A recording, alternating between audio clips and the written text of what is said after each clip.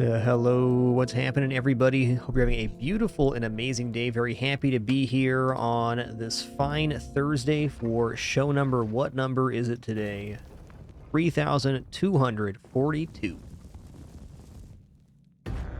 Let me get into the mine shaft. Then we call everybody in your wonderful support, and then we'll kick this bad boy off. Hey there, Gravin Fear. What's up? It's a Paul, Emil. Hey there, Guy Patel. Hey there, Calendar Man, Bethal, Oily Rain Cloud, Zozero, Zos. It's good, Sam Dabbers, KSWA, Cheddar Fiend, and all the other cool early people.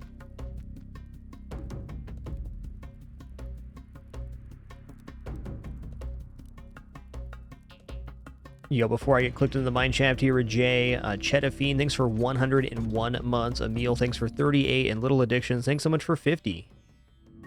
Thank you, thank you.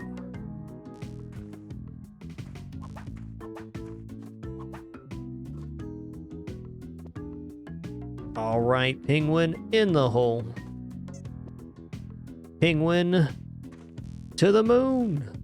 All right, Penguin 180 turnaround chair, sit down. Here we go. It's happening. 180 turnaround chair, sit down. We made the chair. We missed the penguin. Let's try again. Ooh, early today. Fair enough. Better early than late. There we go. We're doing it. Hey there, Kasua. Hey, if you guys notice anything weird about the bike today, just let me know. My cats, did that thing where they messed with my audio. I got everything back to where I believe it should be. I even had pictures for reference, so I think we're good to go. But if you notice anything weird, like too quiet, too loud, peaking, anything like that, just let me know. I appreciate it. Should be all good, though.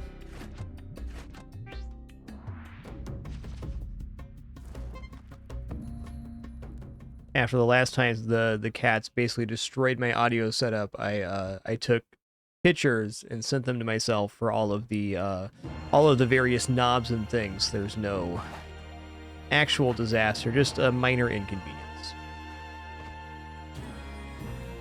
Which is basically owning cats, a minor inconvenience.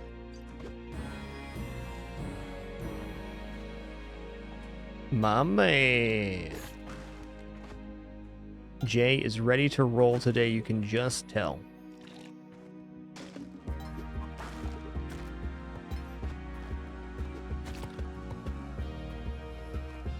Anything cool up here? Dead guy? That's not cool, man. It's not cool at all.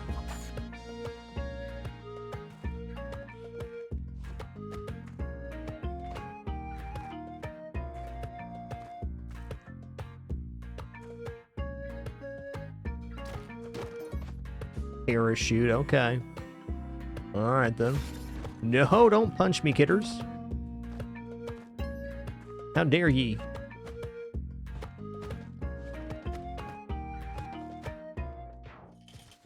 Hey there, Bruin. Hey, Oscar and Al. Thanks so much for 33 months. Appreciate that. Well, guys, I got some good-ish news today. I had my first physical therapy session for my hand and wrist issue, and they believe it'll be fully sorted in just a couple months. I just have to do a bunch of exercises and things. What I was most excited about, though, is that I'm able to keep playing controller games during the recovery period. I just have to do a lot of various exercises and stuff, so that's awesome.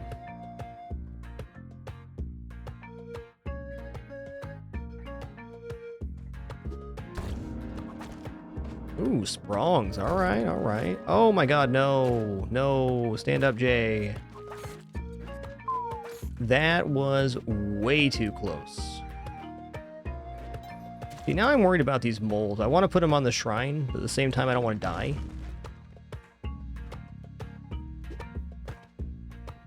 Also, thankfully, not having any issues while playing. Like, I'm not experiencing pain or anything, but definitely have some stuff that needs to get sorted out, and it's in the process, so feels good, man.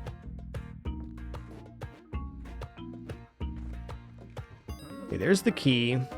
Ah, there's all sorts of bodies and stuff here. Like, really feels like it might be possible to get Kapala on this level.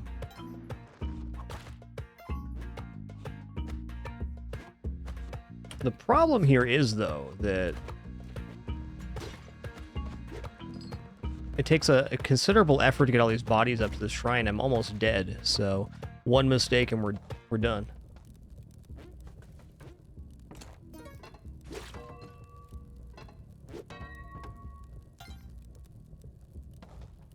Yo, Tharson, thanks for 41 months. Appreciate that. Thank you.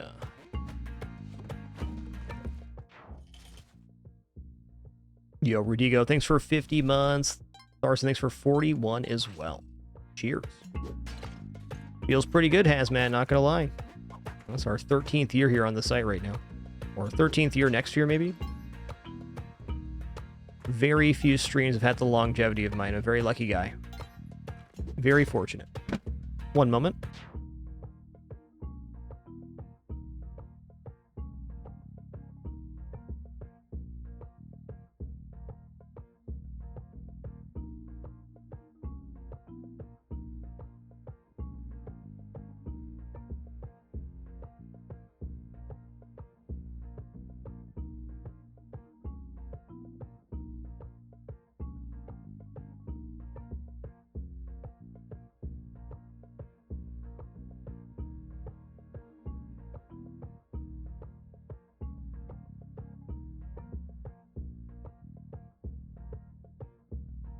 All right, we have returned. Just made a small adjustment there.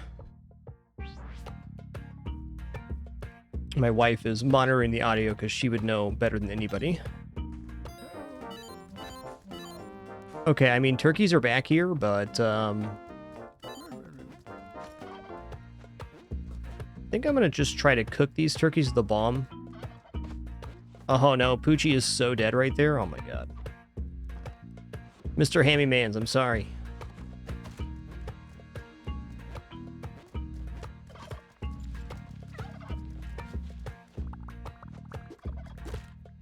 I definitely want this HP, no doubt about it.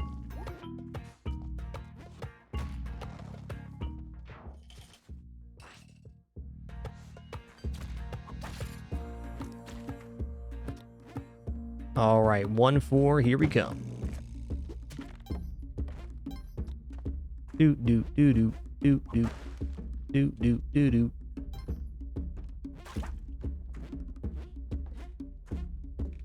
All right, we have not picked a route yet. We do have spring shoes, which makes me want to go Volcano, but we don't have the glove. This complicate things a little bit. Still gonna go for it. I got 13 ropes, man. That's a lot of ropes, dude.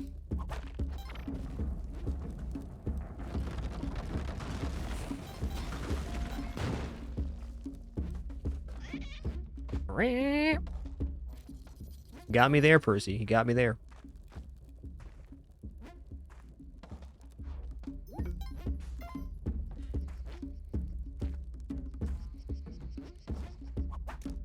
Yeah, we're gonna take this one to Volcano here.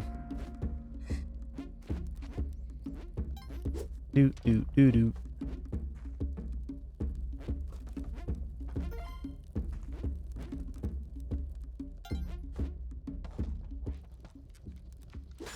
Why would I do that? Hubris, that's why.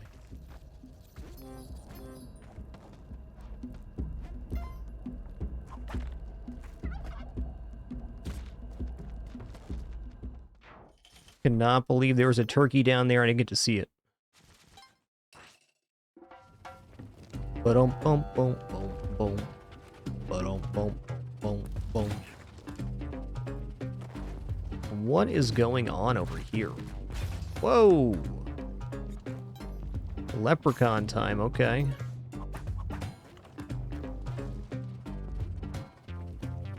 Okay. I'll use a rope then. Do do do do do do do. Do do do do do do. Alright, there's Van's prison. We haven't seen the key though.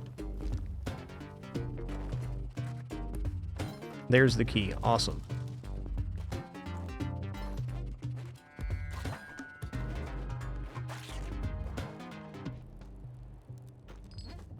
Just make sure this is Van real quick. It is. Van the man, my dude.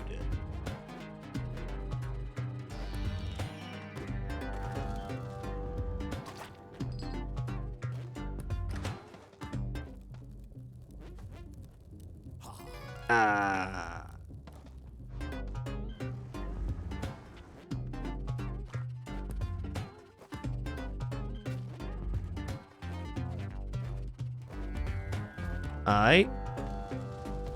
Looking good. Get in here before a Magmar spawns in there and stops us from entering the challenge. You can still bomb your way in, but this is much better.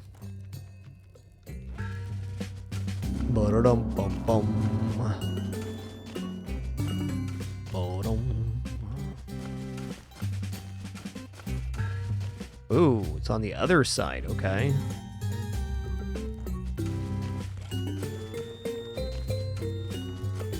Bum bum bum.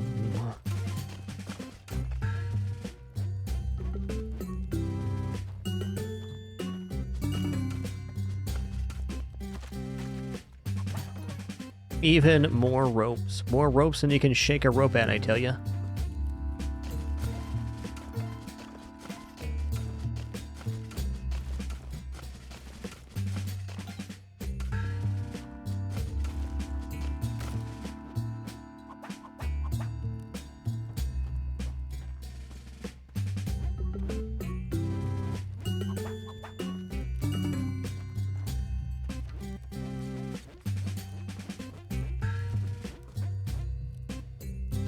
Daisy Do the Cat, why are you acting like you've been doing bad things?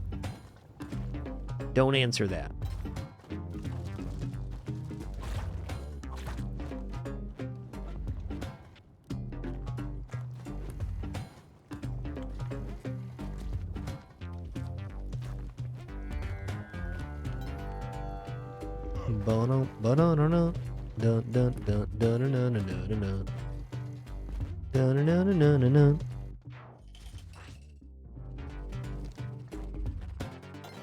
Okay, cool. Non-drill level, but we do have sacrifice here. I believe I got one body on the shrine too, so if I just bomb here, I can just route the helping hand up.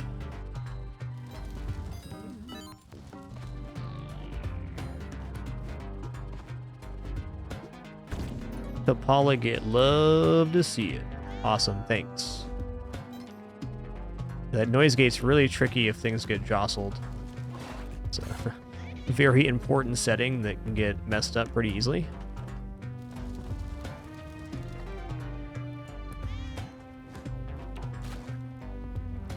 Well, my arrow's gone, that's okay. I'm going down this way so I don't have to brave the other side, which was very funky. Alright. Ugh.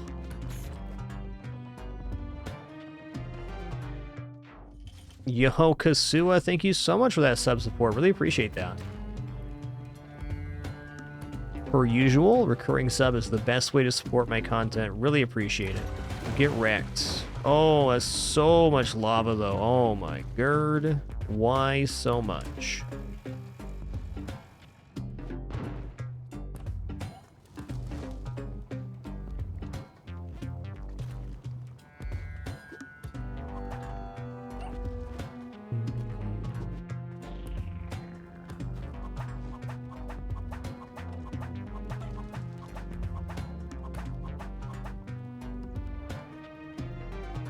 Okay. Okay. No, you cannot Carnosaur. Slice and Dice is not designed for controllers, though there might be a way to program controller for it. I don't believe so.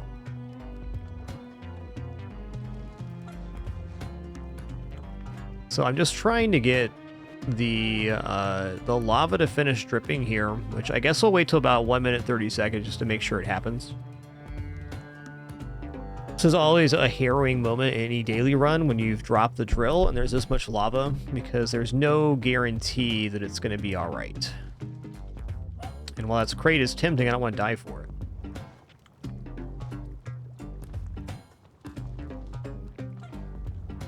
Thank you, Kasua. Appreciate the effort.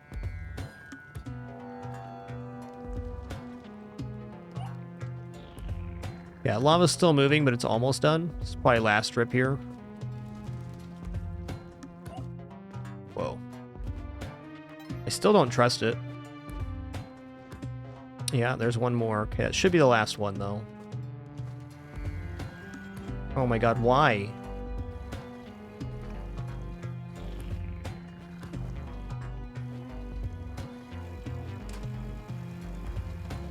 Why, though?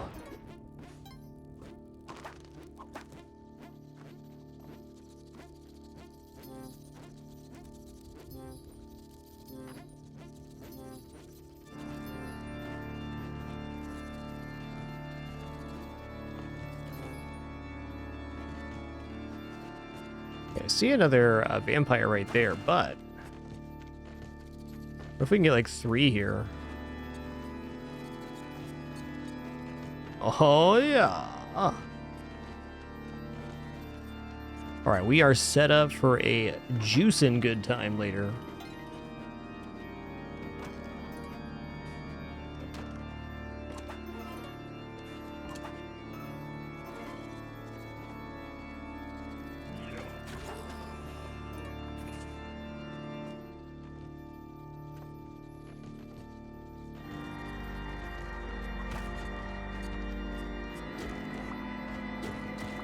Alright, so awesome setup. We have Vlad's Cape, we have Kapala, we have 3 vampires stacked here, so we're gonna get to 99 health, no problem.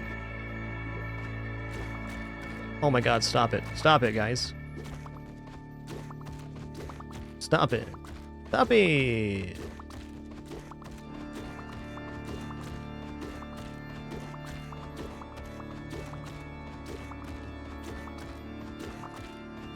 Now we're chunking and dunking. Let's do it.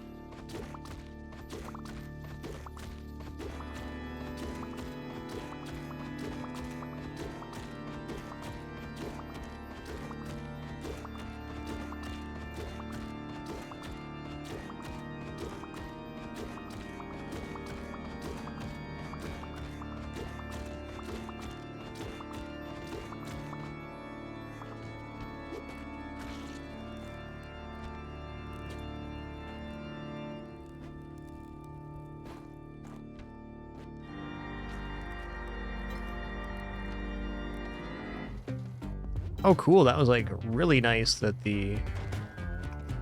Alright, listen here, bud. Listen here. Enough tomfoolery for me, bud.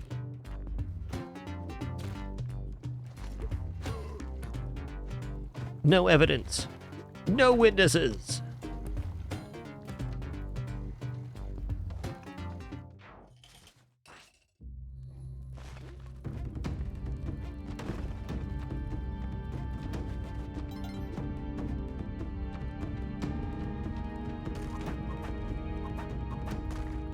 Dude, Rabbit Salvo Calc, thank you so much for 16 months. Really appreciate that. Thank you all for all the ways you all choose to support this content, keeping us full-time and no frills here in our 12th year. That's incredible. Truly a privilege to be here.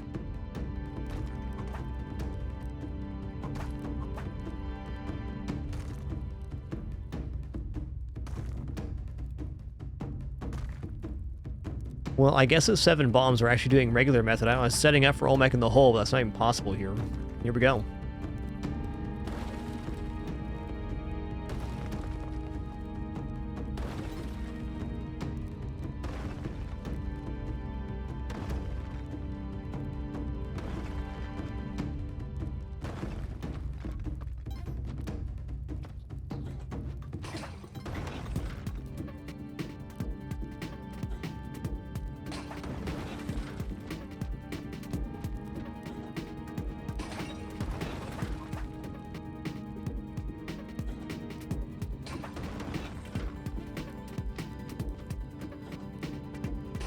Alright, so we're looking for a totally clean drop down here, and if we can get a totally clean drop down, then we're set up really well. If not, that's okay too. Okay, that was a very clean drop down, so we can do quick method here. Love it. Quick method is just having Olmec slam down, and then do that. Straight down, up against the side.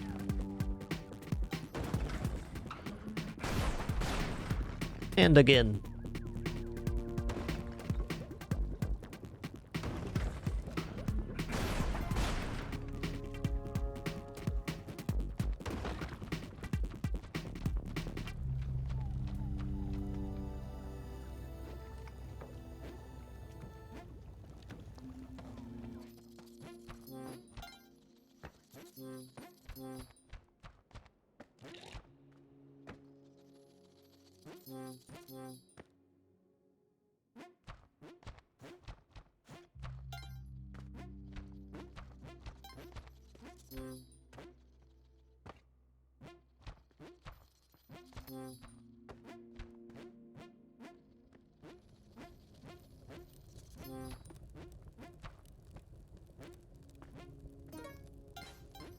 All right, awesome. Here we go. Now you're cooking with mayonnaise.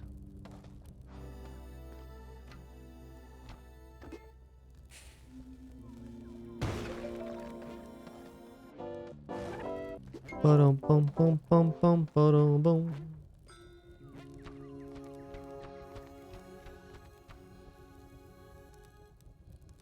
Well, I think we're gonna go Tide Pool here. Been preferring Temple route lately, but we don't have very much equipment. This is our best chance at it.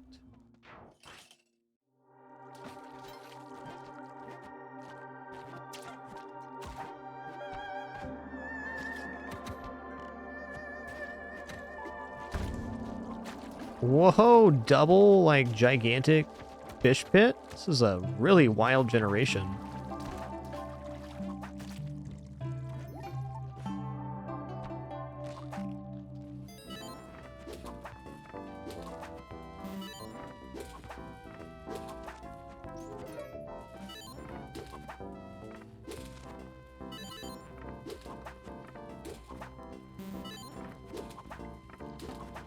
All right, come on, Jay, you can do it. Roll 6s and 1s more, but 1 6 1 1, any combination. Cover pack is not it.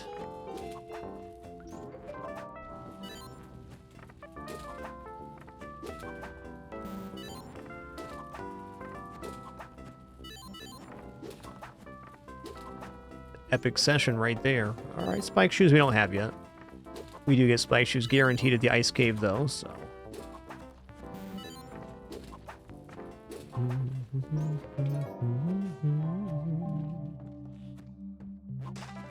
Well, it's actually looking kind of suspect, like we might have to,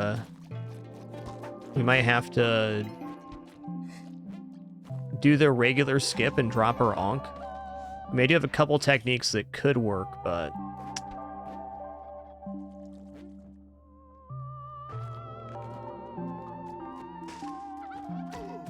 even with that...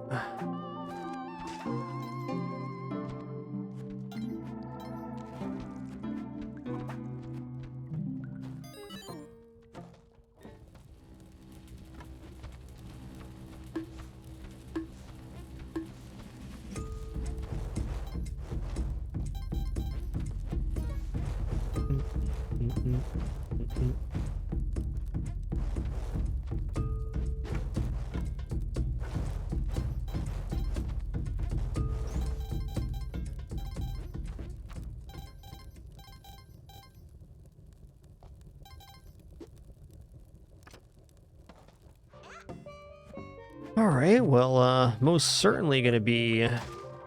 That's good. That helps. Gonna be, cloning the Humphead present here to try to get as much item chances as possible.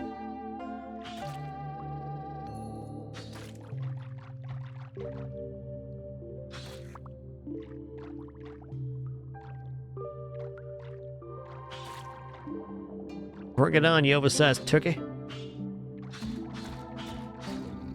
He's helping.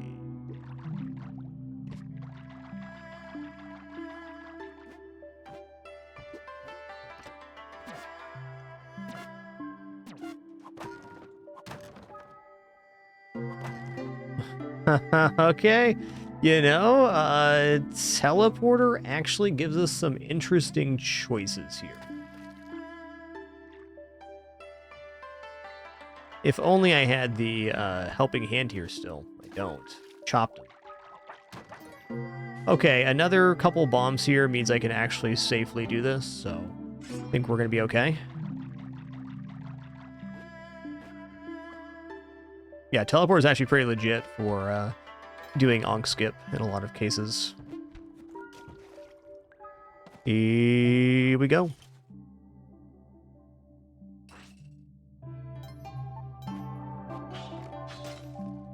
Now, I wouldn't say this skip is guaranteed at 12 bombs, so I'm hoping I find 3 more, at least. Or maybe we just get a free skip here. That could happen.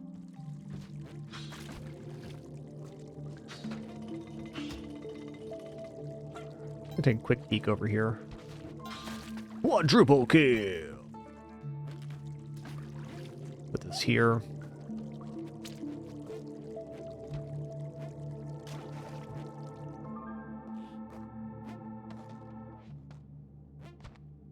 Okay, bombs at Ton. Sweet. Thanks, Ton.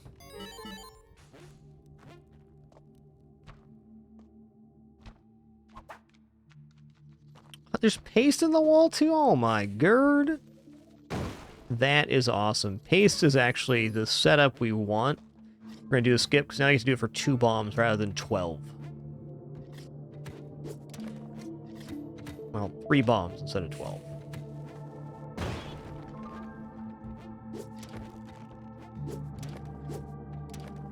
Starting on the outside.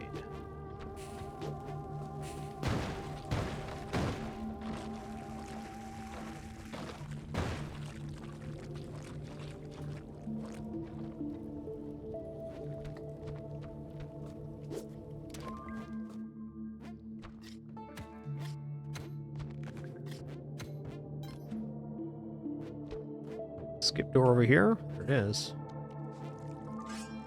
Alright, cool. I think we could have pulled off that skip without the paste, but it's just like really, really great that it was there.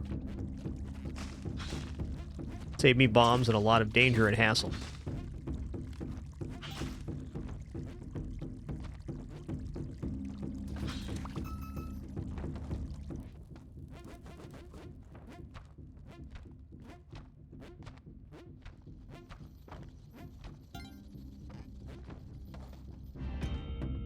I'll take a quick peek over here. Double not dead guy, cursed.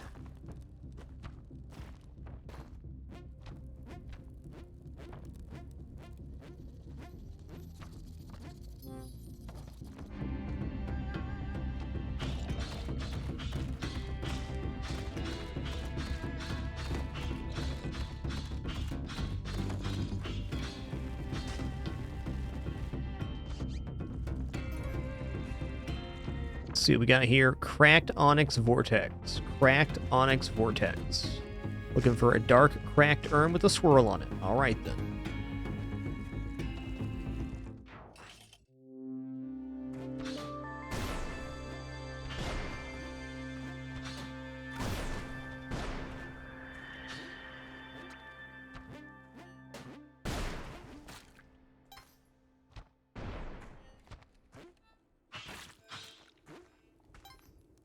What we got here? Ooh, Welver. Welver. I am not going in the Yeti Cave here. We have plenty of ropes and we already have spike shoes. Listen here. 1 person on the trampoline at a time. Or none. You choose. That guy was following the rules and I still killed him. That's tough. That's tough.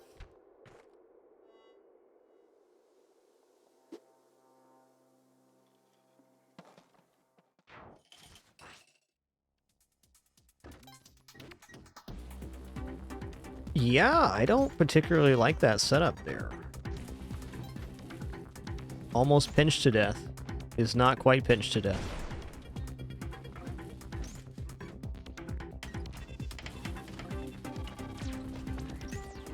Look at this little guy in a big old mech. Oh, man.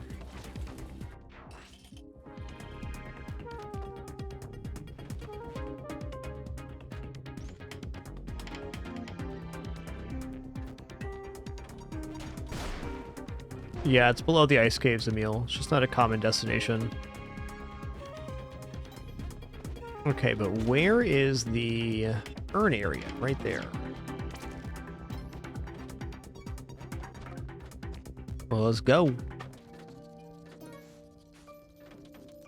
Cracked Onyx Vortex, COV. That's the one. Looking for a cracked dark urn with a swirl on it. There is smiling and tall Onyx Vortex, but no cracked. Okay.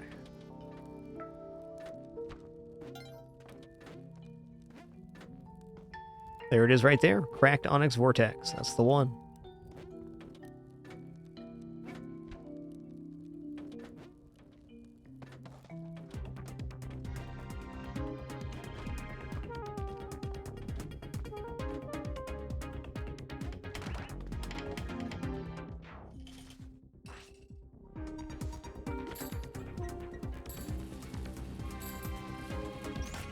Okay, I'll be back for Chilin.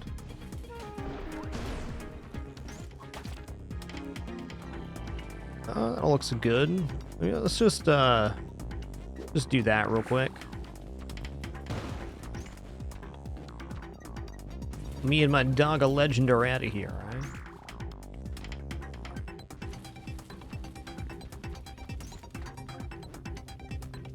I mean,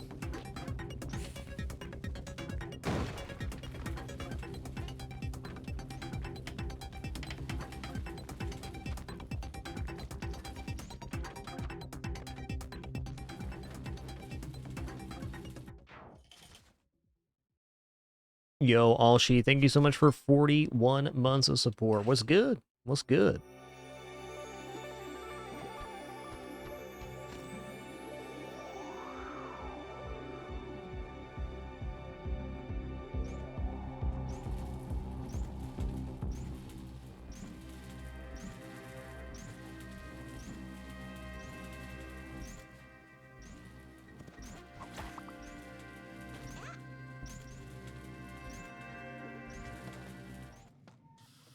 Much less stressful with the dog compared to doing the climb.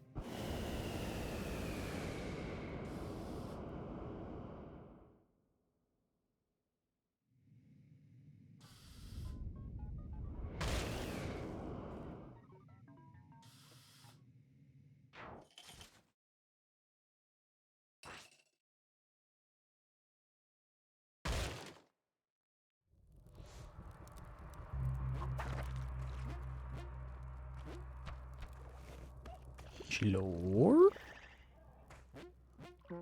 It's feeling like not Waddler area, but I don't know.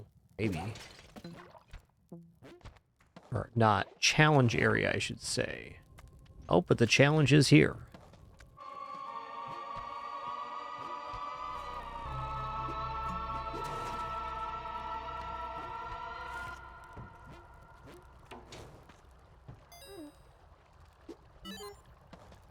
I'm just gonna bomb this one for safety's sake.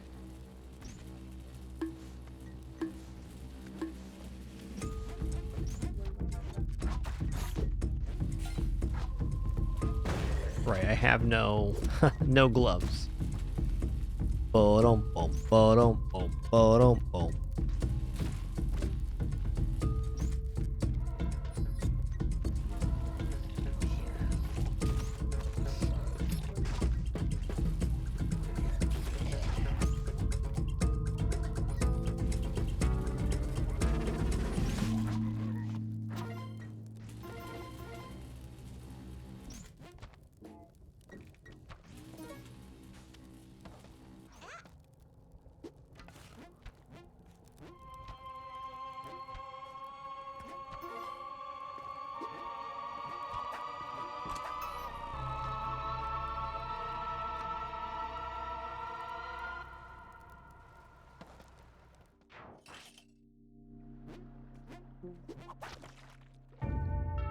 Whoops.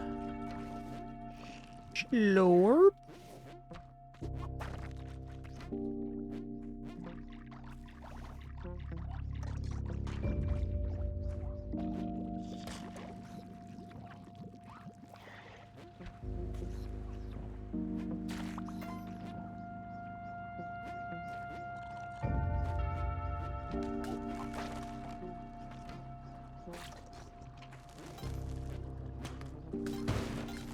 Alright, I'm out of here.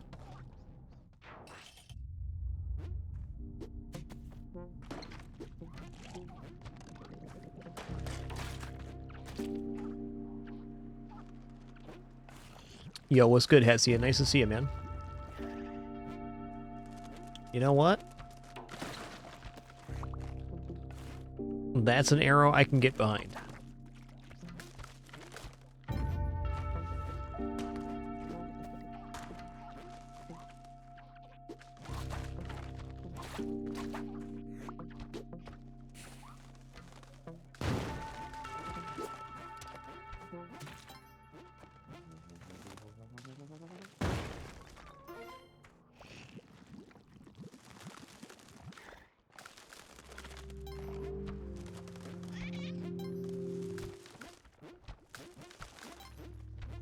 All right, here we go.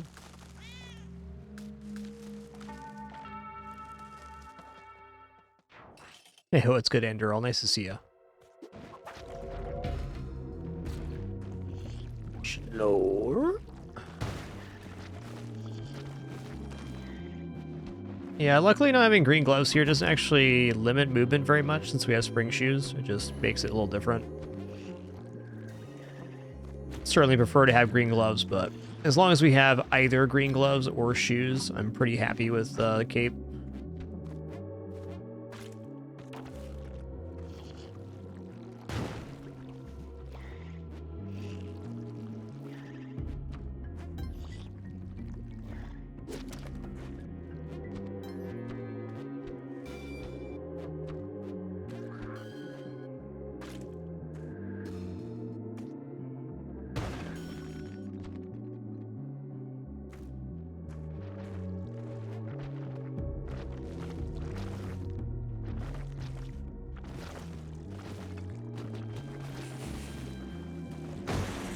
Didn't kill him? There we go. There we go. Yo, what's good, Pinball Wiz? Nice to see you, dude.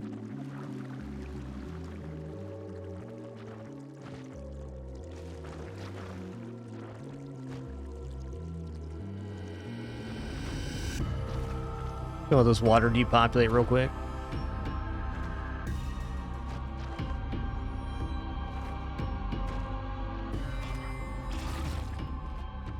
Thank you, Penny, for bringing whatever that was very loudly to us. Thank you. Yo, we did it all the way from 1-1 to Cosmic Ocean on the daily, nonetheless.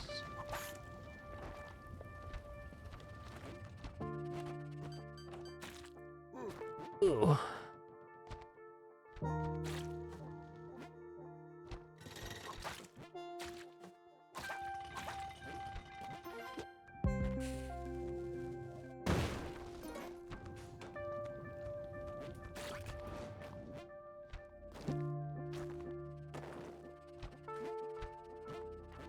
Oh my god, that was scary, dude.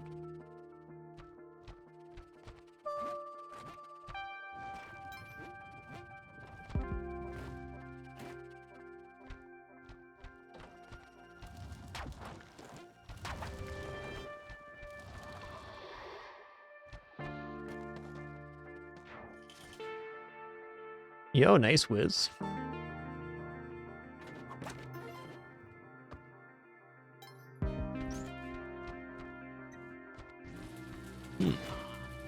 There's one orb.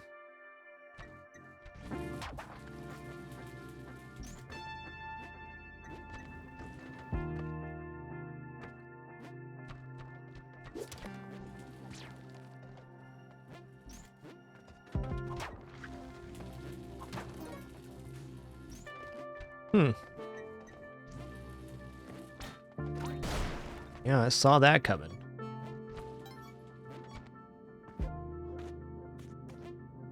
Alright, so I believe the final orb is going to be, I was going to say top right, and then it's here instead. Fair enough.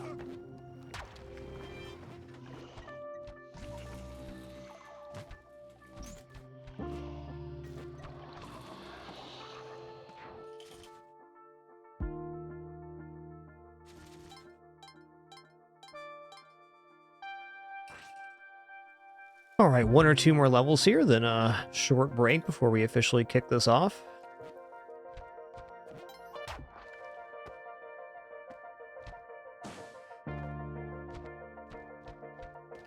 Yoinks bedoinks, it's a big temple. I'm glad I didn't take a break right before this, because Big Temple is whoa, very serious occurrence in Spelunky.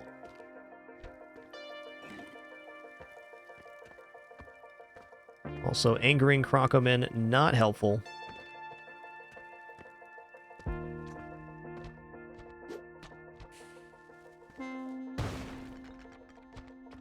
Oh my god, this is so bad right now.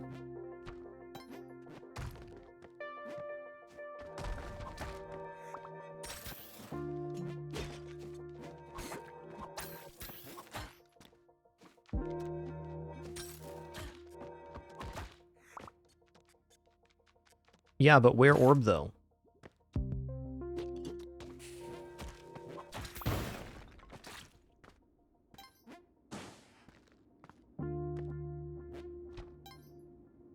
Okay, I've already seen over there. So the orb's gotta be on bottom left here. No? What?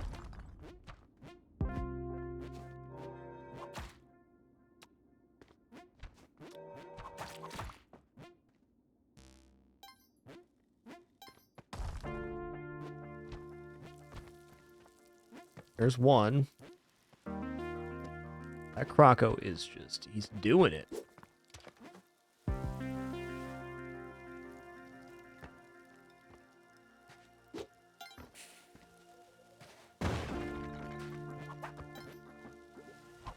Actually stops him from aggroing here, nice.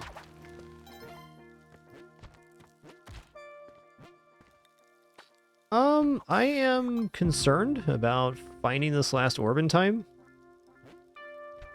This is a very serious map. There it is, okay. Just see where it comes in from.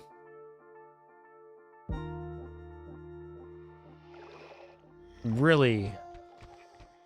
So, that's where? Goodbye. Alright, on that note, that's going to be the break point. Just going to stand and stretch my legs real quick, use the restroom, grab some water, do all that stuff. We'll be back in just a few minutes for some more fun. Thanks for your patience during this brief intermission. Back to continue the daily here in just a moment.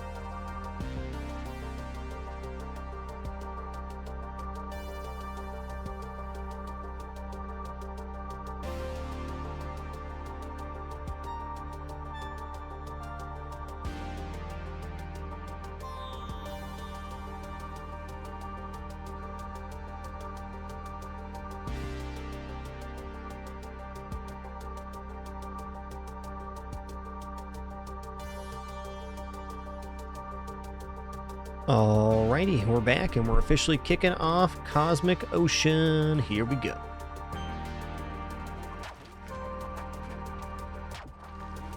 So if you're new to Cosmic Ocean, it is a cosmic plane. It loops left and right, up and down. Our goal is to find the 3 orbs that live here, pop them, and leave through the exit. Similar to other areas in Spelunky, if we have too long of a delay, it will...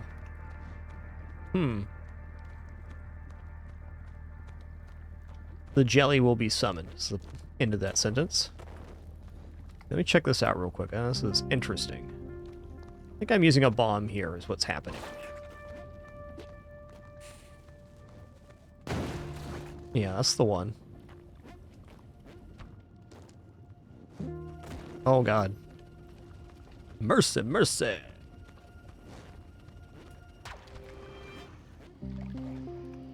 Yo-ho, Blood, thanks so much for 87 months. Appreciate those good luck wishes. Good luck always needed when playing Spelunky. No doubt about it. Hard to win a run of Spelunky without a little luck, anyways. The exit's right here. Easy enough to get to. I've got a plans.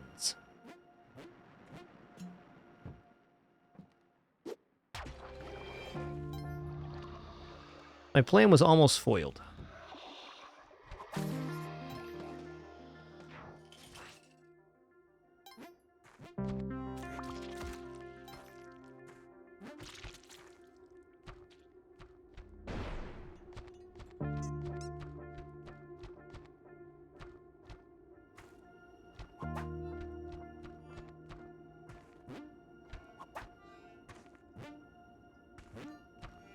Not quite fair.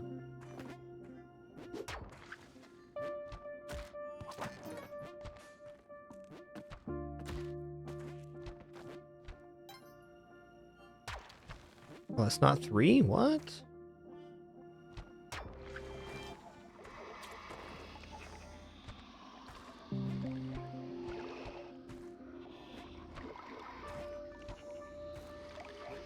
That got way funky, way fast.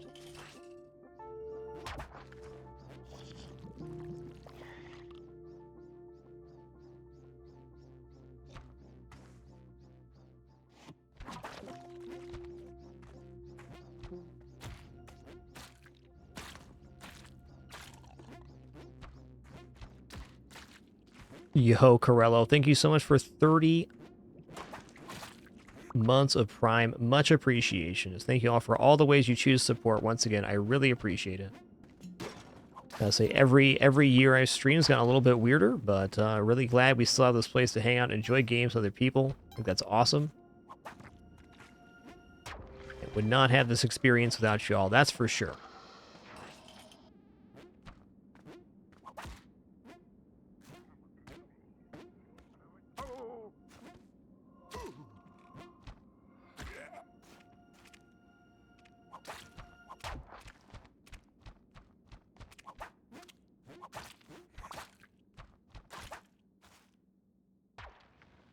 Okay, so heard an orb go off. It sounded like the second orb as well.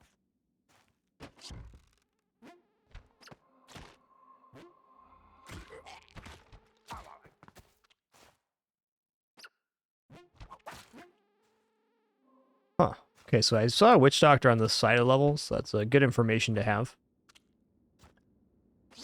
So no, we don't want to go over there.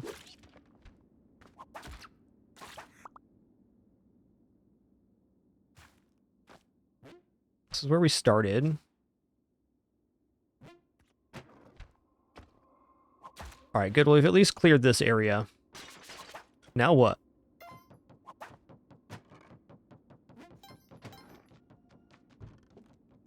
Huh. Kind of cleared that too. Okay, here we go.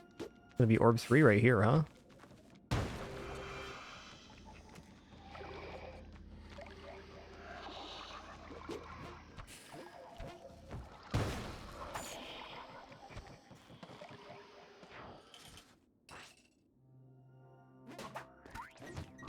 Oh, that was bad.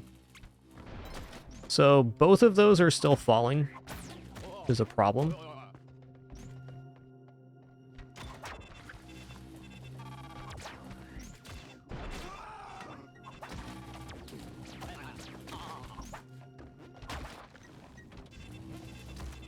What is this level?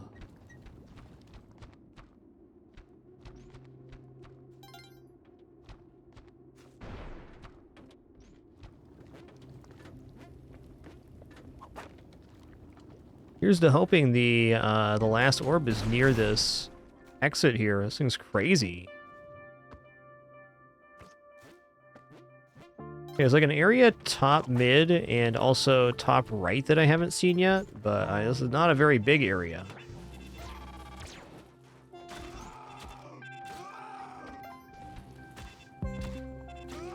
Okay, took care of that, I guess. There it is.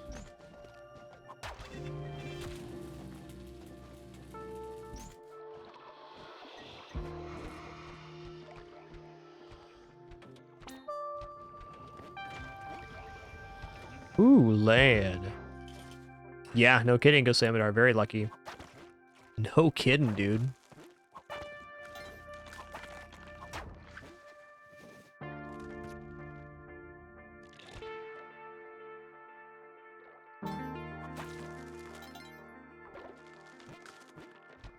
Yo, Rorschach, thanks for 11 consecutive months. Really appreciate that continuation. Thank you.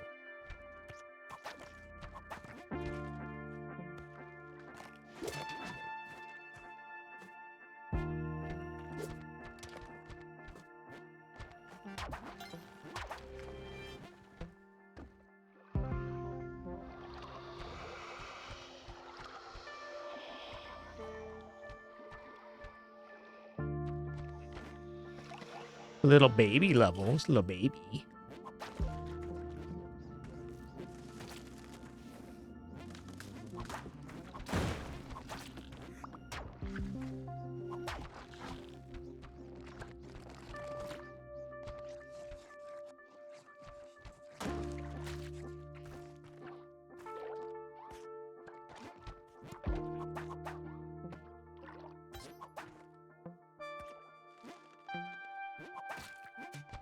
Okay, that arrow just got sent off, so I'm gonna be careful here. Don't really want to use the inter level anymore. Just saw the last orb I did.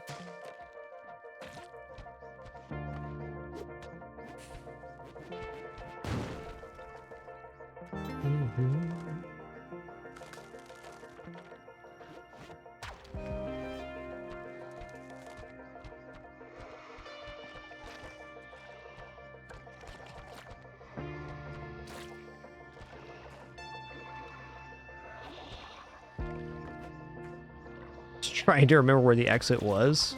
Ooh, that was close. Too close. Down here, maybe? I think I see it over here. Yeah, I do.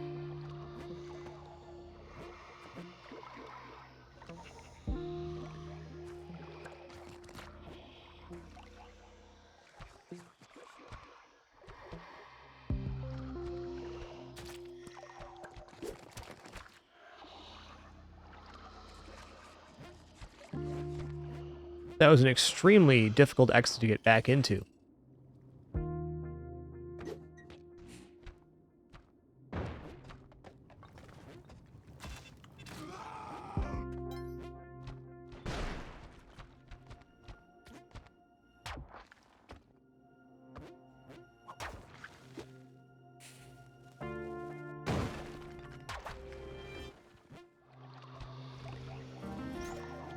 Okay, I'll wait then.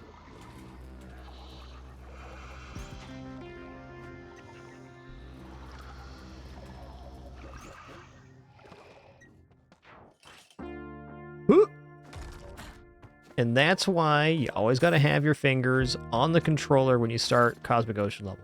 Always.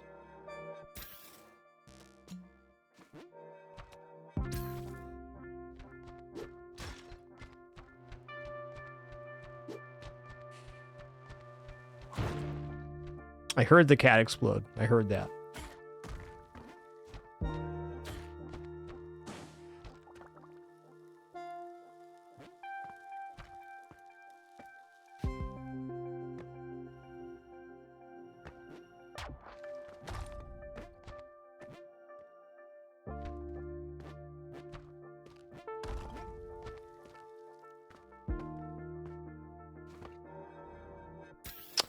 And a Reser.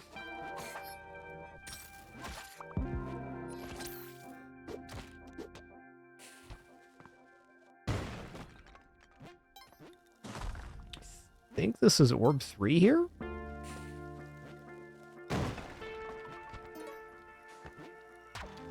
No.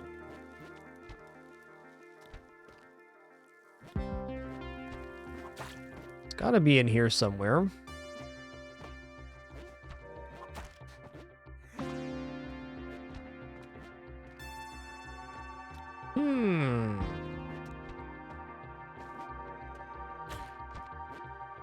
You kids in right now?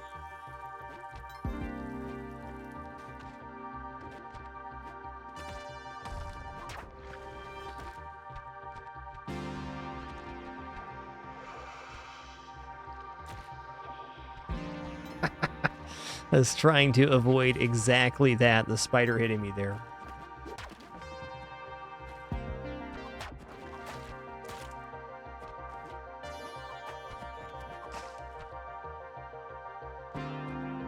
Oh.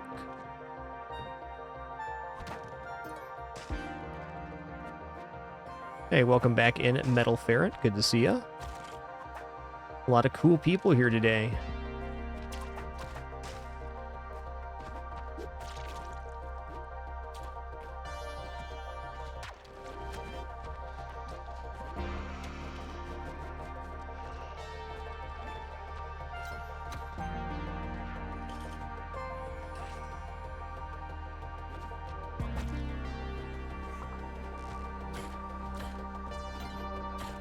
Woo, that was weird. Oh, please don't, Mr. Snick. That was like just a matter of time before the snake shot the Crocoman and caused a serious issue.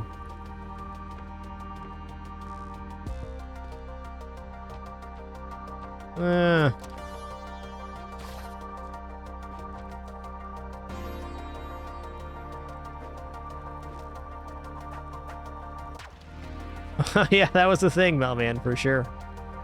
I am, in fact, the only individual in the Twitch Hall of Fame. That's right. That's me.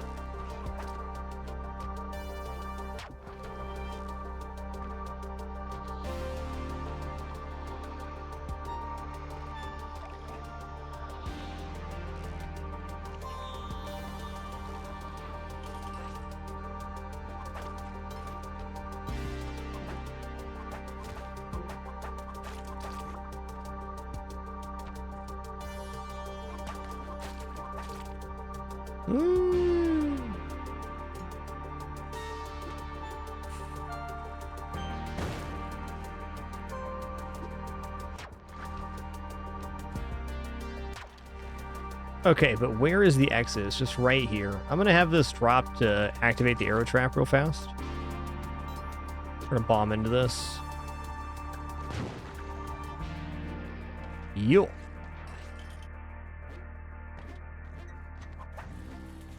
Loop.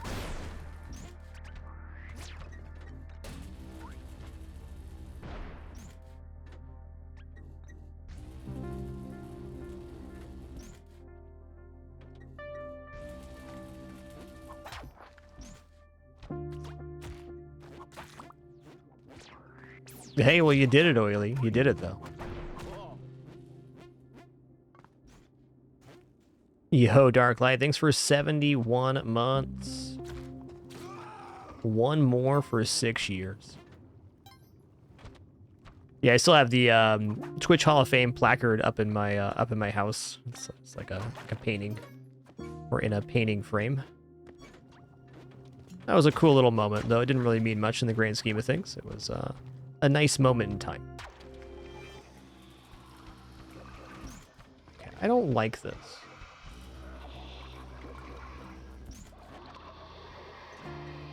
Let's go. Let's go.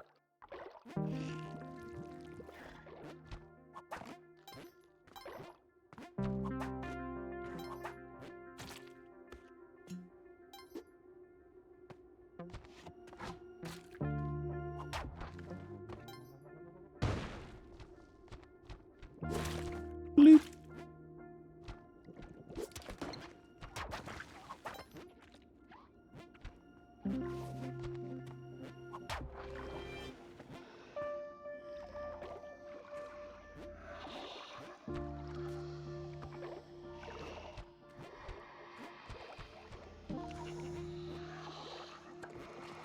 Keep it coming.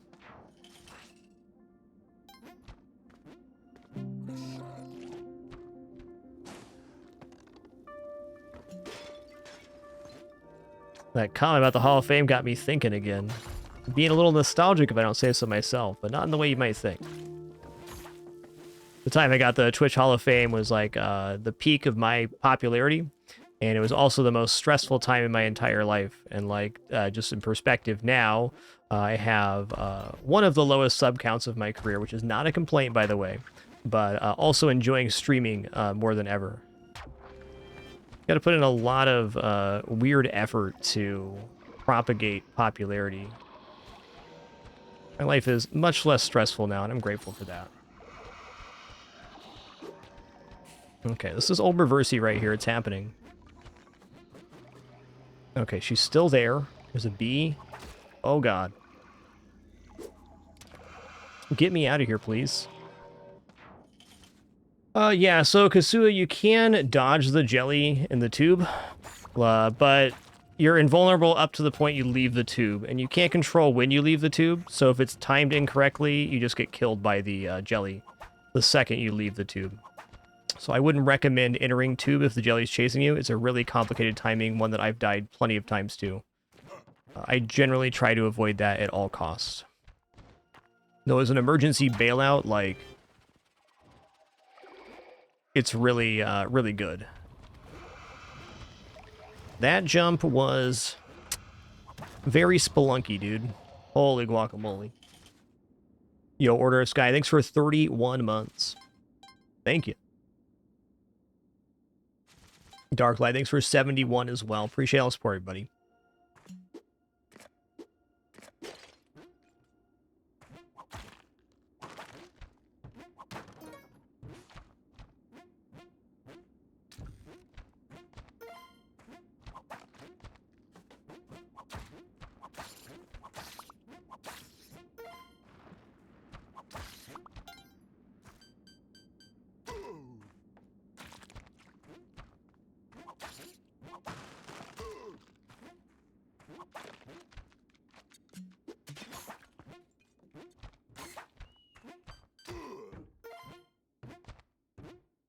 To expand on that further, when I say it's not a complaint having one of my lowest sub counts ever, I do mean that because for me, streaming's always been like a marathon, and I realized that very early on that creatively you have a limited amount of resource, and also just a lifespan, you have a limited amount of creative resource, and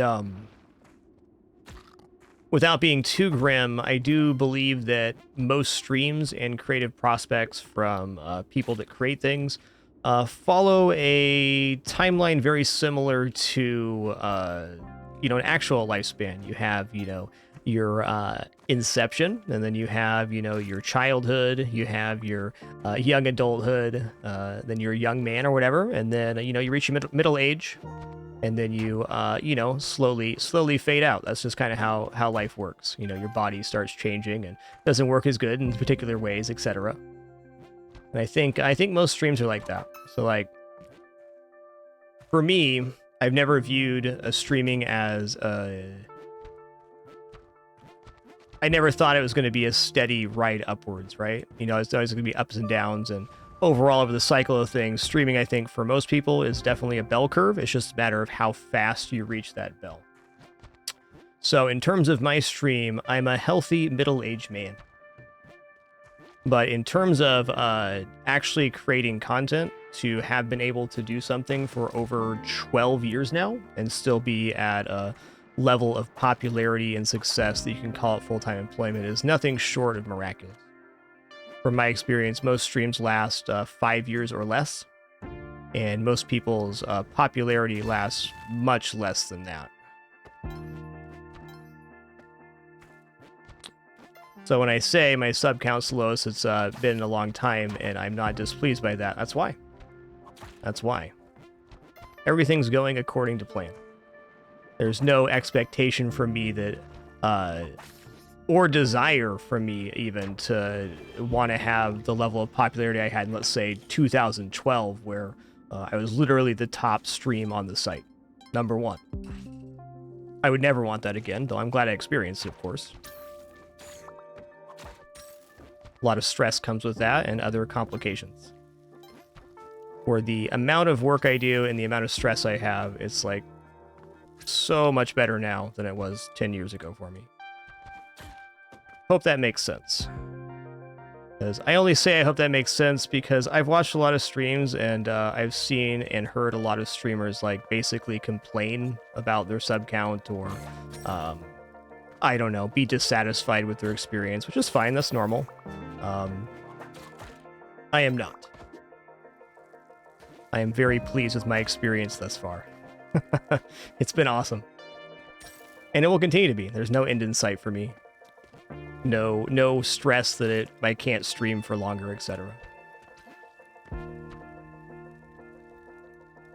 Yeah, exactly, Oily Rain Cloud, exactly. That's it, man. What pleases me the most about the experience I've had here creating on this site and just being creative in general is that I've not had to make a lot of concessions about my my overall plan, like no sponsorships and stuff like that. It's really tough in this industry to make it without taking sponsorships. So to have accomplished that is like everything I could have asked for and more. Uh-oh. Where'd that spider go, though, huh? Oh my god, stop it. Oh my god, stop it. Stop hitting me. He's just a little feller, guys. Okay, there's the exit.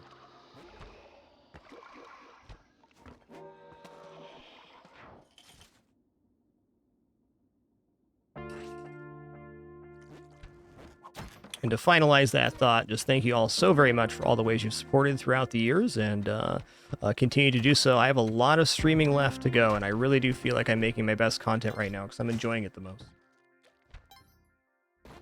Hard to argue with that.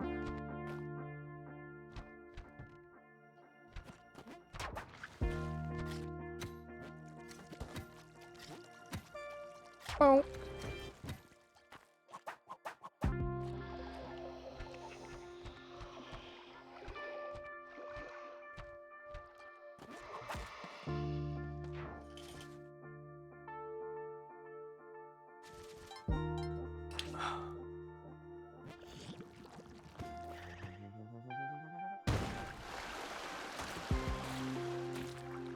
Yeah, that's fair, Xerox. And just to clarify, I am doing this for money. I mean, this is my full-time employment, but I think I've struck an extremely nice balance of still enjoying playing games and being able to do that in a sustainable way without a lot of the other advertisement options that are available.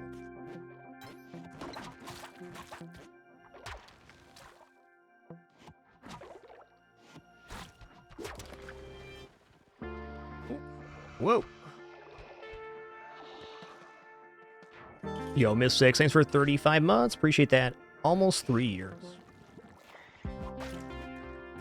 I've always believed the thing that makes streaming great is the vicarious nature of it, and if somebody's enjoying themselves, you enjoy the stream a lot more. And that's carried me so far.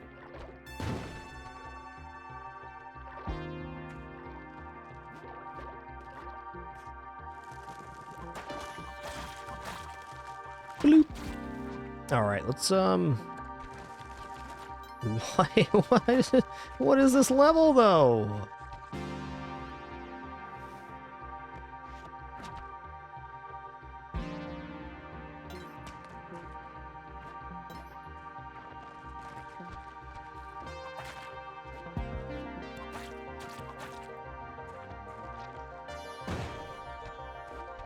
I'll also say on a very kind of a personal note, I think it's really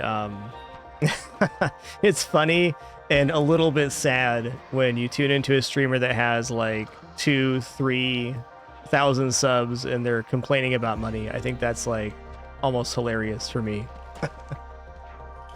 And I can tell you that happens a lot. That happens a lot. It's just, for me, it's like, wow. Wow.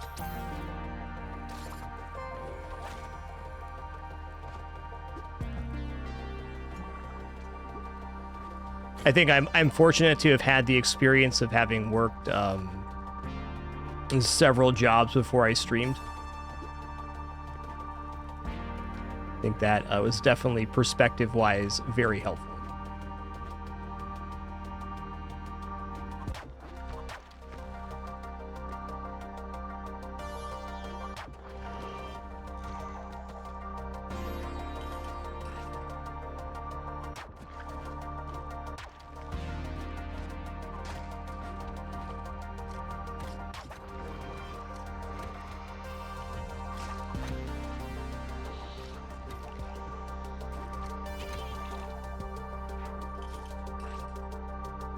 Slower. Yeah, the first job I actually had with Rain Cloud, it could have made it on Kitchen Nightmares. I'm not even joking. Like, it was bad. Every job after that in kitchens was awesome, though.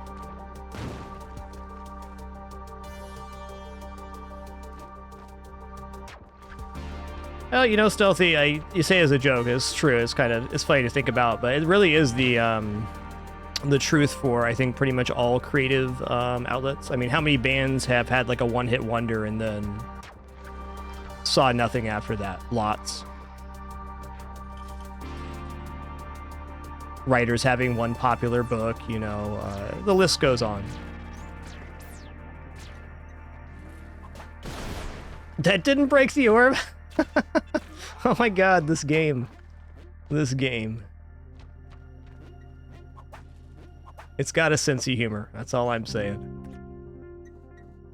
Yep, sports too. Sports is a big one where people get, like, you know, massive influx of cash from their job and then don't have any left when they retire. I think it's a very human experience. It's pretty hard. It's pretty easy to blow it, right?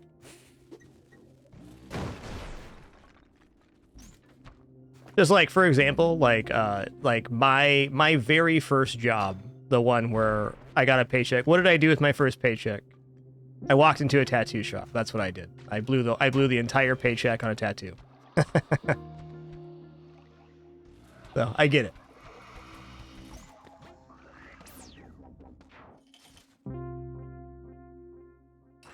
I get it.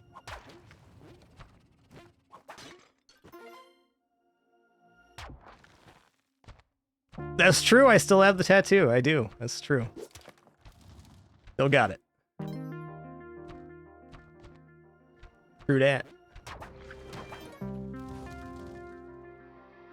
Oh, I got what did I get with that one? Which one was it? I got some Jolly Rogers on my ankle bones. Which hurt like hell, by the way. Don't get tattooed there.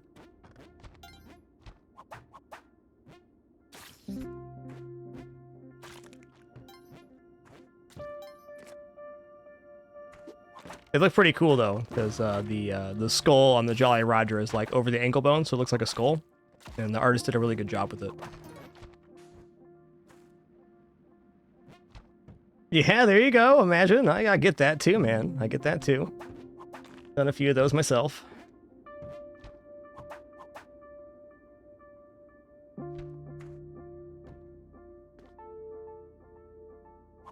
Yeah, you might not be wrong on that, Special Sauce. Might not be wrong. I think a lot of people that stream get caught by taxes on their first year or years.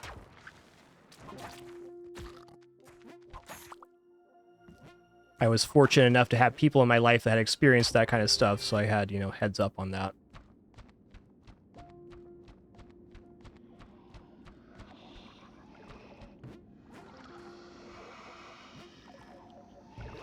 All right, we're going. Oh, I had other tattoos already, Triskai, so... Yeah. There's a lot worse places to be tattooed as well as far as pain goes. It's just uncomfortable. It's like somebody who's jamming a needle into your funny bone.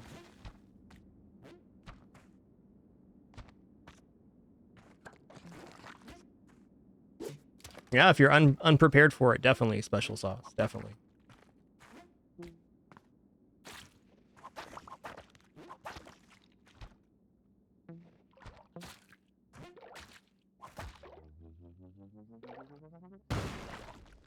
Yo, Capable Fungus, thank you so much for 22 months. Thoughtful Silence, thanks for 51. Kasua, thank you so much for that gift. To Double Ought Not and Horns Fan, thanks for 34 months. Thank you.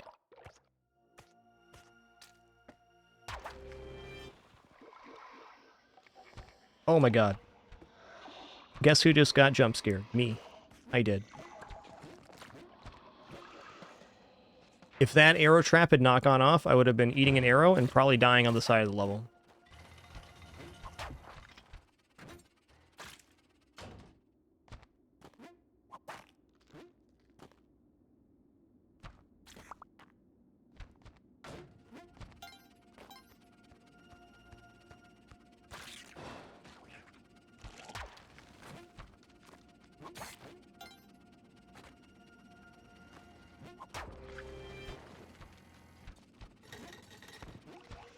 Okay, so it's over here. Ish. Oh, that noise was not cool.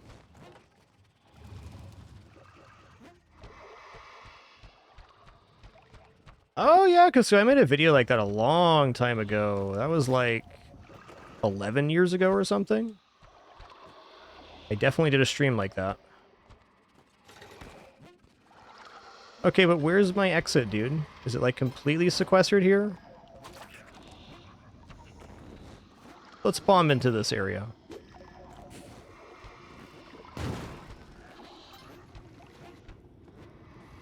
Dude, I don't know where this exit is. Like, what is going on here?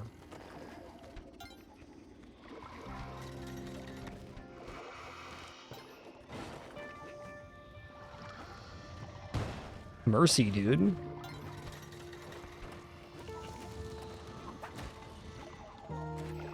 Oh my god. I am so turned around right now. This level is like so samey. Okay, well, is this it? Yes. This is why it was weird. I really was just imagining it was in the middle of the level, but it was on the top corner. My brain was just screaming mid-level, and it was not.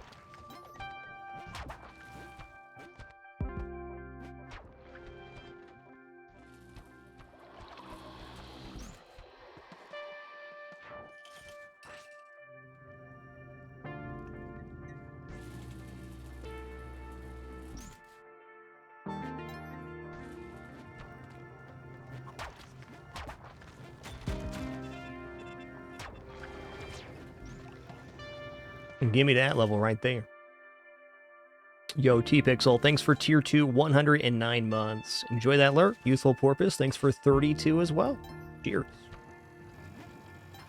Anyway, just to reiterate, when I talked about the start of the stream, I had my first physical therapy session today for my hand and wrist issues I've been dealing with for the past several years, and got really good news that it's probably going to be resolved in 2 or 3 months or so, and I can continue playing controller games during the therapy time, which is nice. I was definitely worried I was going to have to not play controller games for a considerable amount of time, and that appears not to be the case, which is great, because I love playing Spelunky and other controller games too.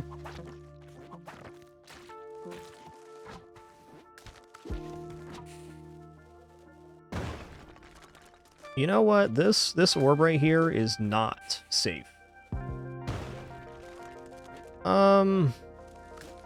What I'm worried about is this being Orb 3 and me being unprepared. I don't think it is, but what if it was?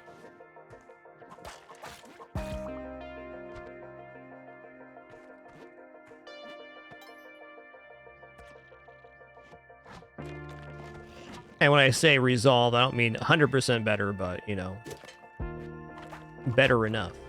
Oh, no. No, don't do it, Jay. Oh, my God. Things you shouldn't do while playing Spelunky 2. Just add that to the list, man. Don't do that. Did it again, didn't I?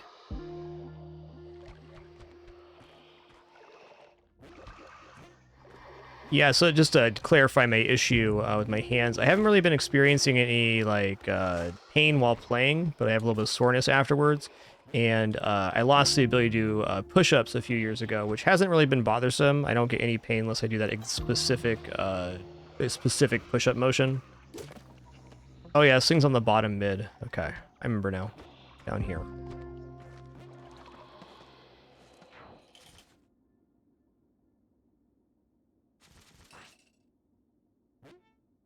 But nice to know that's getting resolved.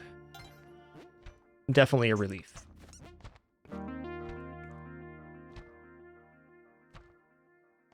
And yes, my hand issues are 100% from playing controller games so long.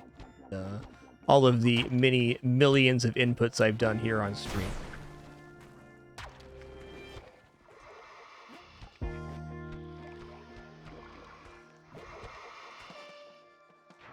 When Spelunky 2 released in 2020, it definitely exasperated my issue because I was playing Spelunky 2 9-10 hours a day. That's a lot of inputs, man.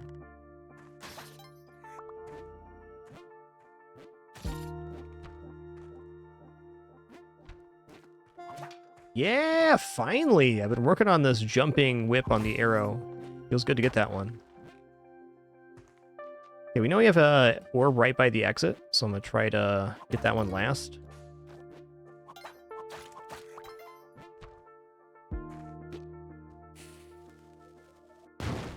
Give me that.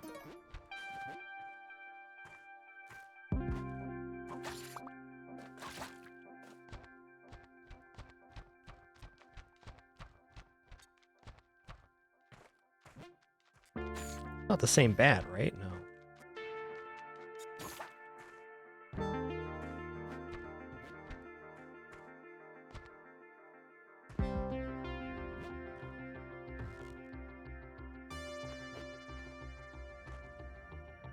Let's go around.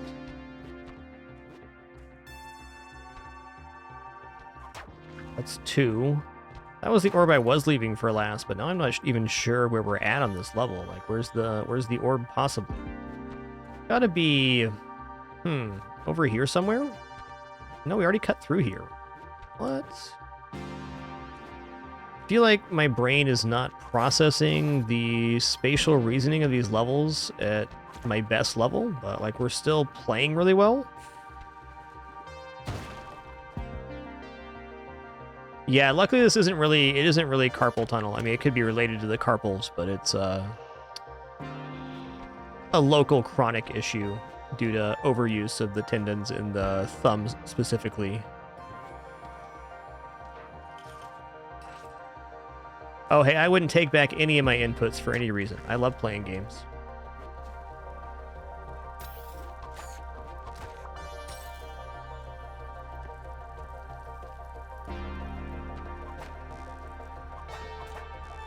And let me tell you, Spelunky 2 release was a real magical time.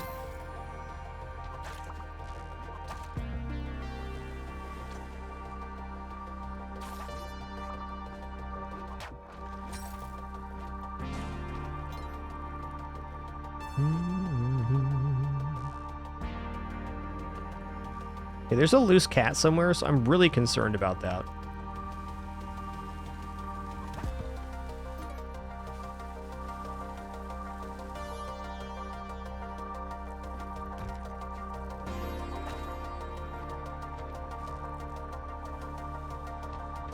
I saw that poison.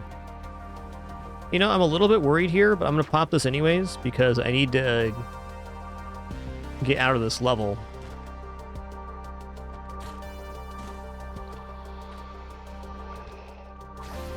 Okay, there it is.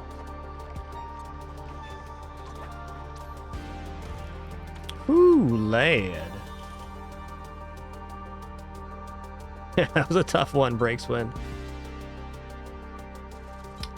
I gotta tell you, dying on 798 first sure made the 799 feel even better, man. Even better.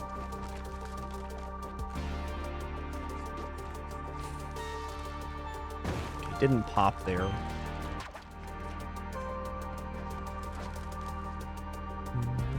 Okay, orb here. Ooh, I don't like that. Let's...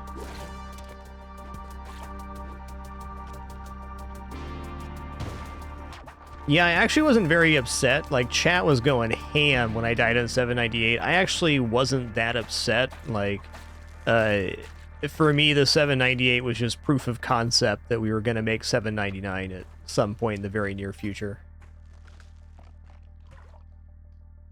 It was definitely a moment, though.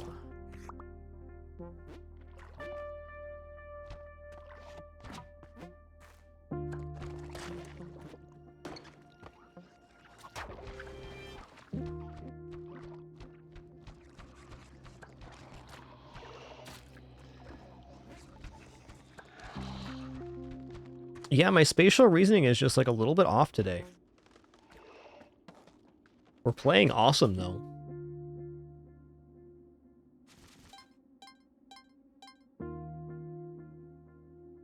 Yo, Dorian Latronus, thanks for 61 months. Enjoy that lurk. Thank you. Oh, Boslowski, if there was, it'd be a really old one. I don't think so. I'm sure somebody clipped it back then, but that would have been almost 4 years ago now.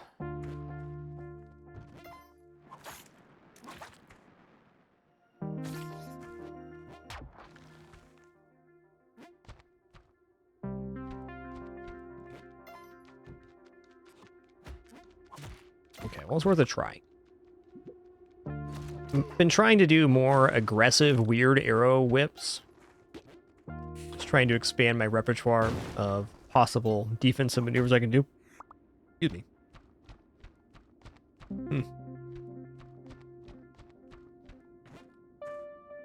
Yeah, when I said 4 years, I was like, has it really been 4 years? It has. Now, 3.5 since Spelunky 2 released. More than a handful of days, that's for sure. Okay, so it's over here. I'm gonna take care of this mole before I do anything else. I'm gonna bomb here too.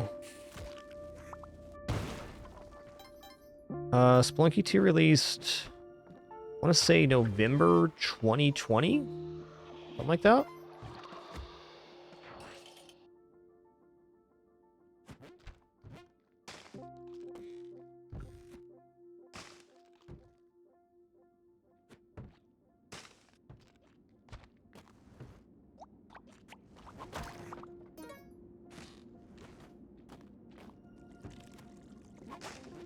I don't like that. Okay, so that is actually an orb next to the exit. Interesting.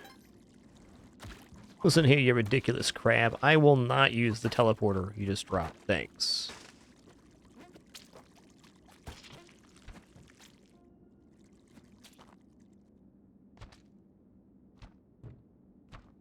September 15th. That sounds right. And then it was PlayStation exclusive for 2 weeks.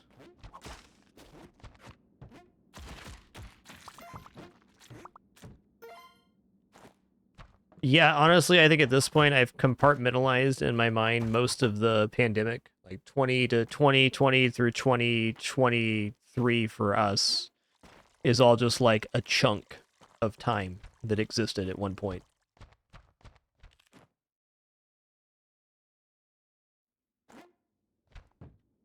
Yo, Lyrical Mordera, thanks for 27 months. Thank you.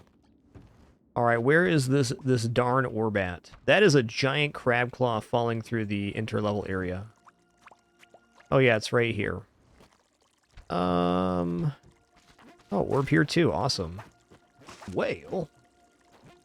There's also a giant crab man on the exit. That's tough. Let's just use some bomb resource here.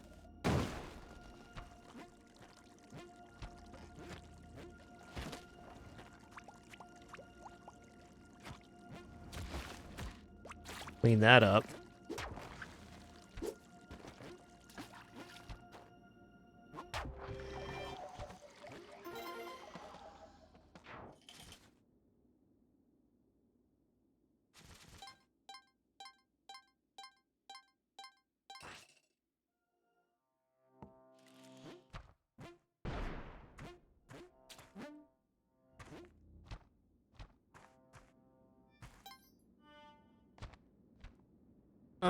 Okay, small level. Oh, okay, cool, Sunder. Yeah, cheers. That would be there, wouldn't it?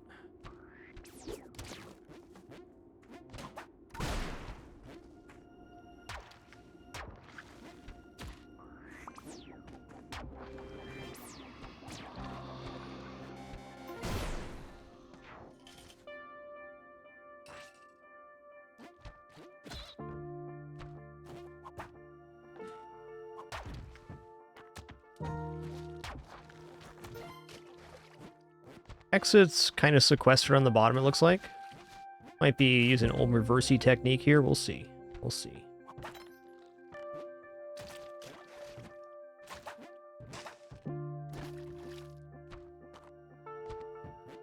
Oh no, no need for that.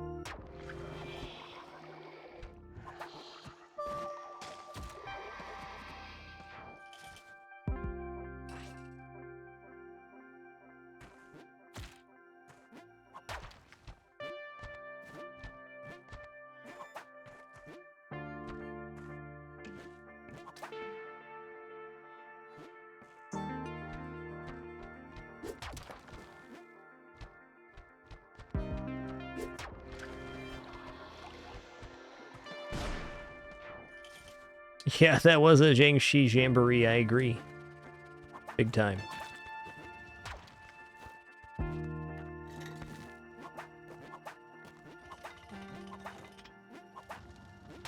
Actually, a very tough whip to execute. Yeah, that bomb's misplaced. Oh, never mind. That bomb was perfectly placed. Don't listen to me.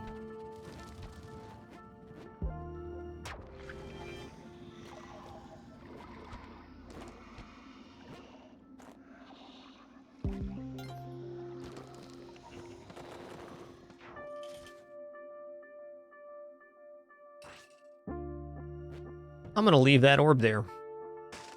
Like, I haven't been doing my last orb thing very often, but when an orb's that good to pop last, I mean, you don't turn that down.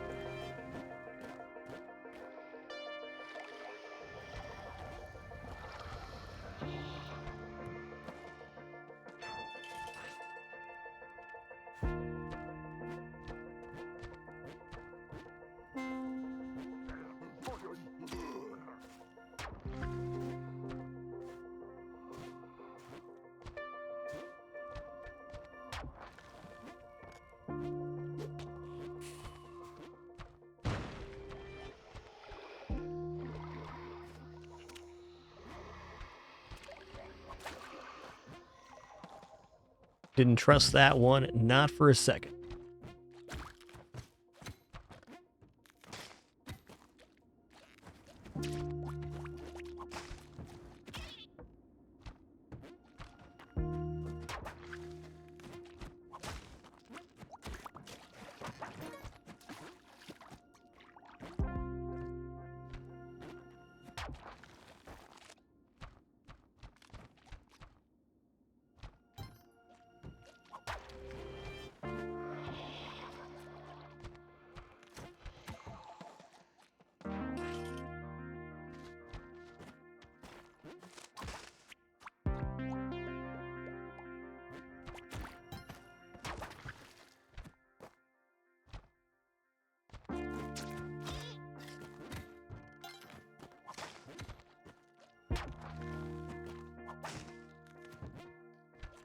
That was weird. I thought my brain told me I could jump through that gap, and I almost landed on the spikes because of it.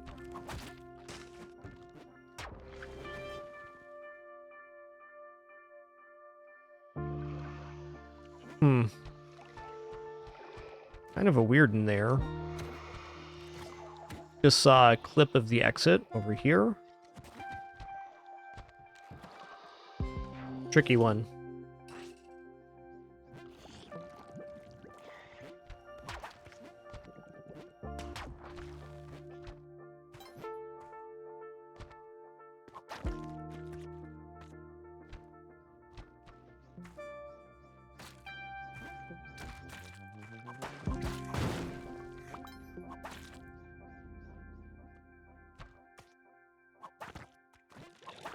Where orb, though? Yeah, fair. The legs!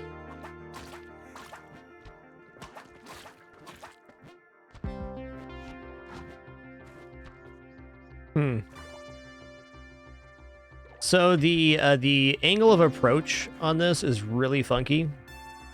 I'm actually just gonna use a bomb here to make this safer. Not a need, but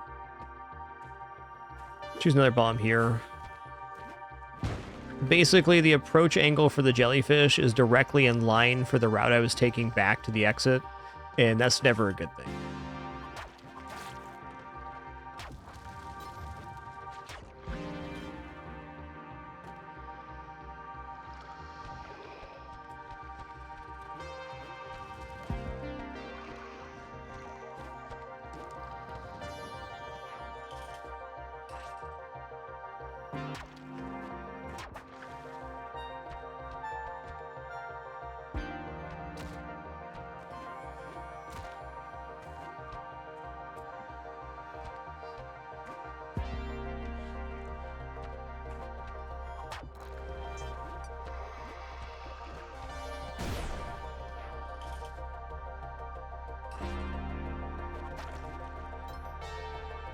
Slurp.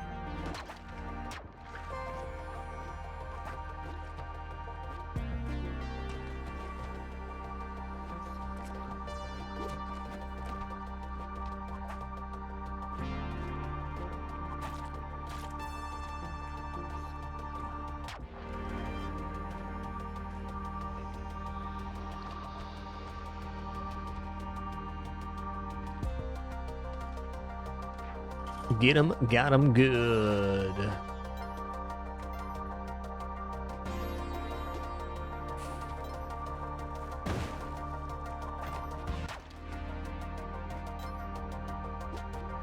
Using more bombs than I'd like to, but we're really only got, you know, a handful of levels left here. Handful being about 30. So we're on pace to having one bomb per level. That's fine. Whoa! Mosquito dropped hover pack. Cool, man. Bit of a rarity there. The 1 in 1,000 drop from the mosquito. That's going to be our last orb here. All right, listen here, bud. You know what? Nice one. Uh-huh. Let's try again. Now what, huh?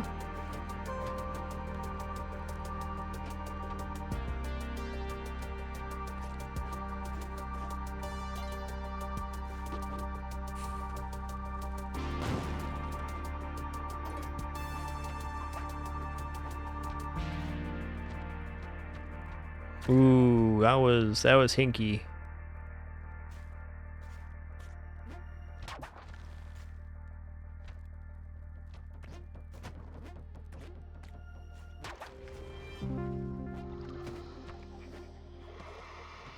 Kool-Aid.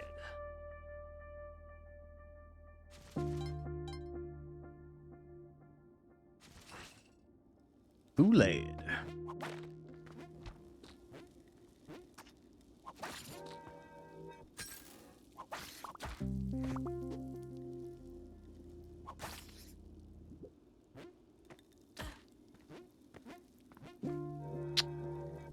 Getting.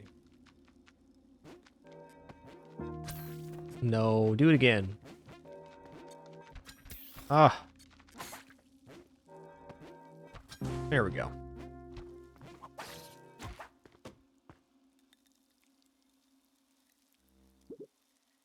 Bonk.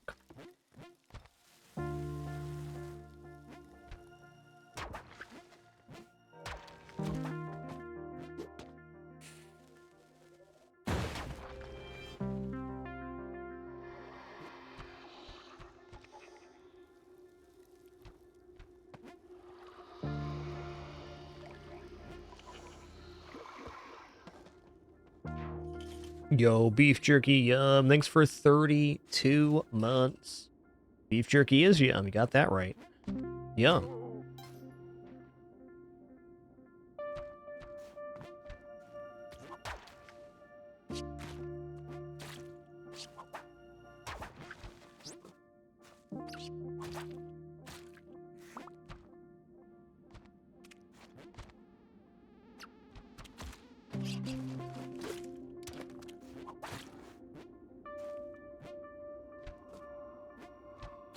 No idea how that guy didn't aggro there. Thankful. Whoa. You see that guy over there? What happens when you run on the treadmill mad? Might run into lava, I don't know.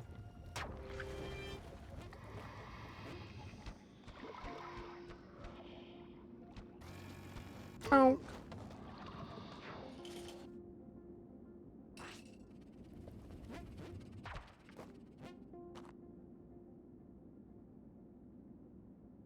Okay, I was not convinced that orb popping noise was not orb 3, so I just wanted to hang out for a second to make sure. It really did sound like 2, though, like 2 orbs got popped. Fortunately, it's only 1 here.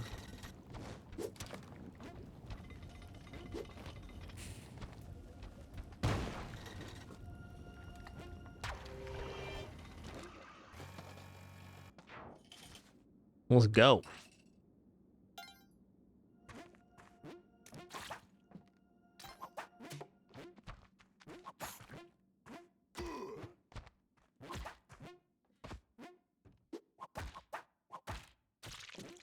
Gorsh.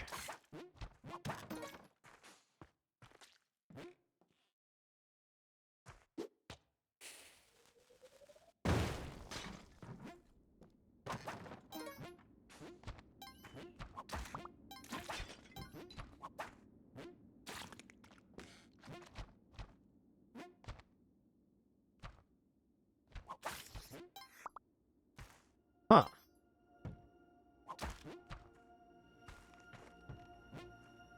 This is orb 3, isn't it?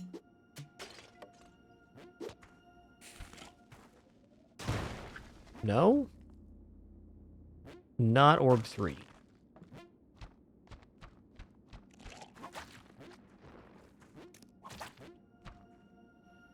That was orb 1? The earndacity of the situation.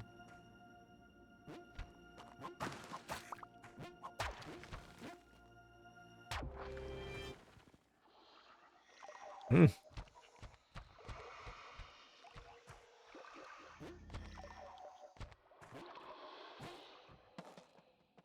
Get me out of here.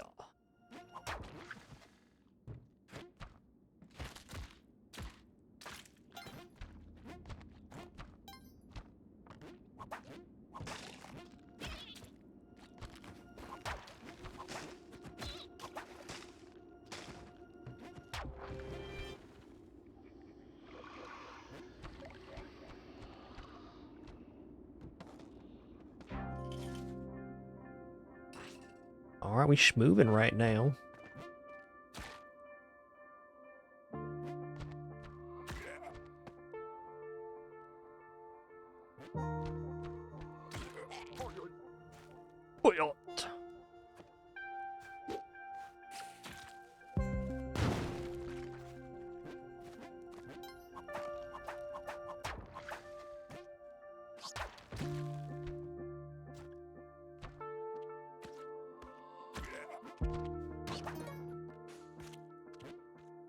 A lot of witch doctors on this level, man.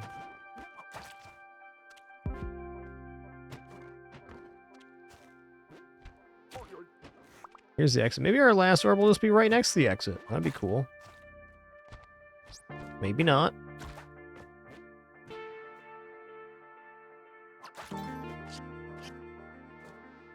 Well...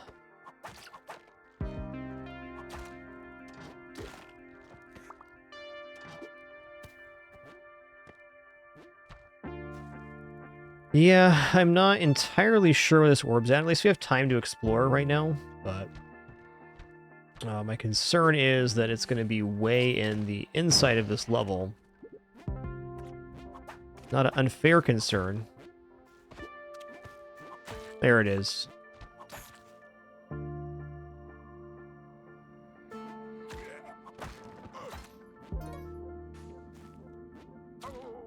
I kind of know where I am.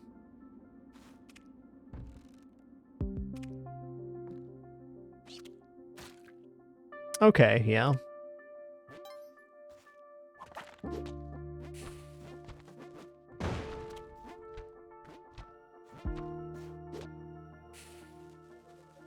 Yo, Ugam88, thanks so much for 63 months.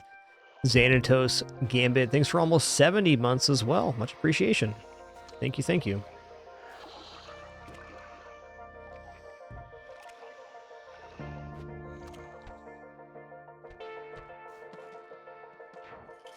Dun-dun.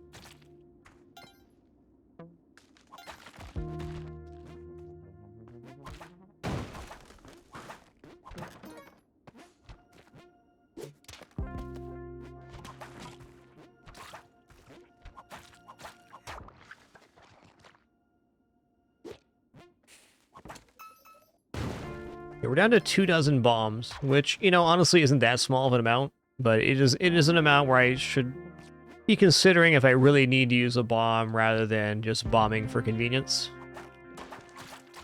I don't really get concerned until I'm about 10 bombs, and it's like,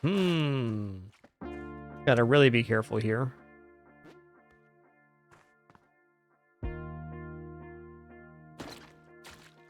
Wow, this level is dangerous, man. Wow. I think this is the last orb, and I see a clean route to the exit. Let's just clear it out. Yeah, we can do that. Can do.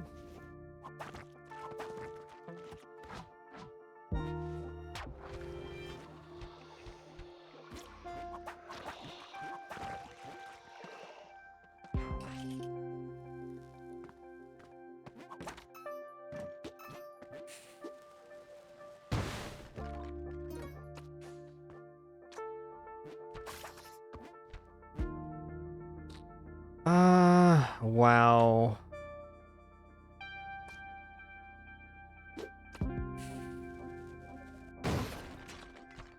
Definitely not a spot I want to use a bomb, but I see why I should, so I did.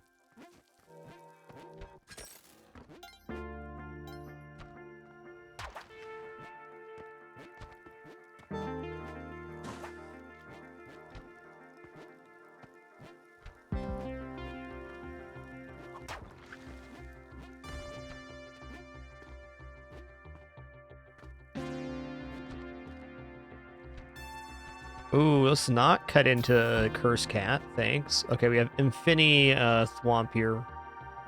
Watch out for that guy.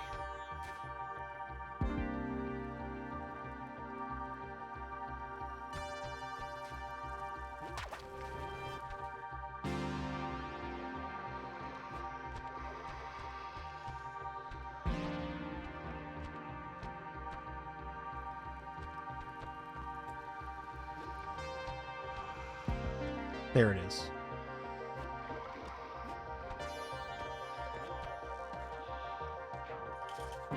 Hubba.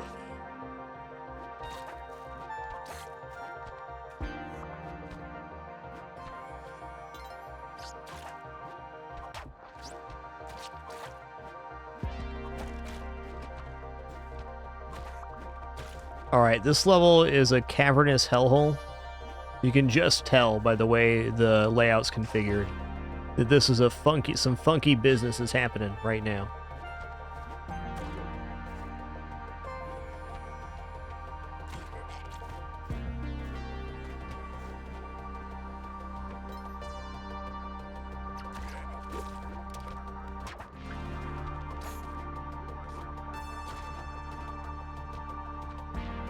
Yeah, I'm worried about finding my third orb here. And I think rightfully so. Thing's huge. Okay, that's where we started. There's the last orb. So we can get to that for one bomb over here.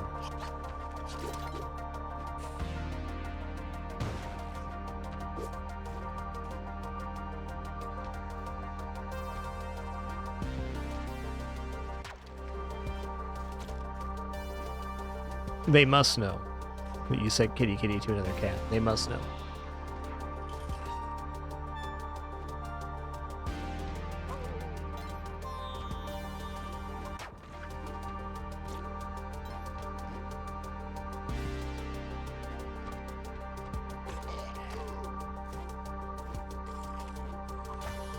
Gonna be proactive there. So dying to that witch doctor is something that's happened to me like a dozen plus times.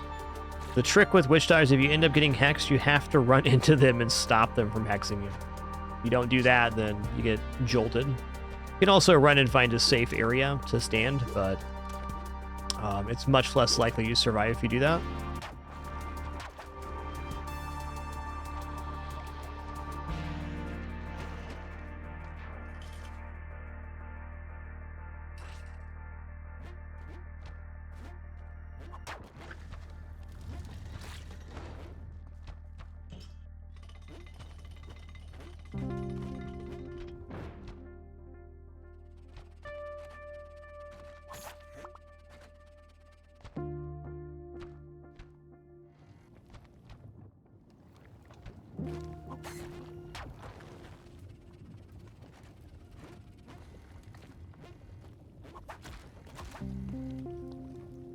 Huh. There it is. I think I'm just gonna drop down through.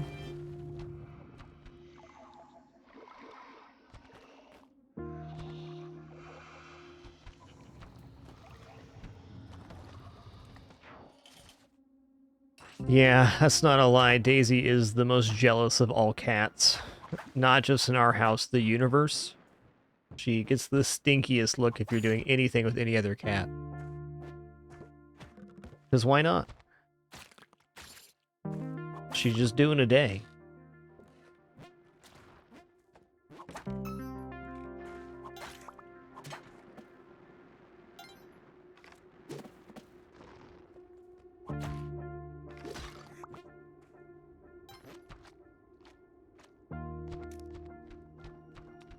Is that it? Nope.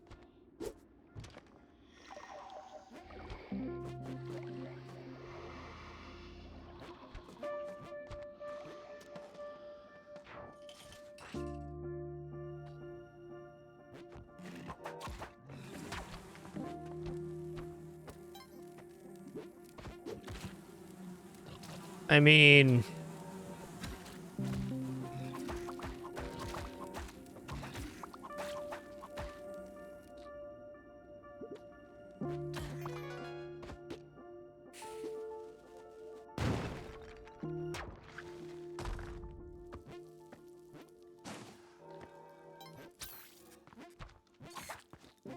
Okay, that Croco is going.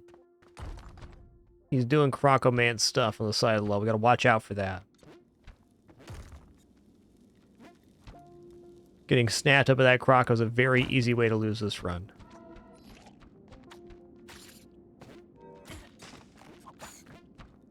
I'm gonna drop through the bottom here. Okay, he just went over. Oh my god.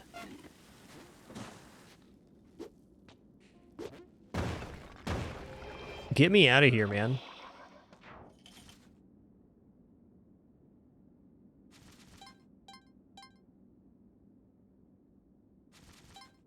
Alright, guys, our ads are about to play. I'm just going to stand and stretch real quick here, the 2-hour mark of our show. It's going to cool off for a minute after that very intense set of levels.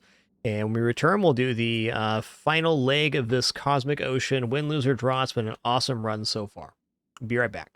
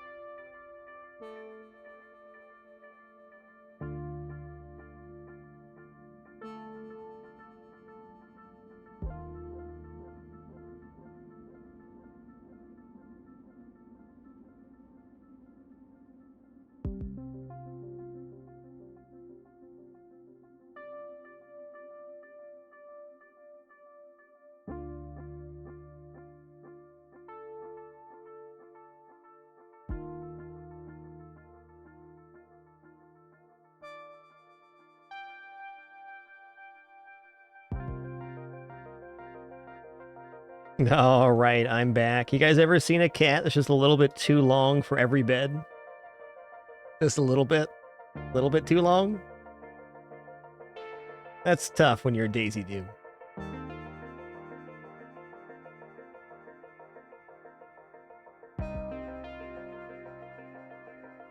Just a little bit too long for every situation. That's Daisy Dude.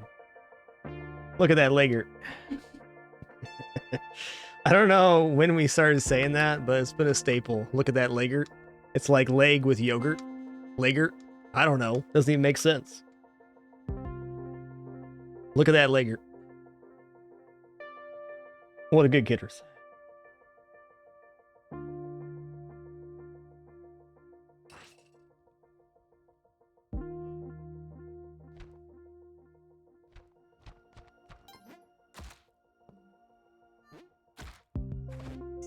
Okay, that's orb 3. I'm gonna leave this dead Yeti right below the exit so we can toss it at that orb.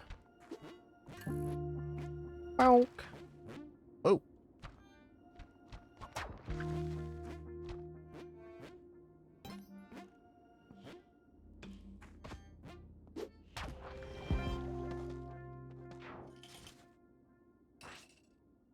Yeah, reading chat here. Definitely no shortage of harrowing temples today, no doubt.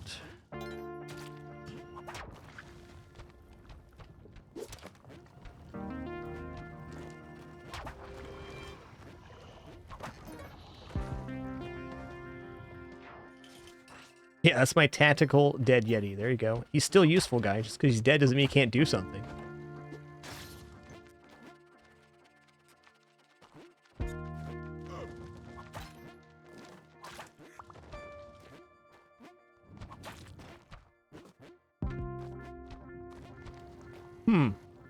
So, this level is ginormous. Okay, nice, easy exit up top here, though.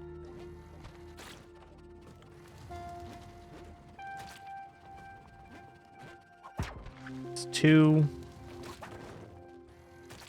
There's a pretty large section of the slow I just haven't seen in the middle, which is concerning, but fair. I do believe I've seen over here already. Maybe? Yes, I did. That's fair. You know what, Mr. Magmar? Well played. Well played, son.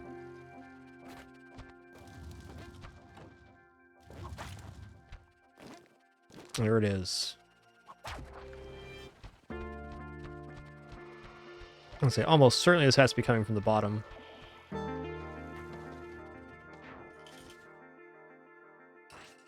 Da-na-na.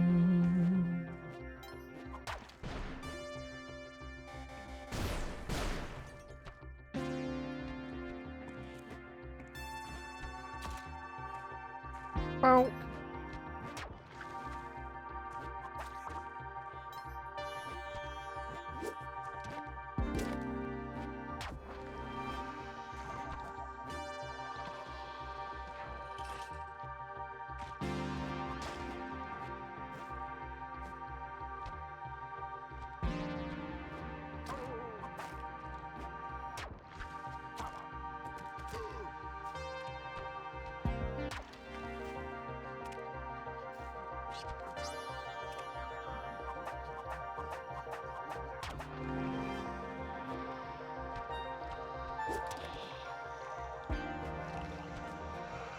Why would I do that? Hubris, probably.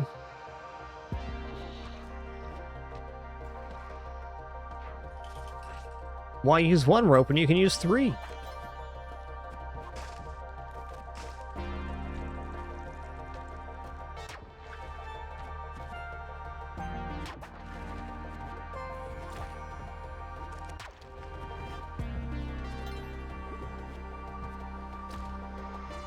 Okay, I don't exactly know what happened here. I just know it didn't go according to plan. Where the heck is this exit then? What? Uh-huh, there it is. Ugh!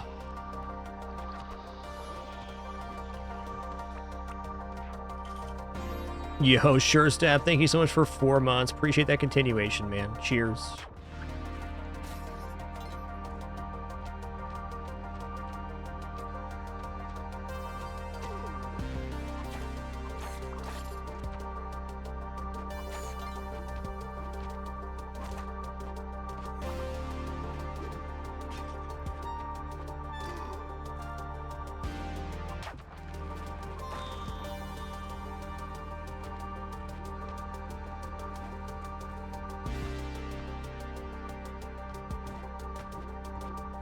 Seems like orb is... Oh, right here. Okay.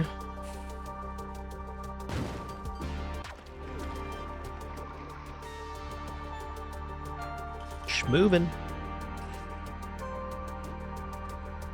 We're kind of like super schmovin' on this run right now.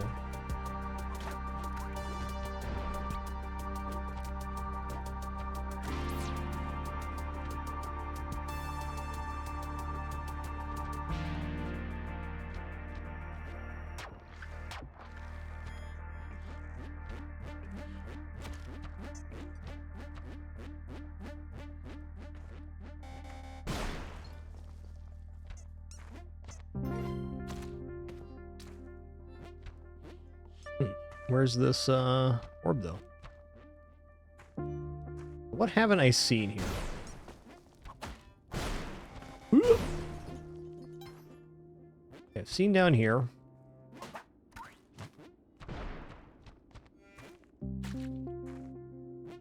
Alright. What is the missing piece? There it is. I don't actually know how this correlates to where my exit is. Now I do.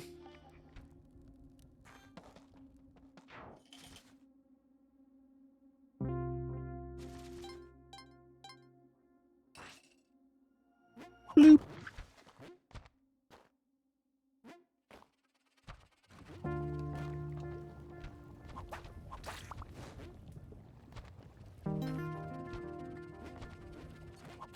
Here's the exit. It's 2, this is 3.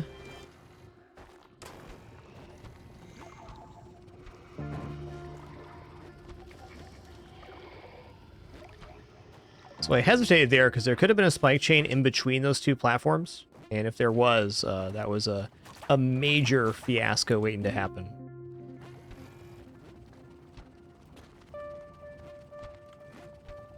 Okay, I saw that orb right above the exit.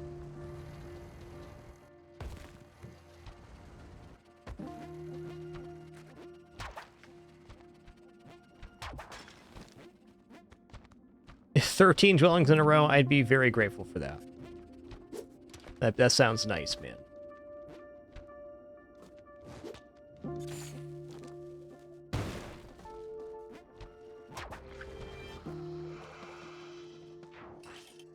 Maybe you can just alternate dwelling and tide pool after this. That'd be cool.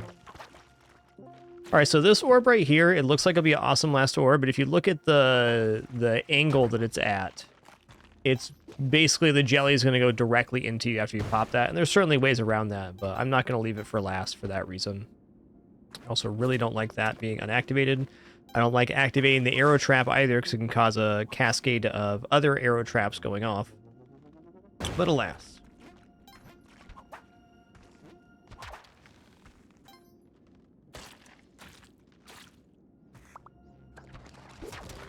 Oh no. Should be fine. Should be fine. My bad.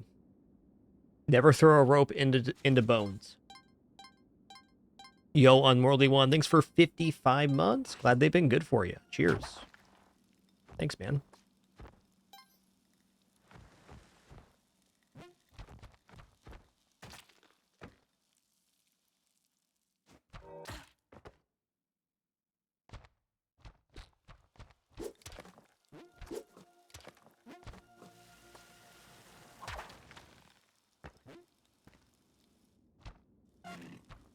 Okay, loose Crocoman now. 2 loose Crocoman.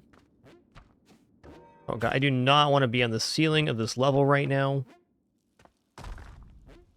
Oh, here we are on the ceiling of this level right now. Okay, let's cut back through here. Okay. Frickin' bees, dude.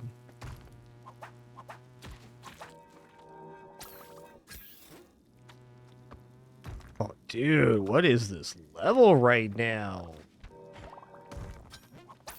This cosmic ocean has just been full of really aggressive temples.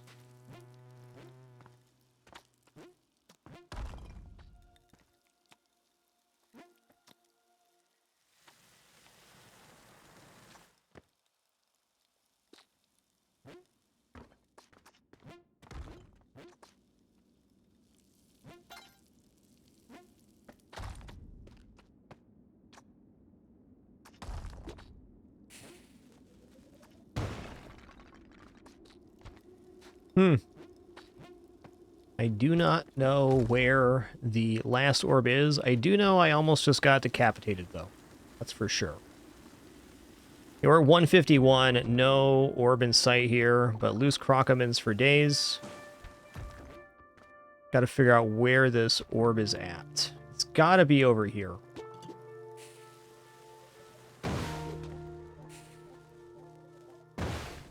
Yeah, this level is vile. That's a good word for it. It is.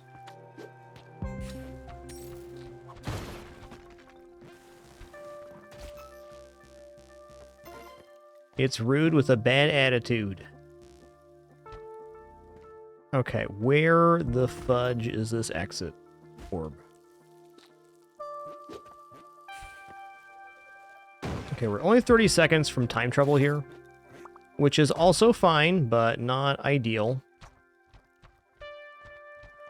Okay, the last remaining area I can think this would be very bottom left, but it's not there.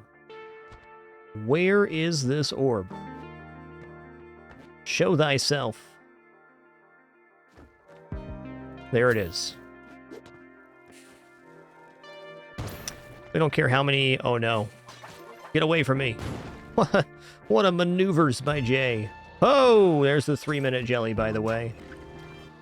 Okay, Crocoman's in the exit with us. Woo! By good golly, that was the nastiest level of the Cosmic Ocean yet. God dang.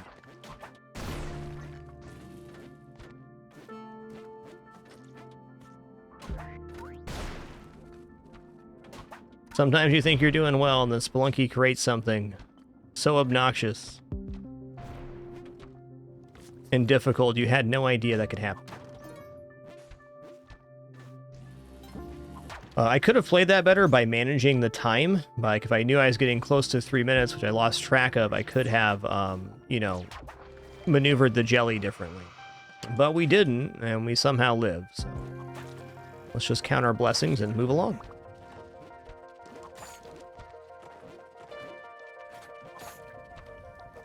It's almost like this is a very difficult video game or something.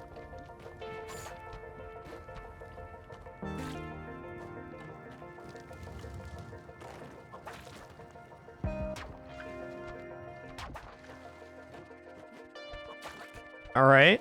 All right.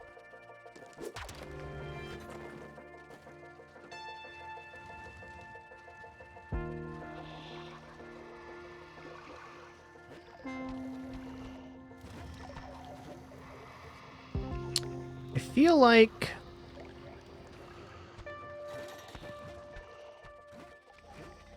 I can get to my exit over here is what I feel like.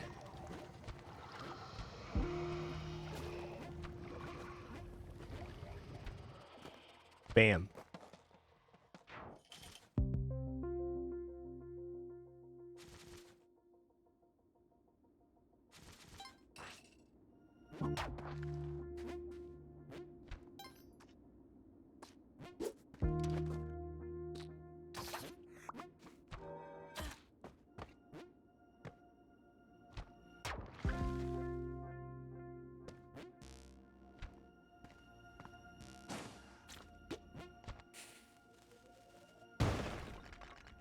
Flopjack.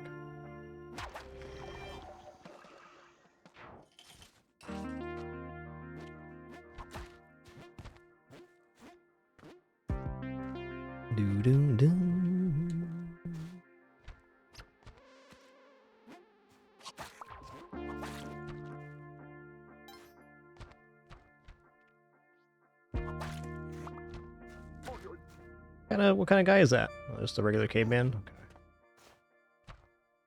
Okay. Oops, all dead. Oops, all dead.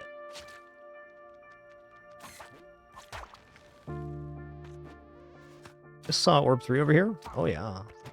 Oh yeah.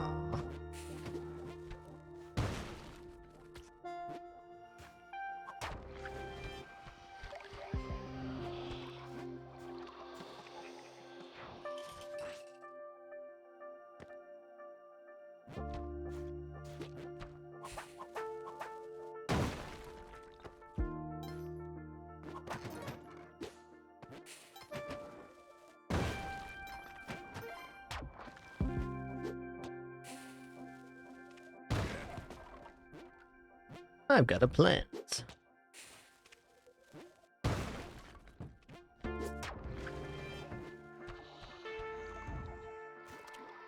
How many bombs we at right now? 4 bombs. Okay, be careful with that. Being a little bit aggressive here. We only have 3 levels left, but still, I mean, could have a bomb problem if I'm not diligent.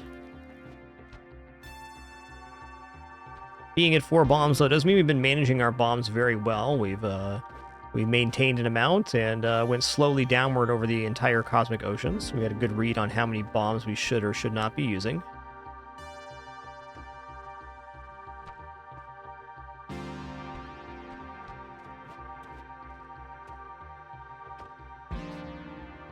Alright, so basically here I need to cut over to the other side of the level.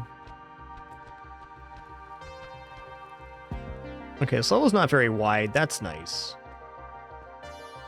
Not anticipating too many problems finding the remaining orbs here. There's one.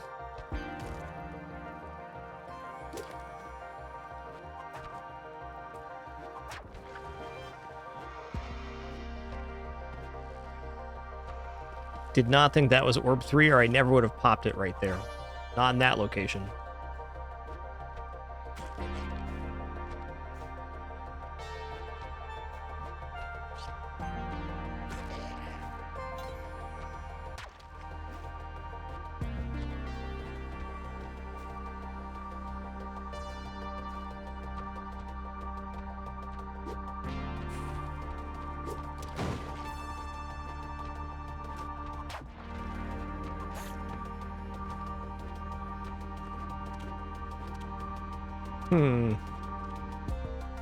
Right, set up the old reversey right here. Old reversey is where you use the reverse on the level to get back to the exit. Time tested and proven technique in Spelunky 2. The old reversey.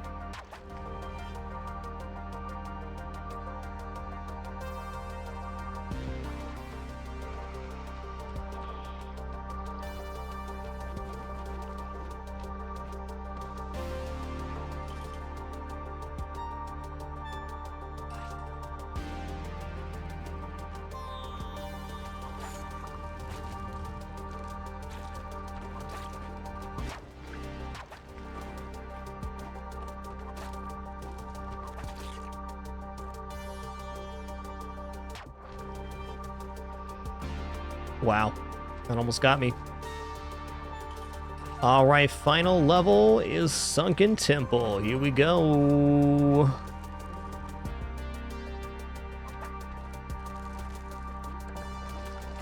There's one. Just got a glimpse of the exit down there too.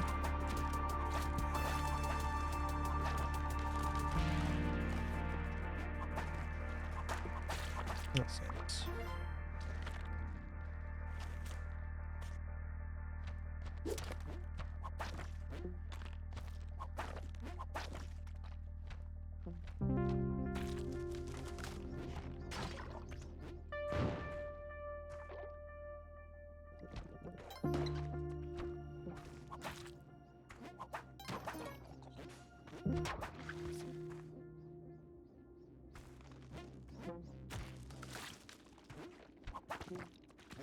Okay, here's orb 3.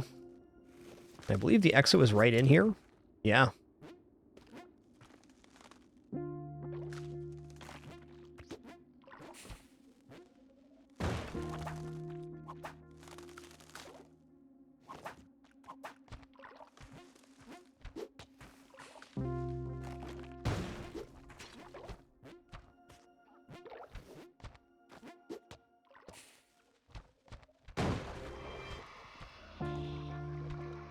Yo, GG from 1-1 to 798 on the daily. Animus Fidelis. I think that was within Celeritas time, though. It should have been under 2 hours, 15 minutes for playtime, for sure.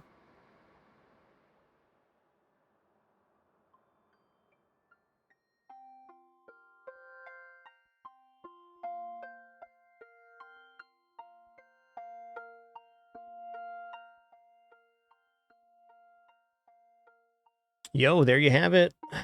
There you have it. We'll see where that stacks up versus the best of the best here. Dear Journal, I was law-abiding. I was a king. I took my first damage in level 1 at 2. I slayed Kingu, the queen's consort. My skill, knowledge, and bravery allow me to become one with the cosmos. Can't wait to try again. Little J.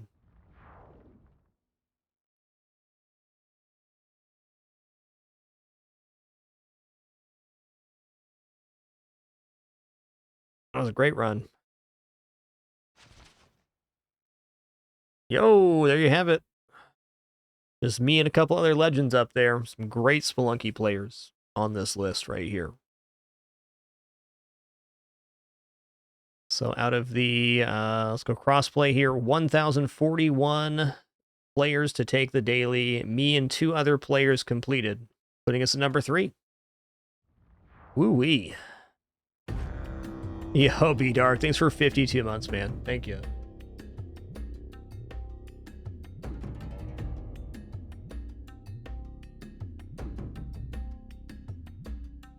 Yeah, they are, Zark, for sure. I've actually started to rob Madam Tuss to be a little more competitive on the daily, though the completing is more than good enough for me. Cool run for a cool day, man.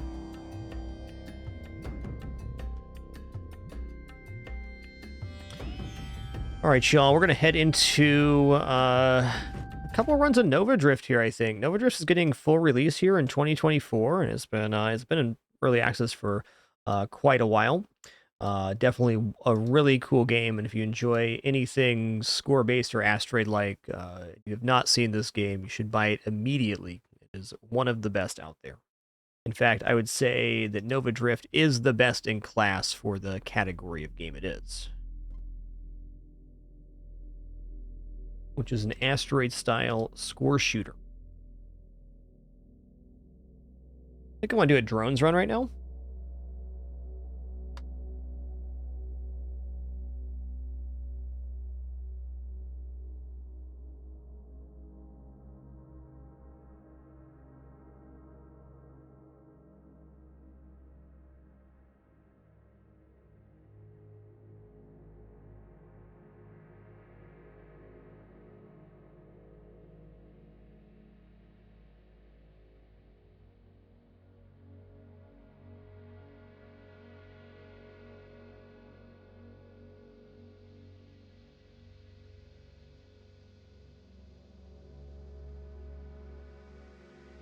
Yo, nice Horns fan. Congrats on your first unfair slice and dice victory. Quite an accomplishment. Tough game.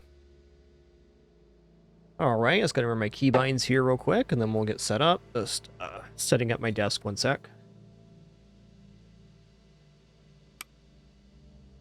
All right. Here we go.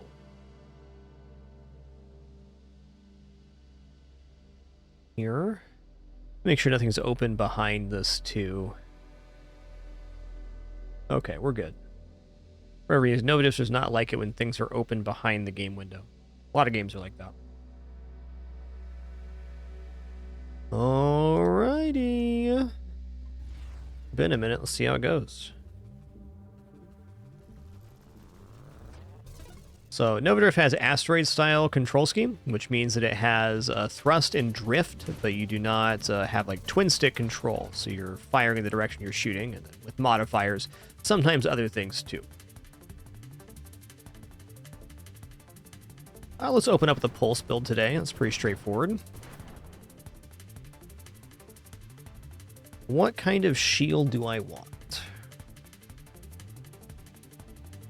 Go for a Halo Shield. Searing Hot Ring burns targets with an effect radius for 300 damage a second.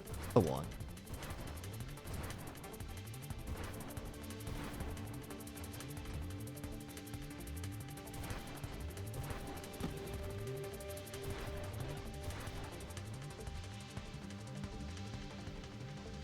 Okay, now we get to choose our body type. Kind of leaning towards Firefly. Sentinel's cool too. Perhaps Sentinel. We'll go for more of a kind of defensive-ish build.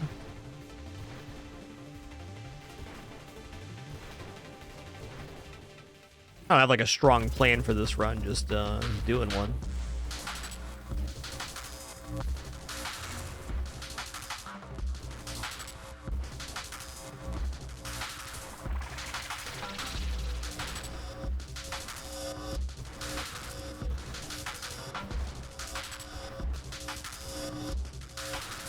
The only downside to Halo's shield is it does drain the shield as you take damage, or as you deal damage, rather.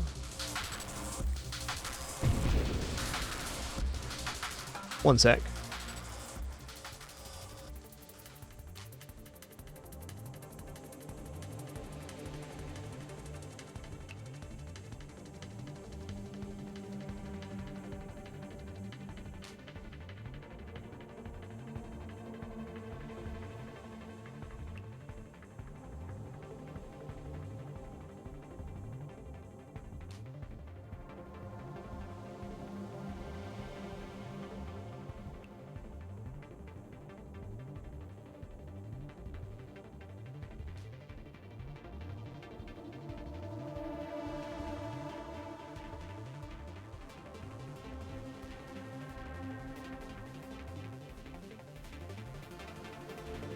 All right. Thanks for your patience there. Just conferring with my wife real quick. Okay, I'm about to die if I'm not careful. My shield does not come back yet. All right. Ooh, some interesting choices here. So in Nova Drift, you choose your weapon type, your shield type, and then your body type. And then you have this series of branching upgrades you can take in different categories. Not so worried about weapon fire rate at the moment. More projectiles doesn't really matter here. I'm liking Spontaneous Generation because it's a rare wild mod that we can maybe work into later. Though, in order to do this, we'd basically have to drop our shield to have them be sustainable. Let's just go 10% blast radius. Blast radius is the radius that our pulse is going off. I'm also, at least for the moment, going to turn off auto fire, which is over here somewhere. Auto fire mode. Wild mods affect different things than the base mods. So, like, red will be weapons mods, blue's shielding, purple's like health and regeneration type stuff, or opposite. So any blue mod is a wild mod, and wild mods fall into different categories. There's like rare and ultra rare wild mods, which you may only see once or twice, if at all. And there's things called recursive wild mods, which are wild mods that you can take multiple times.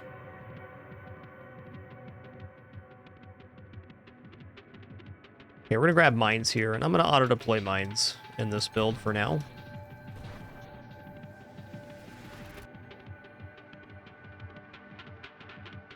Okay, what does this do? Body gear base stats improved by 10%. Body gear powers improved by 15. What does this do? 15% is...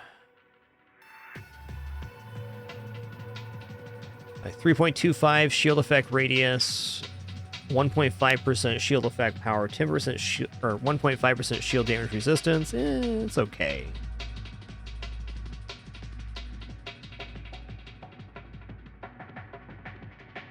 High explosive. Blast radius. Let's go.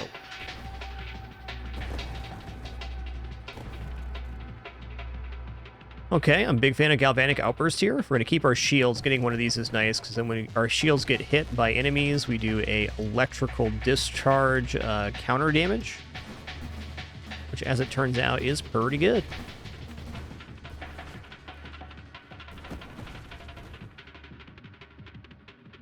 Rupture also nice. All right, we're definitely going to want Blink if we're having this melee style weapon. So I'm going to go ahead and grab improved thrusters, which is a nice defensive bonus even without the end of that line.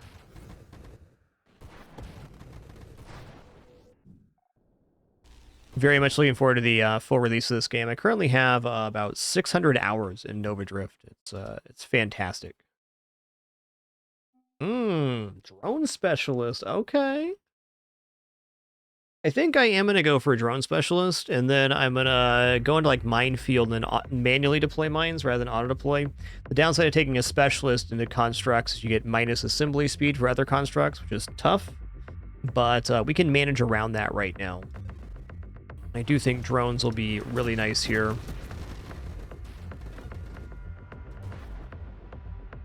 All right, so here's the drones mod. We're going to take that. So with drone specialist and drones, we now have a 5 drone limit.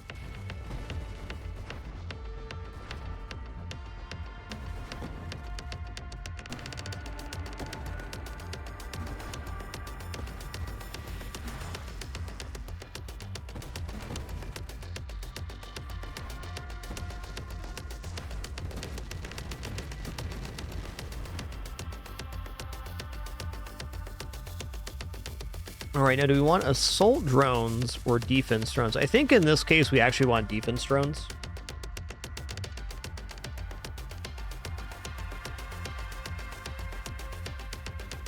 Also, out of weapons we can get, or weapon modifiers we can get, this one's pretty high up there. It's blast radius. What's evolutionary niche? Body gear power is improved by 10%, 2.5% shield effect radius, 1% shield effect power, 1% shield damage. This is not a bad mod.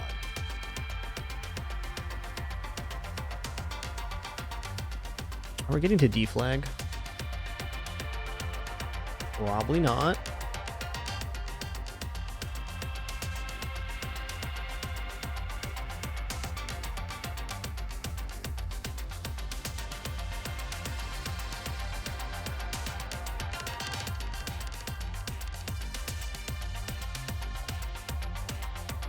Let's grab Grace Protocol. Let's go lean into drones.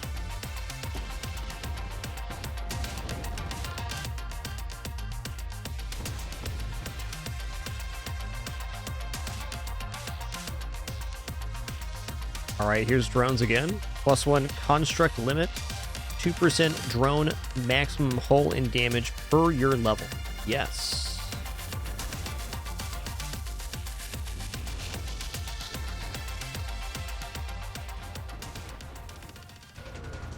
Yo, what's up, Dreadnought? What's up?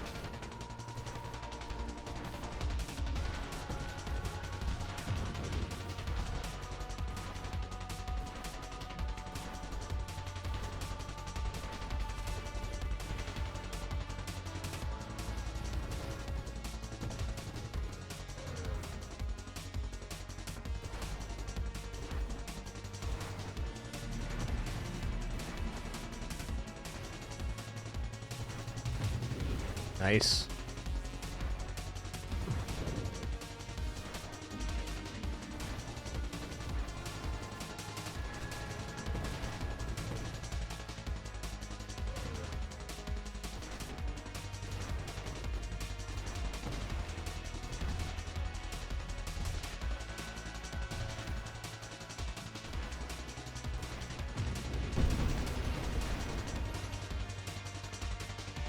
All right, here's defense drones.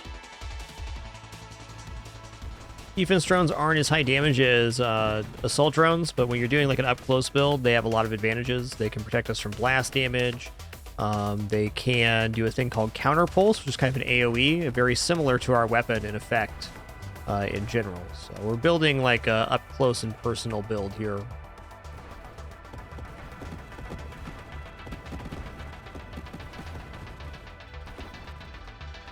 The big old snack right there, dang.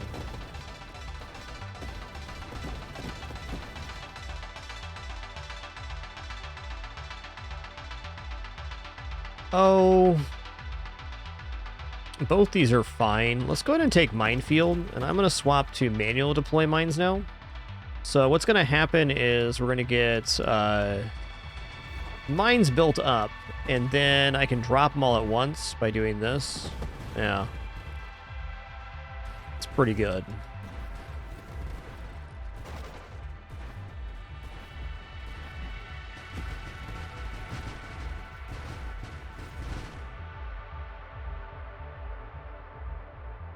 Honestly, loaded mines don't look bad either. Let's take efficiency, though, because we're definitely working towards Gemini Protocol, which will split damage between our hull and shield, so we can activate the Halo shield for longer. This enemy right here, the Juggernaut's going to probably be one of the ways we die on this run.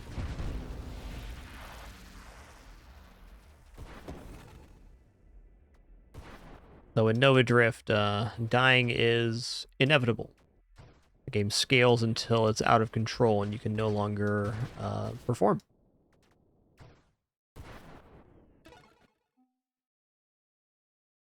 Alright, I'm going to grab Candescence now. This is burn damage for our Halo shield. We're going to modifier called Ignite as well, which is going to let us chain some damage in between segmented enemies, which is going to be really important. Counter Pulse, here we go. This makes my defense drones just even more effective at dealing damage, albeit a little flashy.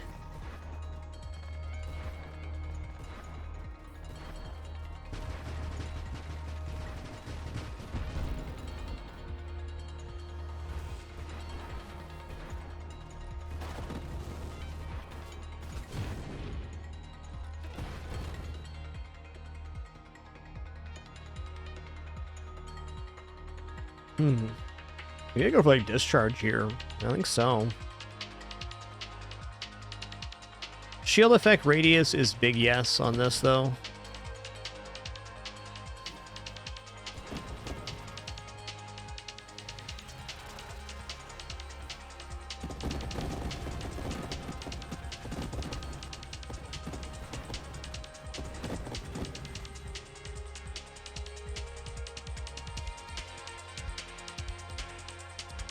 Kind of wondering about deflagration here. Let's just take Rupture. Rupture is inherently inoffensive because it scales off of enemy health. So the more health enemies have, the more effective it is, and enemy health scales in a very serious way as you continue playing. All right, shield cooldown.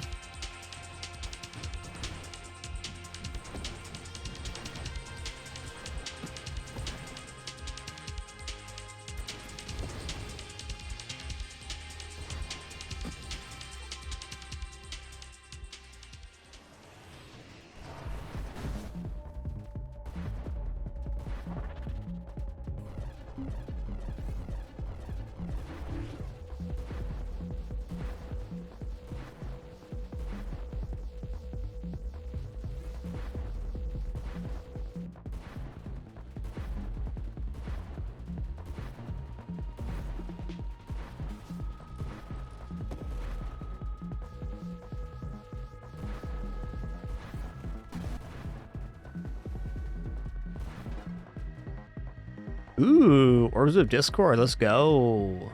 Deal blast damage as well, which is the type of damage we have on our weapon. Summons a 2 orbs base and then 1 orb for every 2 wild mods we have.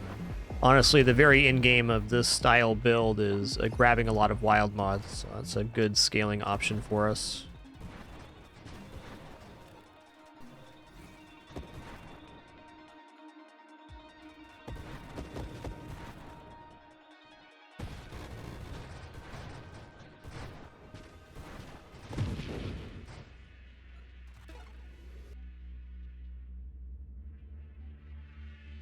Okay.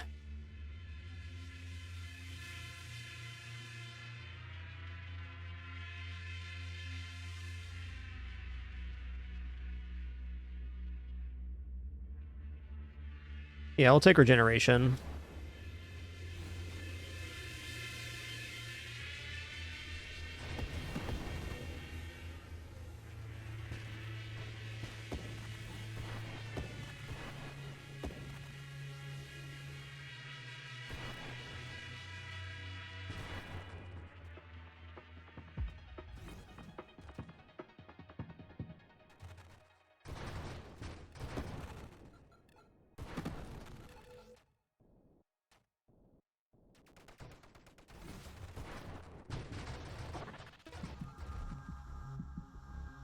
All right, Gemini Protocol. So Gemini Protocol splits shield damage between our hull and shields. So it's a way to kind of keep our shields active longer. In fact, not kind of, it is a way to keep our shields active longer and continue doing burn damage. All right, I'm going to go for a 50% shield effect radius here. The shield cooldown rate becomes less relevant now that we have Gemini Protocol. We can kind of offset that by making it quite hard to lose our shields in general, because we're splitting that damage and we have shield cooldown still.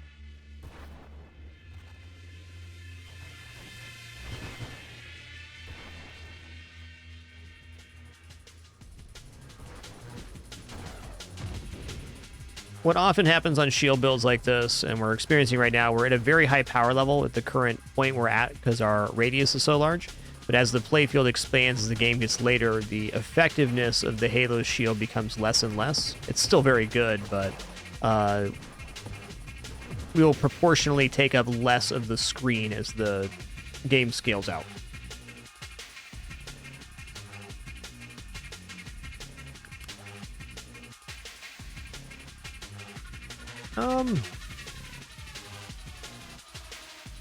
I'm definitely not against shield durability here.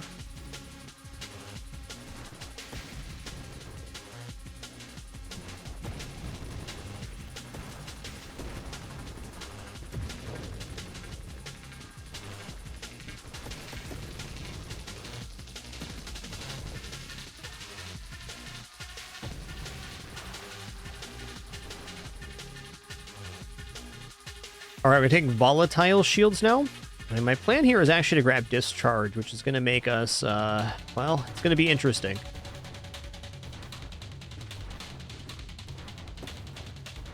This boss has a really hard time versus Halo Shield because it fires missiles, and when that happens, they immediately explode due to the nature of Halo Shield.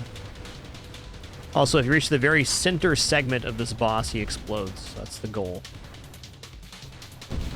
There it is.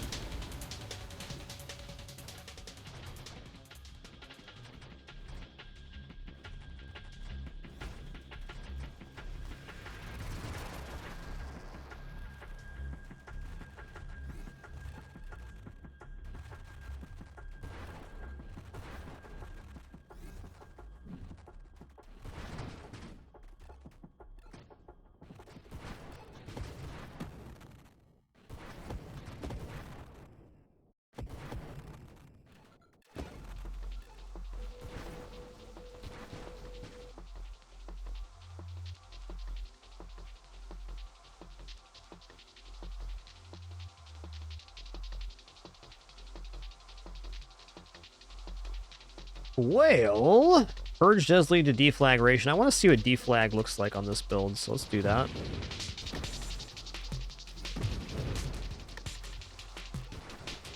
Definitely too many builds for me to be picking a favorite, but I like a lot of builds in Nova Drift. They're all pretty cool. Say mobility-based builds are quite enticing to me.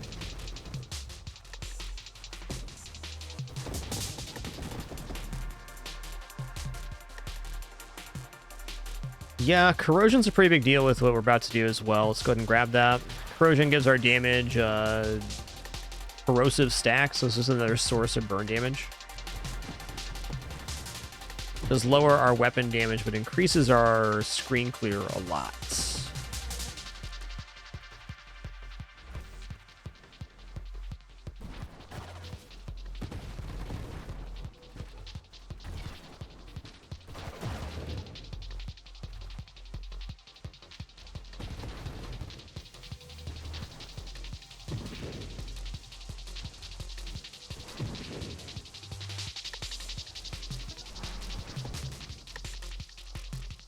All right, is Purification worth it for minus 20% weapon damage? You know, honestly, probably yes. Especially if we're rocking like energized shields here. Let's just try it. Our weapon isn't burn damage, so it's a little suspect, but we are dealing burn damage with our weapon damage, and Halo shields also burn damage, and The galvanic outburst is burn damage.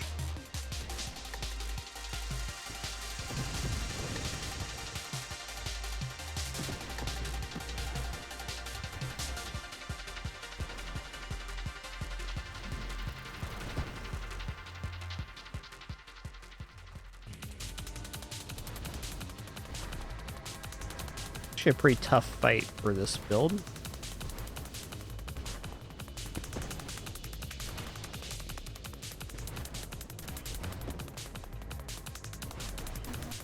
Okay, maybe not as tough on the first pass.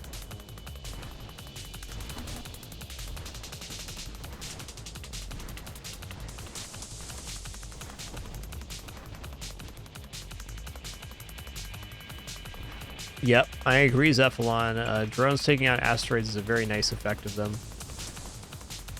Defensive drones especially, they target non-enemy targets first, like asteroids, to clear the screen. Is big time beneficial.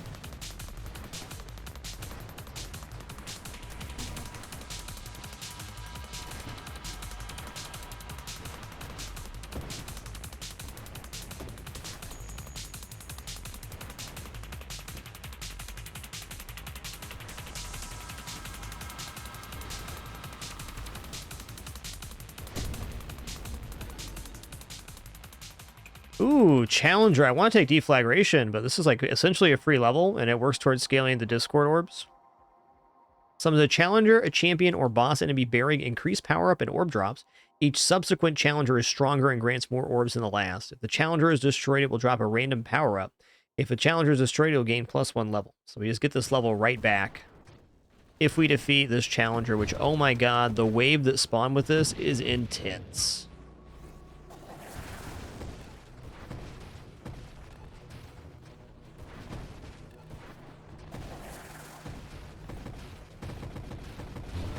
Yep.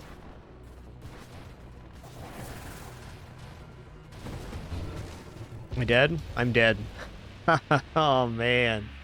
That's how it goes. All right, we're going to do at least one more run here of Nova Drift. We'll do something a little more streamlined than that. But before we do, it's going to take a short break. It's going to stand up, stretch real quick, use the restroom, grab some water, and then we will head into another run of Nova Drift. I'm thinking maybe Loaded Mines Architect. That's a classic.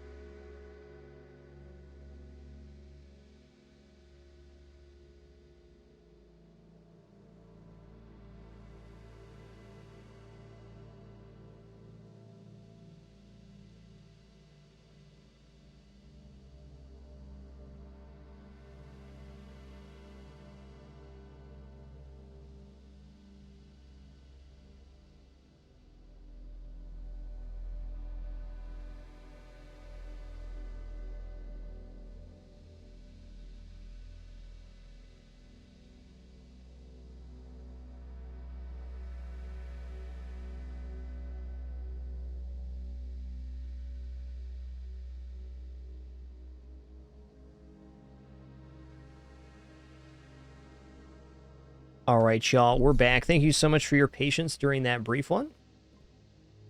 Gonna head into one more run here. Go for a more standardized run. I'm gonna say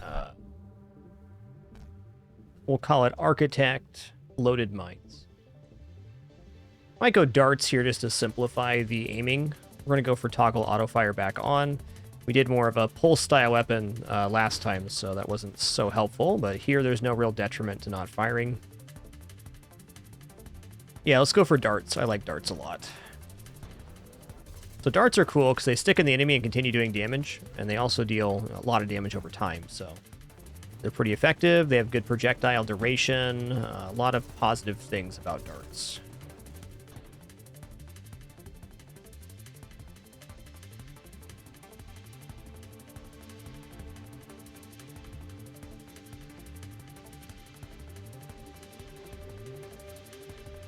One second here.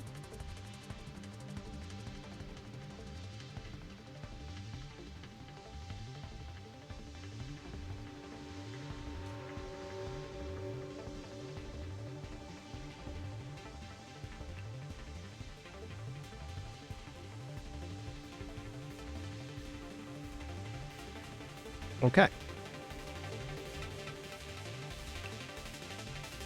Oh. Sorry, there I tabbed out weird. What kind of shield do we want for darts? Well, amp shield would be the most classic. Let's just go classic build here. The amp shield boost up the speed and the weapon power while the shield is active, which we hope is forever, but it won't be.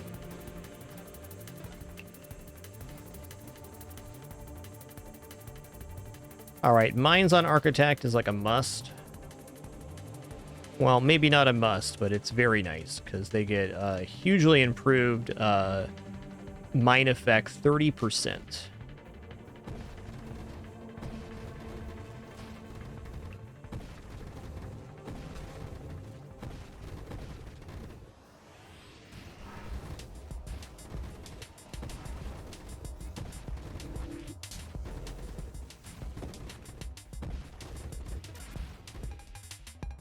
Oh, what a choices here. That's tough, man.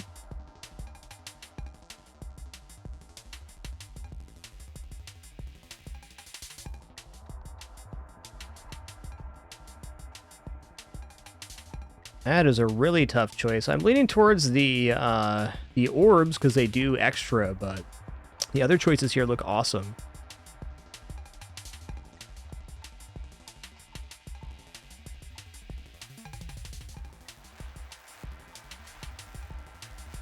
Oh, what the heck? What's going on here?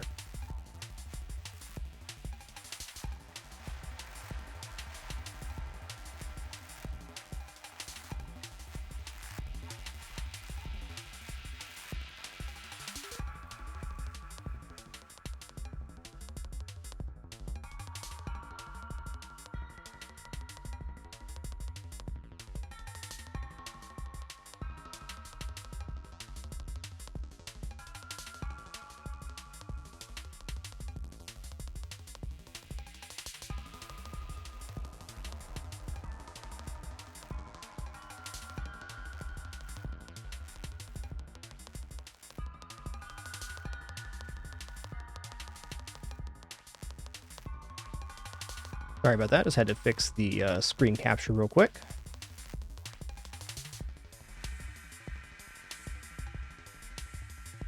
I'm going to take the Discord orbs.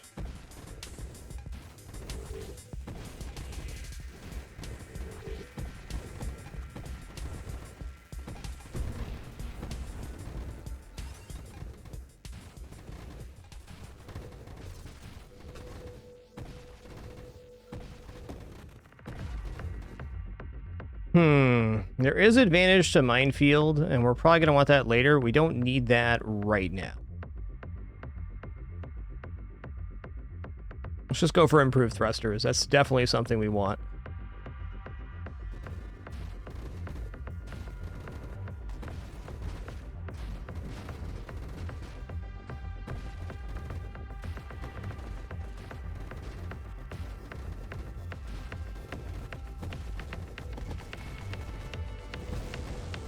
Ooh, shield dropped. Amp shield is a very low shield amount, so not surprising. Okay, I would love something that actually affects shields here, but it doesn't look like it's happening. So we're going to go for loaded mines instead.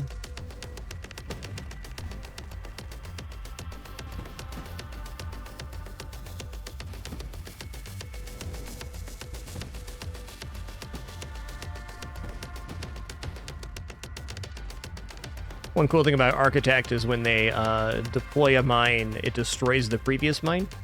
It's very helpful. Targeting it is.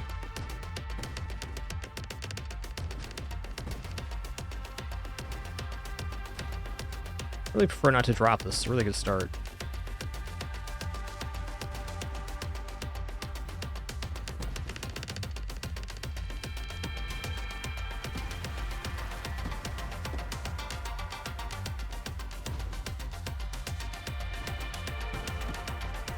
Okay, just a couple more projectiles here are going to be cruising.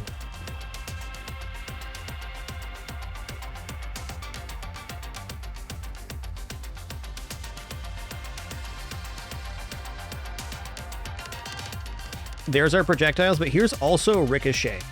Okay, Ricochet is just nuts. Like, darts that are stuck in enemies create a new projectile.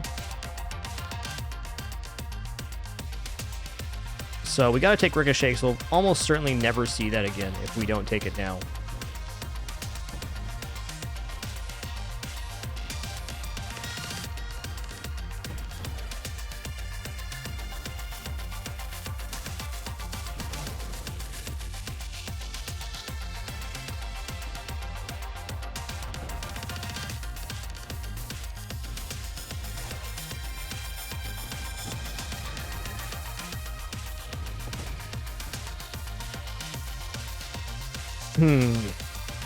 Definitely debating a reroll here. Also, elegant construction means that we make mines faster. That's probably it.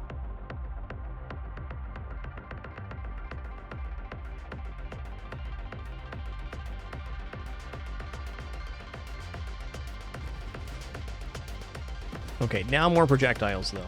Or not.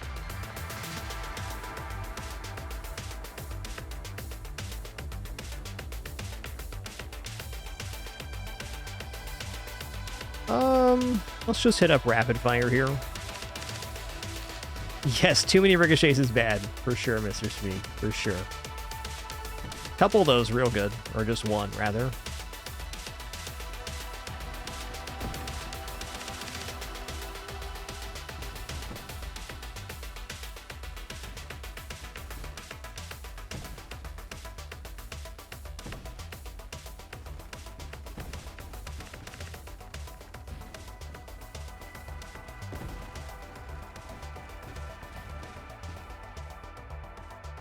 Okay, well, targeting's inoffensive.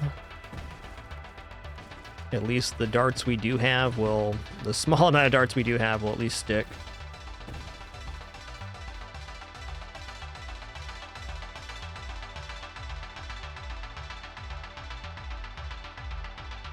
Whoa. Bless it. Where's the setting for this? Just retoggle that.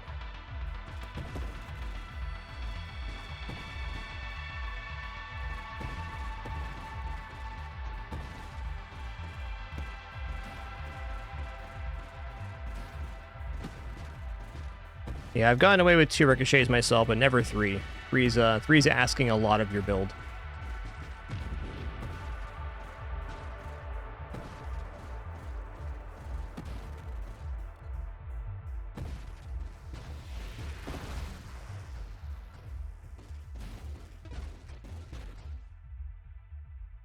Ricochet makes the dart when the enemy dies, or makes the ricochet happen on the death of the enemy. How many darts are stuck in the enemy is how many ricochets will be created.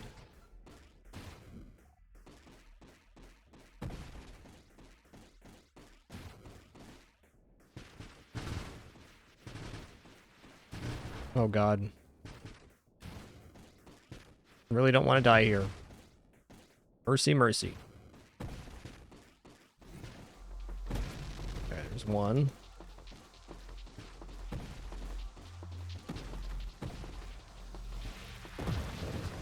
Oof, lost my shield again. Yikes.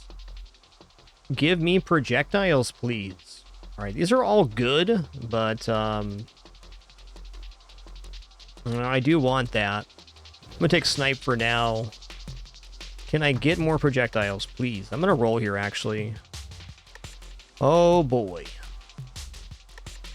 Well, this does work towards Essence Sap. Let's roll again.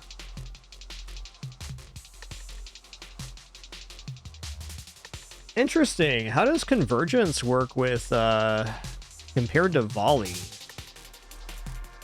Probably not bad, but also Magnitude, very good for damage. Okay, we're on wave 40, no bonus projectiles yet. That is really awkward, but also fair.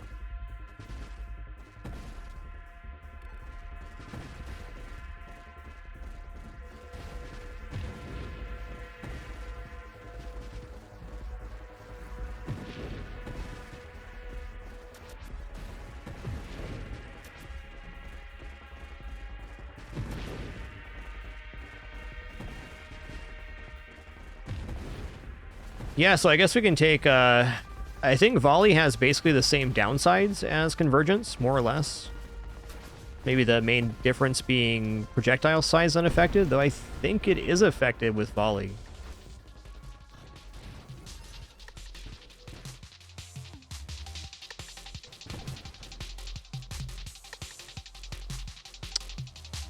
Alright, next then, let's just take Self-Destruction.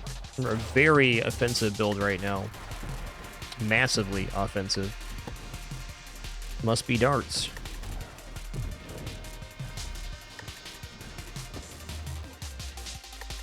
Okay, let's check it out. So the difference is that Volley does not reduce projectile size. Oh yeah, it does, by 10%. So we lose 10% projectile size and velocity from Volley, minus blast radius projectile damage. And here we lose 15% projectile velocity, rate of fire, and total projectile size. So we lose a little bit more projectile size, but we don't lose total projectile damage. So that seems good. Let's check it out. Additionally, it also improves the homing capability of the darts, which is not a small deal. What's this symbol? Oh, that must be the drone destruct button. Yeah, I'm liking this. You can see the darts are really curving. Once we get Warp Strike to have them go through the screen, we have a really, really strong offense.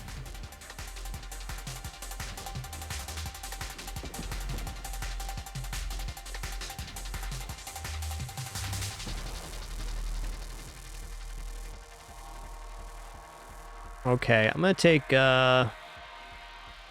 Skirmish here. With darts builds, Essence Sap is kind of like the defense that you want, and we gotta go down that tree to get to Essence Sap.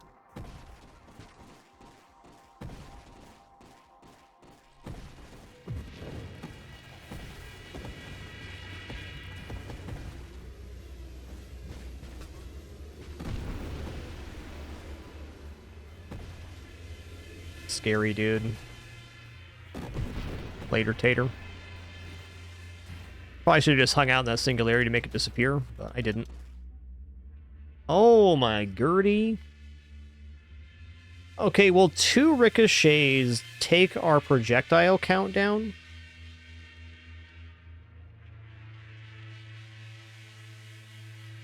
Well, we go from 3 to 2 projectiles with this.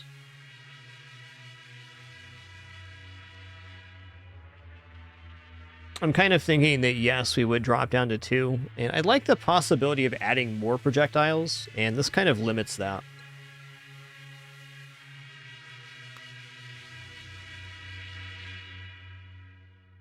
Okay, we are going to take Streamline.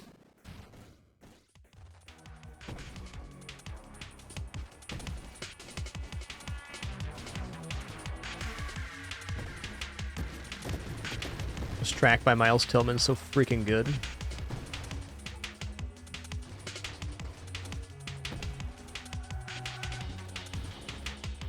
Yo, Carabadar, thanks for 20 months. Appreciate that 2-0.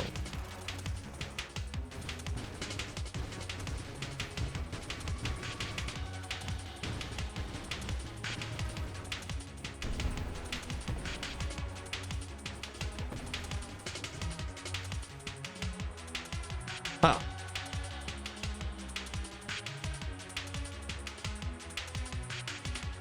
Some good stuff here. But I think that kinetic boost is the one we're going to take here. Maybe a roll, actually. Let's do a roll. Okay. Efficiency Gemini Protocol is a staple of Essence Sap Darts builds, so I'm just going to grab that. I don't really want to take that right now, but it's part of something I know is in my end build, and that's the only thing on those 2 screens I was for sure we were going to take over the course of a run. Only level 20 right now. We got a lot of meat left in this build. Okay, here's Gemini Protocol. While your shield protects you, damage is divided evenly between your hull and shields, if enough of each is available. While your shield protects your constructs, damage is divided evenly between your construct's hull and shields, if enough of each is available. So you can use this for both drones and yourself. Yo, Frog TSB, thank you so much for 74 months. Thank you so much.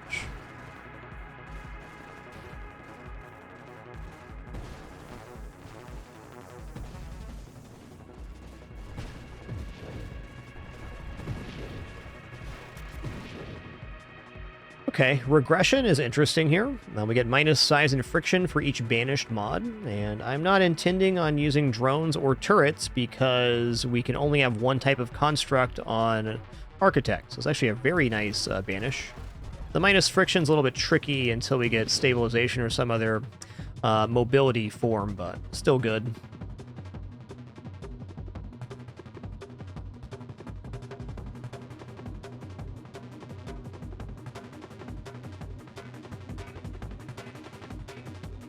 I think a masochism is inoffensive here. We still have a lot of rerolls to speak of, so I don't want to be rerolling if something's okay.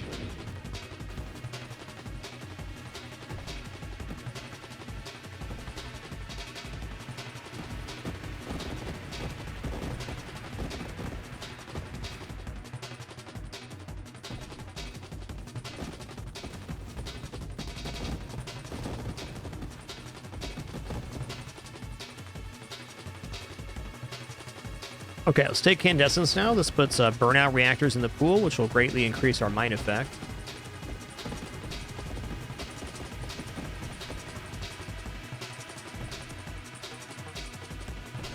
Just gonna recap. I posted in Discord too yesterday, but I started physical therapy today for my hand and wrist, which have been having some issues over the past years. Nothing too major. I just lost the ability to do push-ups and some other stuff due to wrist extension. And it's been a little bit bothersome for a while. So I haven't been playing as many controller and keyboard and mouse games, but I got the full clear from the therapist to just play whatever. As long as I'm doing the exercises, they're pretty confident it'll improve in 2 to 3 months. So that's kind of exciting, and the reason we're playing Nova Drift right now. I was kind of just trying to take it easy on hand and wrist games while I was waiting for that appointment, and it's all good now.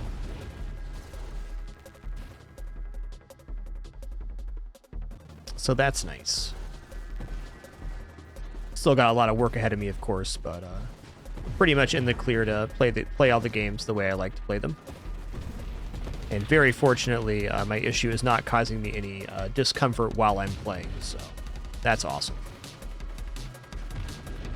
It definitely needs to get taken care of, though.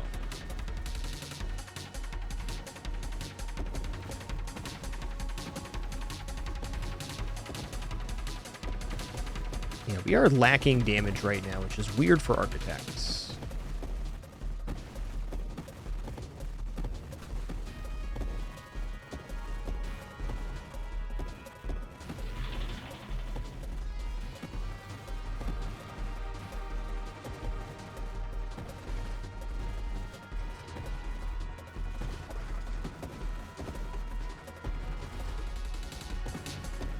So a Dweller, you basically kill the boss by killing the crabs that spawns, not hitting the boss itself.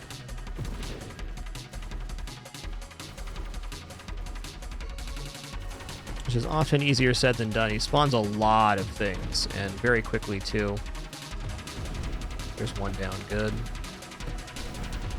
Further complicating this, I don't have the blink spell I normally have access to.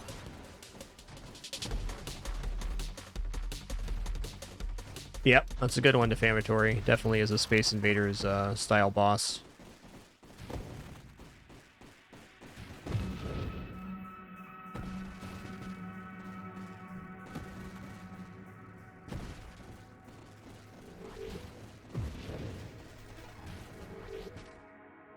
Oh man, there's some really good stuff here. I want to take Recursive because it improves our build, but Warp Strike like takes us to another level. I gotta take the triple Recursive Wild Mod. Wild Mod though, it's a really rare one that we just won't see again, or very likely won't see again if I don't take it now.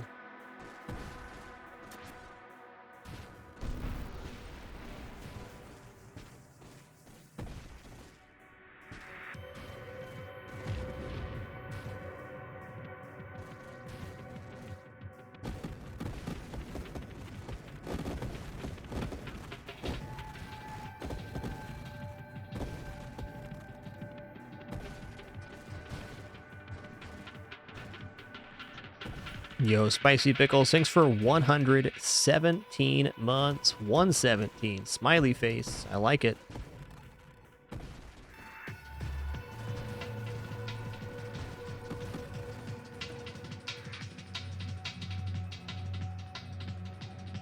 I mean, some very good choices here. I'm going to take Payload because it increases weapon damage, and in addition, it increases projectile size, and projectile size is projectile duration for darts, which means they deal damage for longer.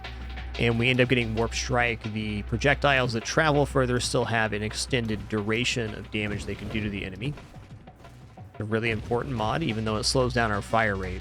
The minus 12% fire rate offset by the damage mods, like, it's huge damage up, probably like 25-30% in total. Yeah, 3 times evolutionary niche is really good because we're getting 5% assembly speed on mines and 9% mine effect. All right, I'm going to snap this up because we may not see this again. I'm waffling here. I'm waffling right now. It looks good. We may see it again, even though it's a rare wild mod, and we could see it again getting 6 times of those. I'm gonna take this right now.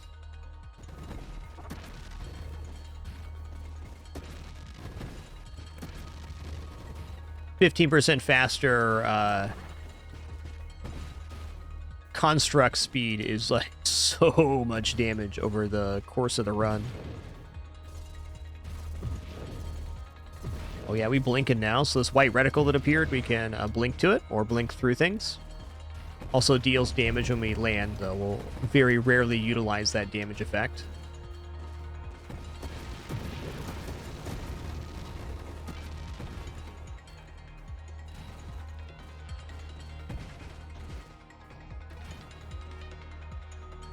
Okay, nice. Warp Strike's more important than Burnout Reactors. The projectiles can screen wrap once, minus 50% total weapon targeting for projectiles that have wrapped. Minus 12 rate of fire. So our rate of fire is rather tanked right now, but our projectiles can now pass through the screen back into other enemies. So that's much better than fire rate. We're going to be vigilant about right now is making sure that we're patrolling the perimeter of the screen and picking up all the XP from the enemies that are spawning right on the edge, because those will expire if we don't pick them up after a little while. Pretty forgiving, but if we just hang out in the very middle of the screen, we're definitely going to have a XP drop. And gaining levels is how we scale, so it's pretty important to keep up on.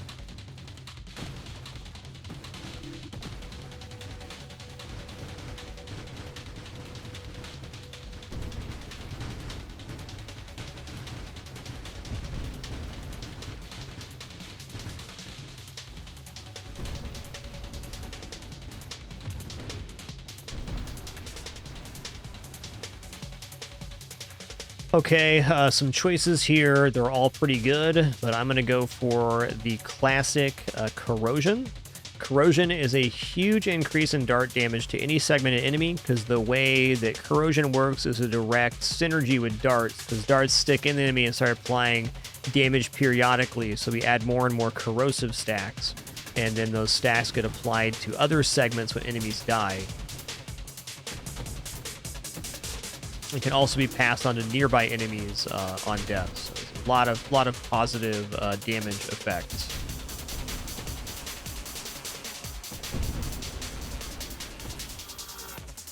This real quick. 1 sec. Table got away from me here.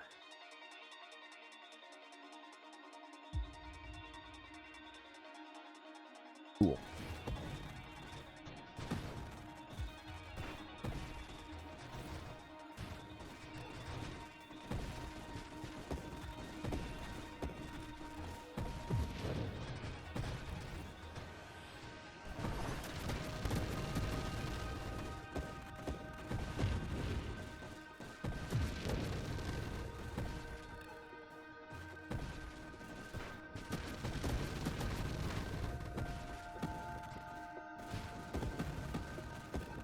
This build's coming together, man.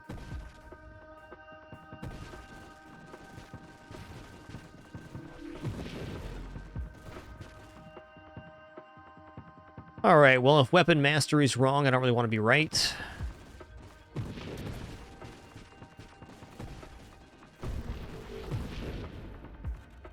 Weapon mastery basically improves everything about your weapons. Fire rate, velocity, tracking.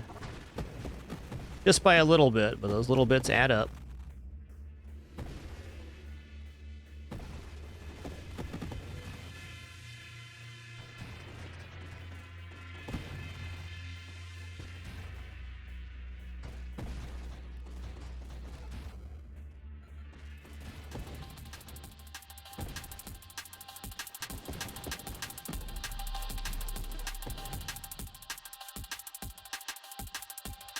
All right, charge shot's bad. Charge mines is okay, but we're gonna go without using these. Stabilization, very tempting. That's almost certainly in the in build.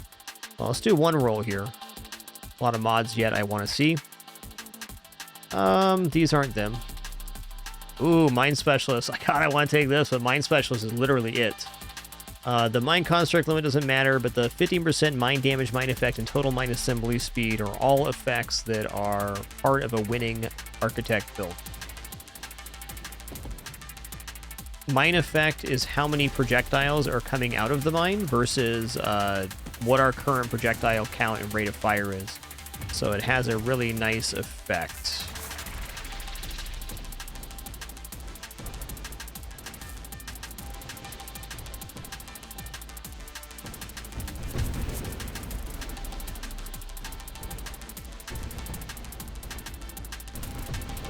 Yeah, exactly. And burnout reactors will almost certainly be back, but mine specialist, maybe not. Actually, I'd say it's pretty rare for a specialist mod to show up more than once in a run, though sometimes they do. It's an additional bonus as well. By taking mine specialist, we remove the other specialist mods from the pool, so there's just a better series of things. All right, purification's big damage up, but I want to get to essence sap to kind of stabilize our defense. I feel like at this moment, the offense is not hurting.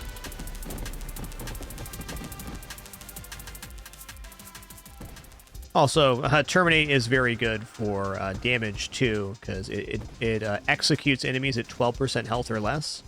And since enemy health rises as the game goes on, that 12% is an ever-increasing number. It's one of few mods that scale well with enemies.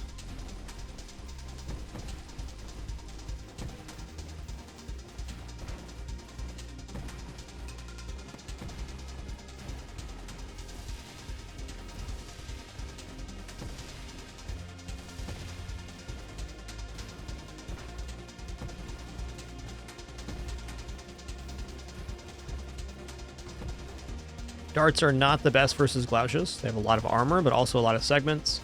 Glaucius is kind of weak to blast damage more than anything. Also has a weakened point on the front of Glaucius, for what that's worth.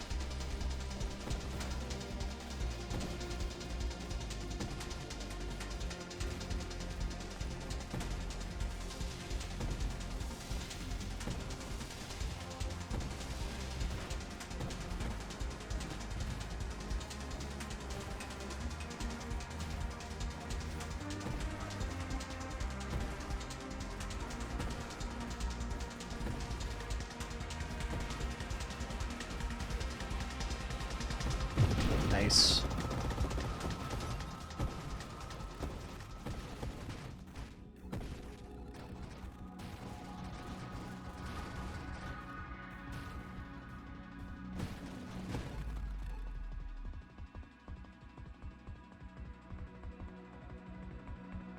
Well, unopposed at 20% rate of fire. That is most certainly going to add a lot of damage. Spontaneous generation is also cool.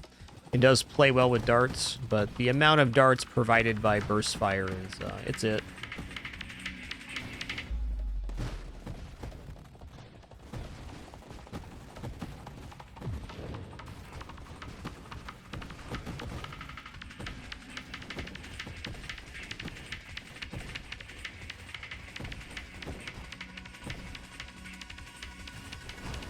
Once the XP starts getting pulled towards the character, it never expires, so you can kind of kite it like that if you want to. Not hurting anything.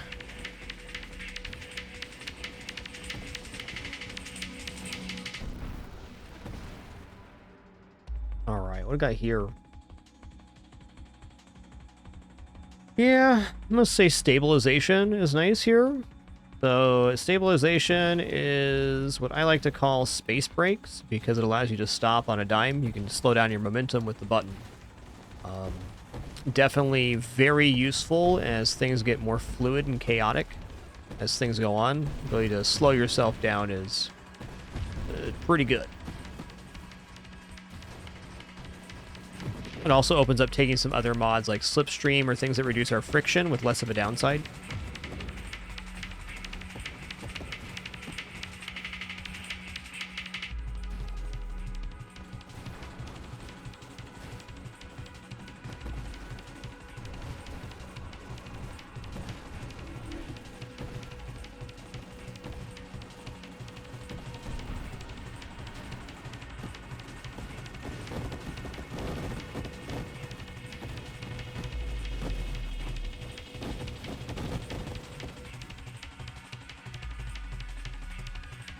Alright, Purification, Burn damage, Ignite damage, that's what our darts do.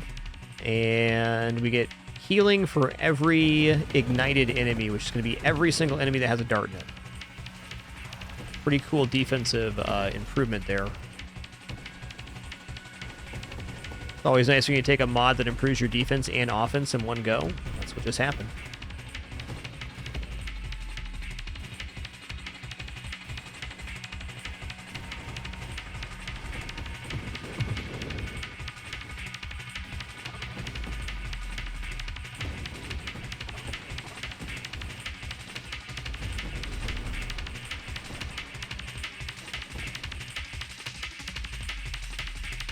I think I take Evolutionary Niche every time it shows up. It's more construct assembly speed.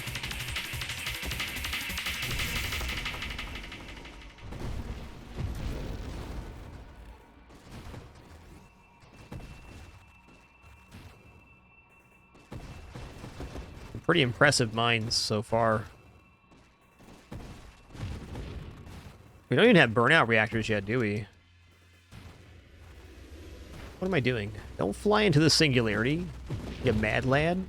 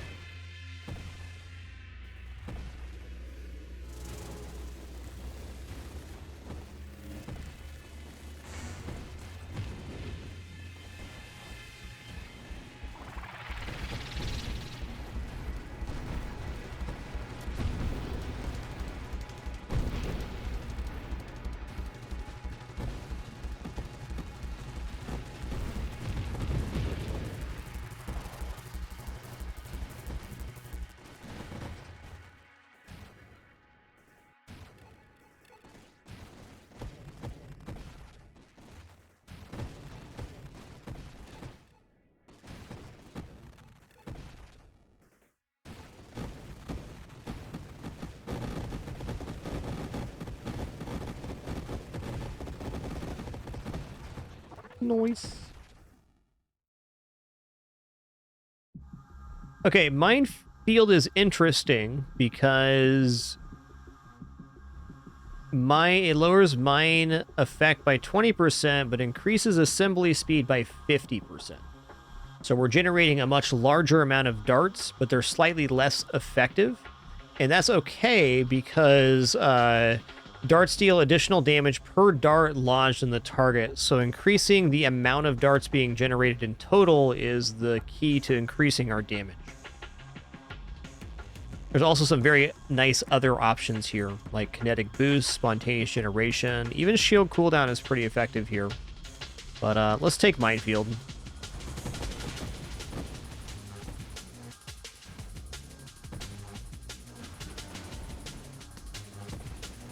I'd have to read the tooltip on burnout reactors, Sykes, to give you an answer. As far as I know, burnout reactors, it really just increases the construct assembly speed, so the lesser health shouldn't matter. I, in fact, believe that, well, we're currently, on Architect at least, we are creating mines as quickly as we can generate them, and that will not change with burnout reactors. If we were doing a build that wanted to have multiple mines on screen, or have loaded mines that build up and charge up into like a massive hit, then burnout reactors is a downside because we're not able to reach the maximum charge, if that makes sense. So basically no negative effect of burnout reactors for Architect specifically, because we're just spamming one mine over and over again.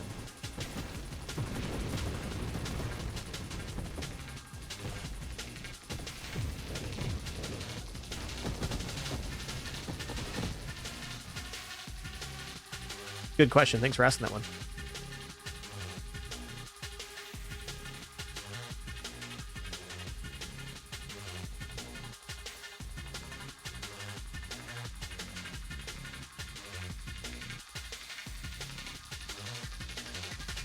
Well, not shielded constructs. Like, I'm looking at my mod list right now, and I'm thinking, like, when do I deviate into anything defensive, if at all? And so looking at whole strength here, we've already gone Gemini Protocol, so like getting to, let's say, Force Armor does increase our defense a lot.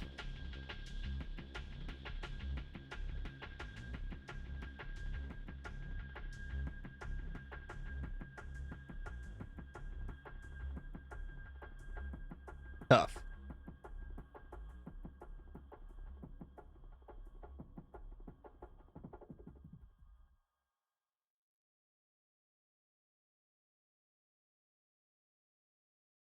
I'm just gonna reroll here.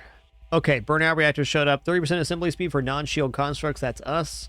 30% construct rate of fire, movement, rotation, and orbit speed. Wow. That's big money for our mines.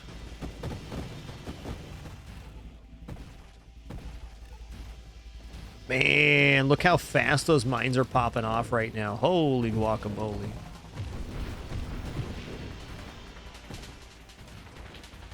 That cadence on the mines is amazing.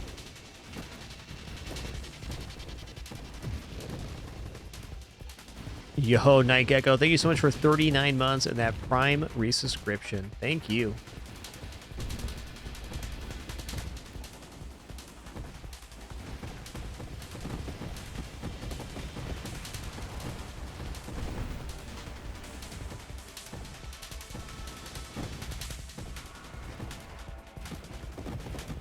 Ooh, almost went off my mouse pad there. Whoa. What's this one? 50% resistance to mobility, reducing effects from your weaponry. That's ineffective right now? We're not making it to deflag. It's pretty nice. Kinetic boost is just damage increase. Let's go. Ooh, I lost my shield there. Yikes. Oh, what I need right now is Essence Sap. When we have that, I'm going to be feeling pretty cozy. Until then, not so cozy.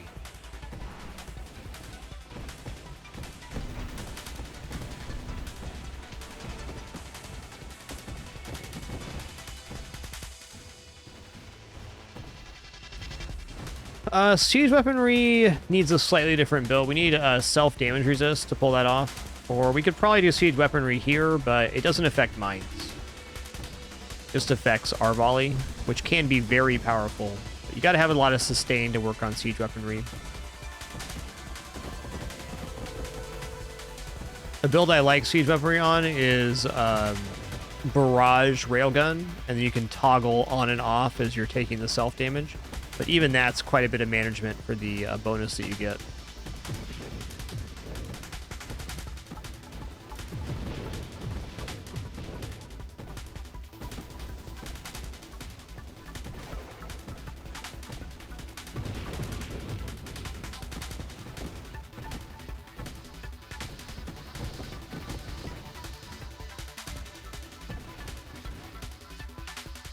All right.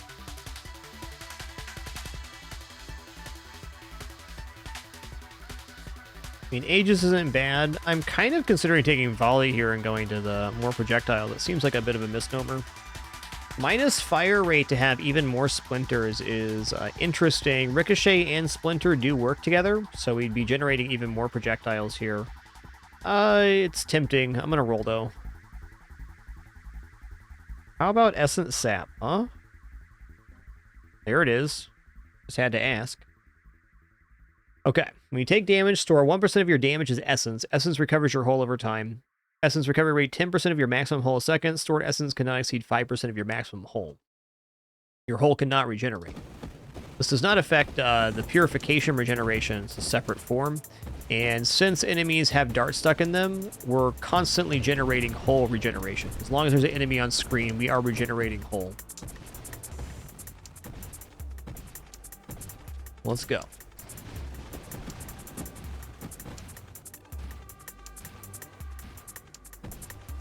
Ooh, Crucible. Okay, we got a very nice Crucible build here, at least. We're automatically sticking darts in, so we're not having to worry about the maneuverability of the build so much. Nice.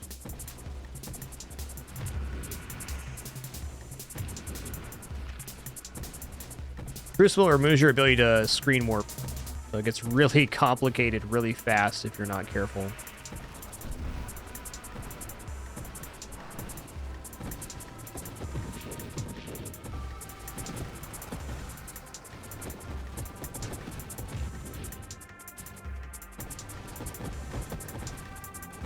Sweet. The railgunners are still unable to fire a volley, which means our build is at an extremely good power level for our current wave.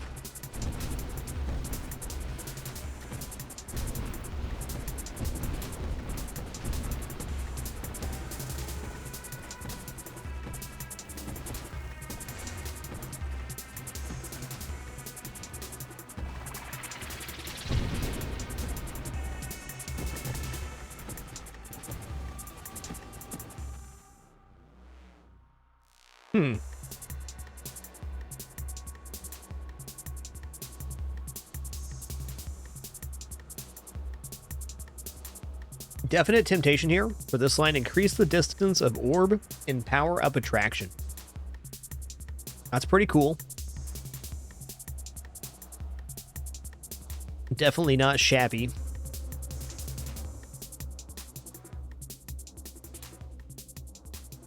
Yeah, let's go for it. We also get like this little period after we die where we're back with almost no health. We can still persist, and during that time you gain double XP, so it's not impossible to inflate your score by several 100,000 after that resurrection. I just really like the increased attraction of orbs, because so many things are being killed like directly on the side of the screen that we are losing XP. Even if we're being like circling like this, we do lose some XP at some point, and that helps mitigate the amount lost.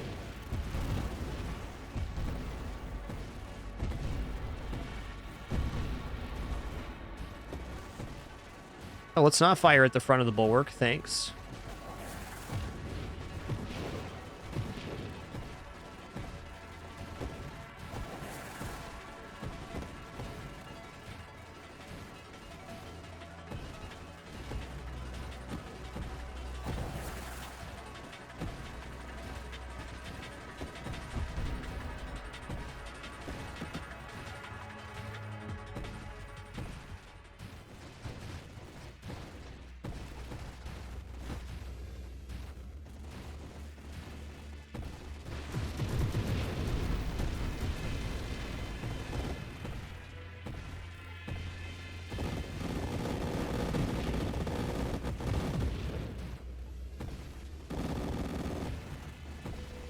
crunchy noises.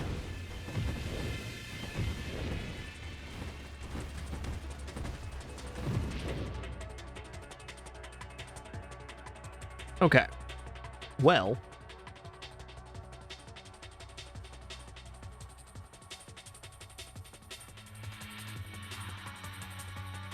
Warpath is definitely good. Up to 30% increased fire rate for killing enemies, and as you can see, enemies are definitely dying quickly on this build. So I think it's not unreasonable to be maintaining 15% or more fire rate increase from Warpath at most times.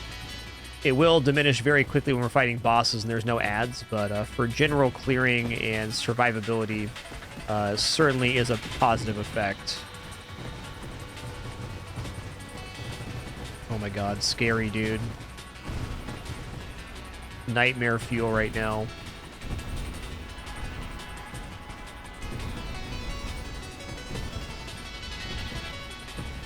As one tough combination of bosses.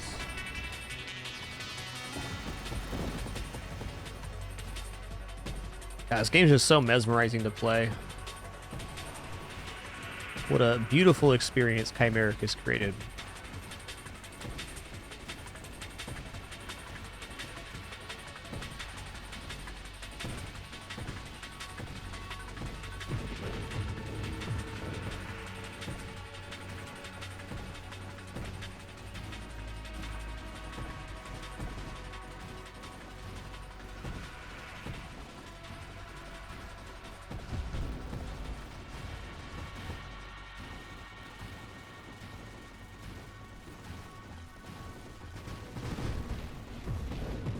Yeah, for sure. The art direction in this game is some of my favorite. It's just so clean, crisp, gorgeous.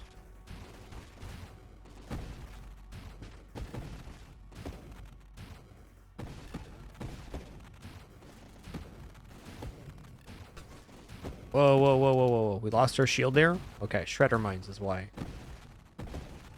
Stop firing for a second. Oh.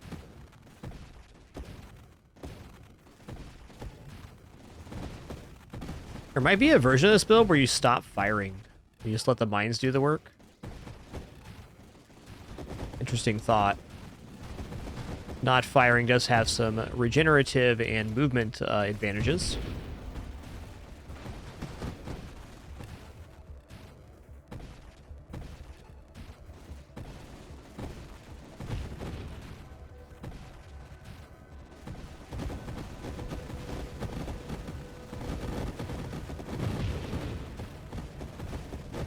Charge shot does require holding the fire button, but charge mines, maybe. Architect doesn't really play well with charge mines, though, because they're killing their own mines so fast.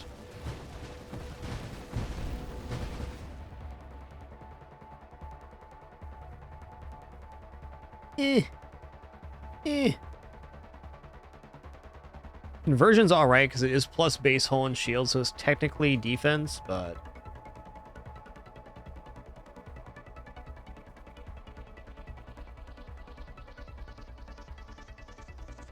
Alright, here's agility, let's go. 30% rotation speed is so good. I basically, like, refused to take this line of mods for, like, the first 300 hours I played, and that was a big mistake. Agility and strafe are two massively beneficial abilities.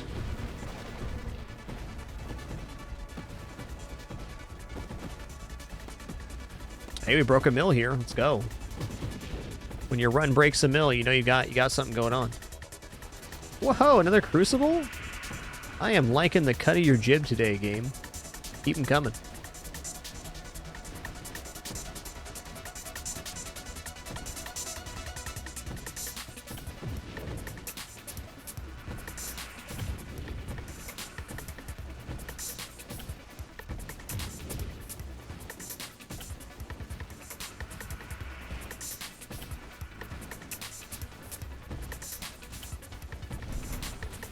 Big bada boom.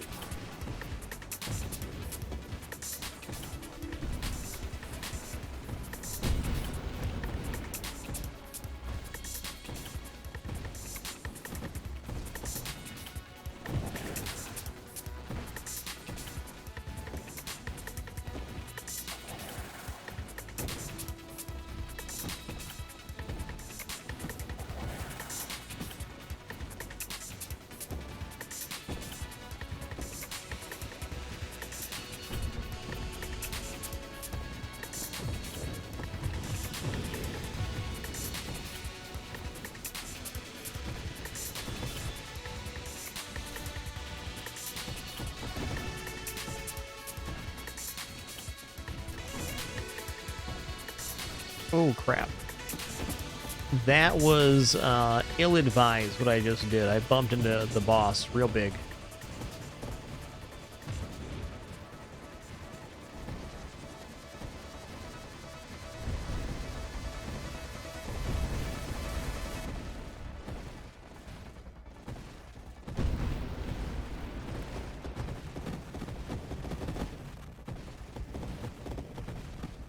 So while we are crushing it right now, there are some disadvantages to having a strong build like this. The main one is you have less time to recover in between waves, because sometimes you'll have a really gnarly wave, and then a bunch of small stuff spawns and dies immediately and goes right into more big stuff.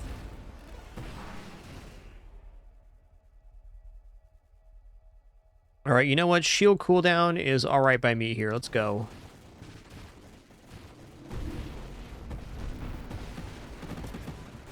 Whoa.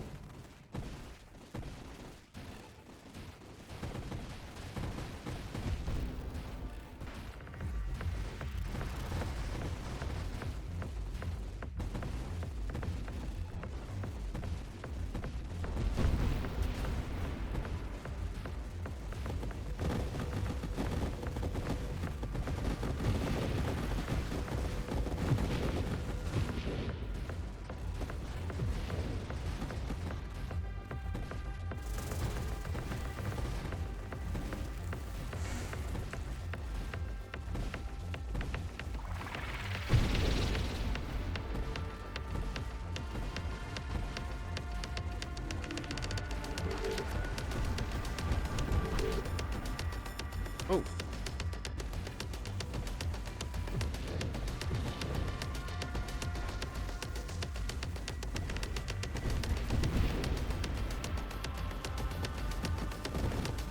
Frickin' shredder mines, man. I don't want to die to shredder mines, thanks.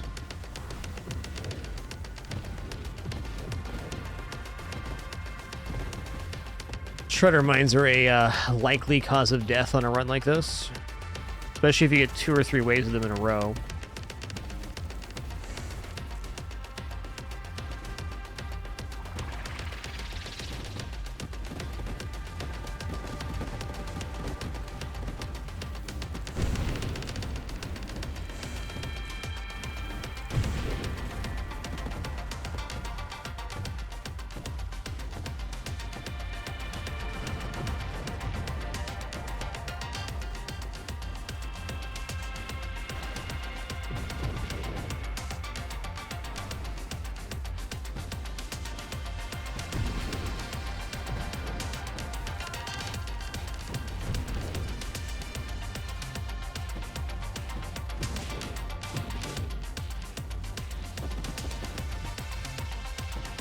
Apotheosis would stop the projectiles from shredder mines, yep.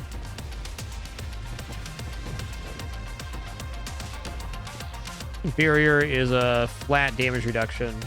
Ooh, Leaf on the Wind's huge here. The longer you avoid enemy and celestial hazard damage, the more Leaf on the Wind benefits you up to 50% global damage after 60 seconds.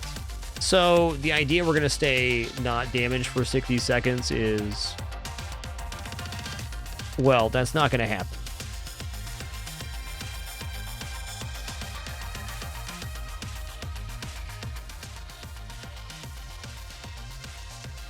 But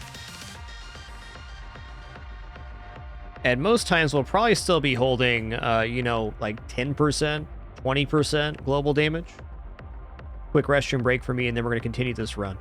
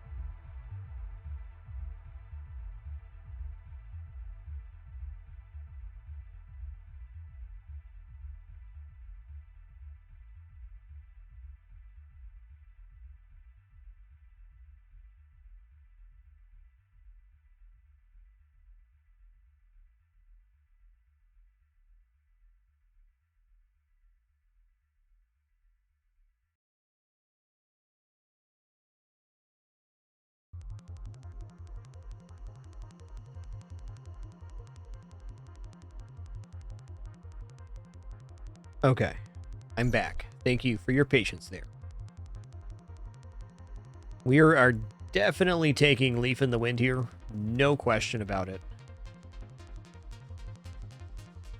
Bonus damage, and also let's not undervalue the minus size that we're getting from this. Less size means less chance to be hit. We take up less percentage of the screen, which is just great.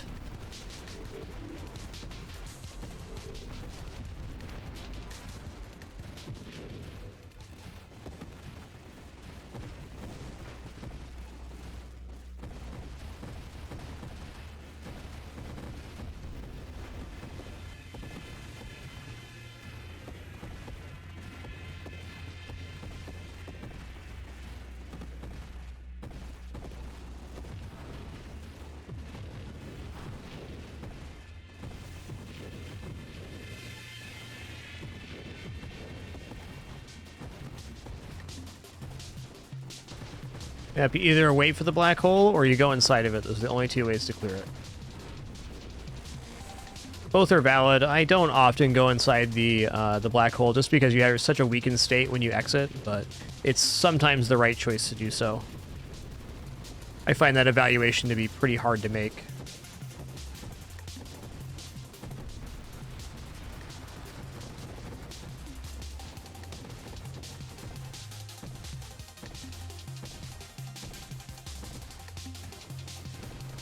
We're kind of reaching critical mass here for on the run. Level 50, 55 in there is about maximum. So we don't have that many level ups left, and we've got all of our key components. The remaining thing I'd really like to see here is Strafe, so I can have more movement ability.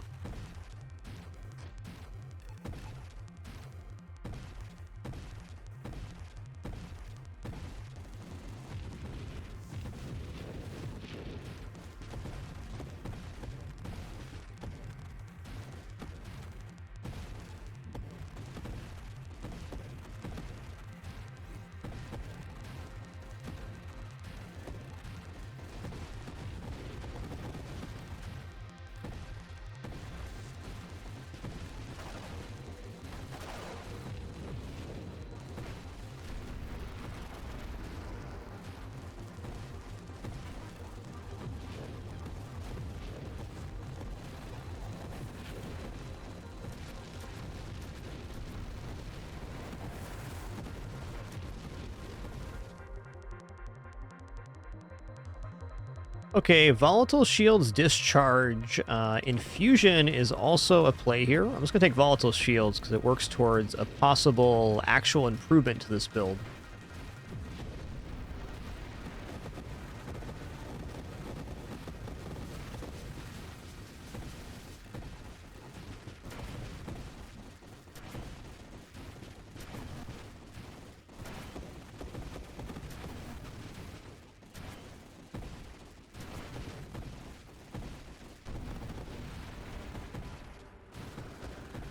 Oh, right into Glaucius? Dang, dude. I think we're going to do just about as good on Glaucius as we did on Wave 100. Like, he's got a lot more health. We have a lot more projectiles now. Glaucius will assuredly be faster now, though, and stronger.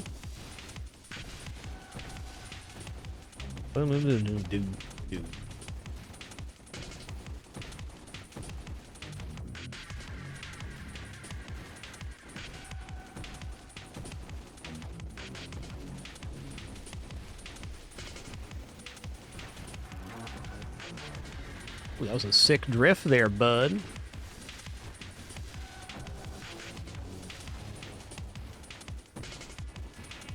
I just love that Nova Drift's set in a biomechanical universe. That's so cool. Reroll. Let's go.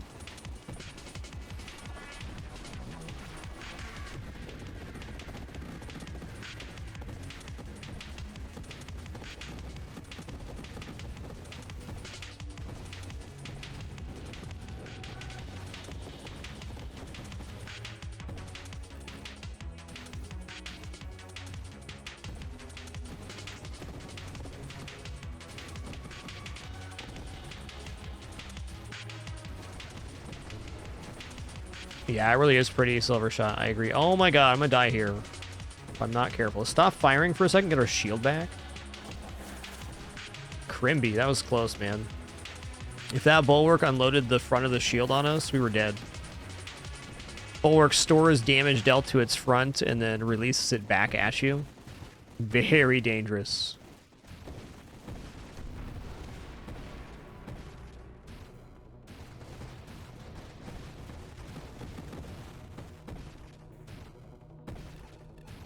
Nova Drift is also getting its 1.0 release in 2024. It's very close to finished.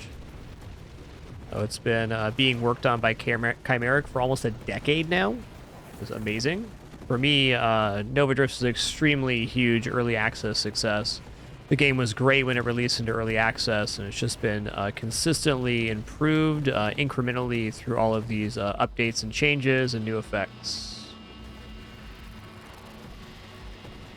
That's awesome.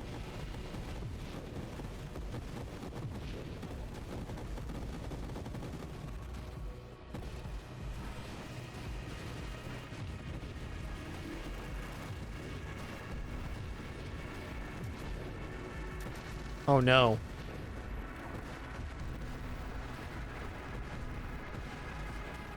I almost died, man.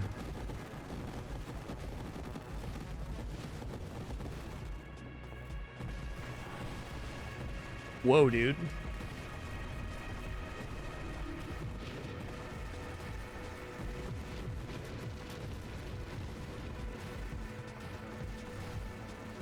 Yeah, for sure, man. Yeah, I mean, that's not even untrue, man.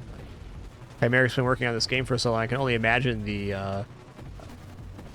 the feelings surrounding actually fully releasing it after all this time. It's got to be pretty intense. It's a lot of effort. All right, we're going to take discharge right now. And what's going to happen is we're very likely going to be losing our shields. But if I can pick up infusion on the next one, we are going to be sitting in the best offensive place ever.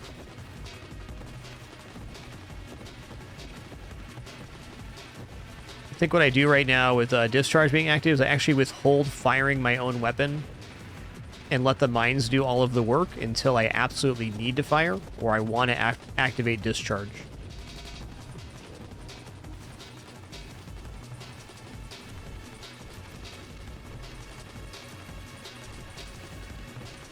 Discharge is probably a mistake, but it's a fun mistake.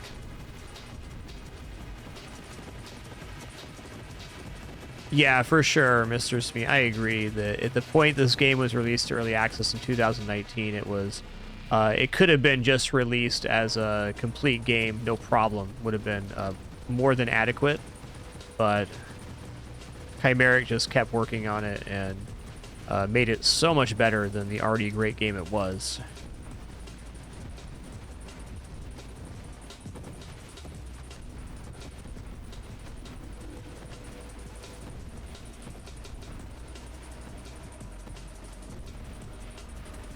Oh no.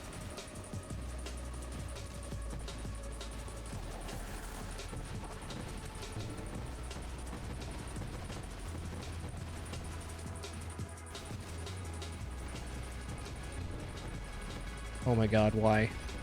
Oh, I died there. Whoa.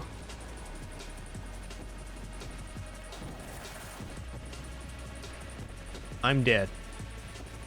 Okay, so it's not likely we make it to here now, but I can survive for quite a while on Last Stand. I've done it before, I'll do it again.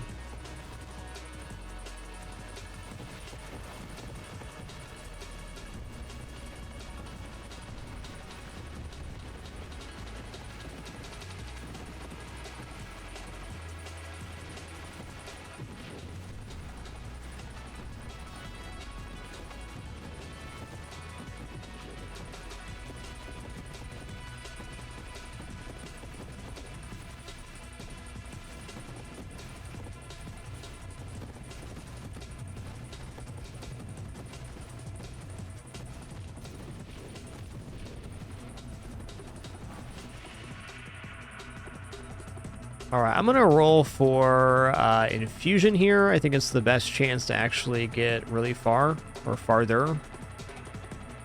So now our weapon projectile hits do lightning tendrils, which do a lot of damage.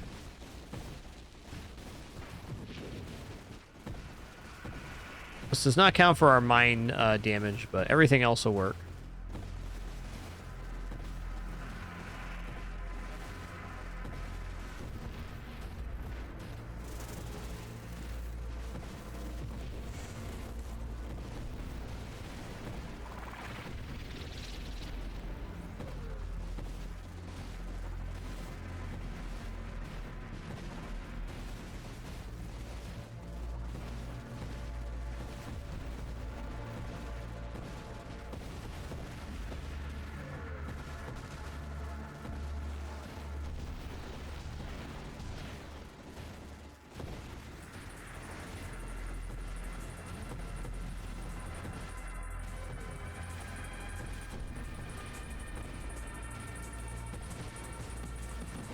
Not looking bad here, man.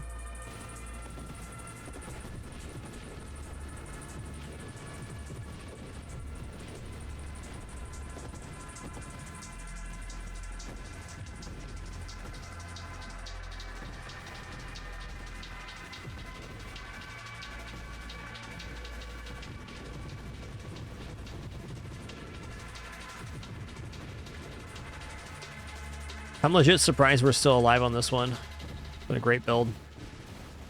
Or it's been one of my best last stands ever, I can say that for sure.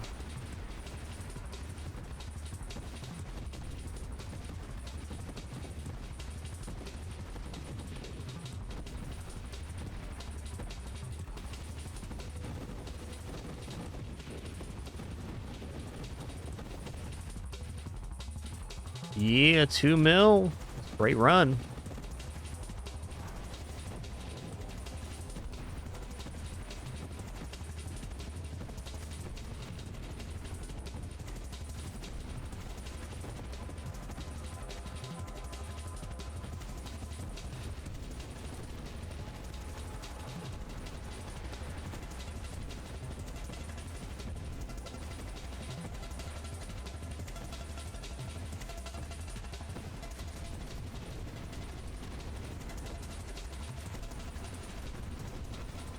Ooh, it's too close.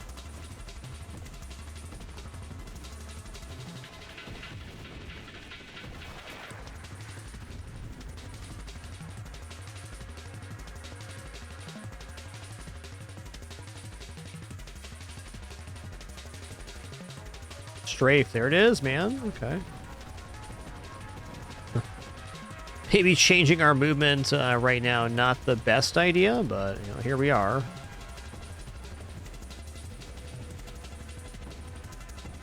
Probably wouldn't have lived there without Strafe. Yo, what's up, Chess Network? Great to see you, dude. Hope you're having a great one.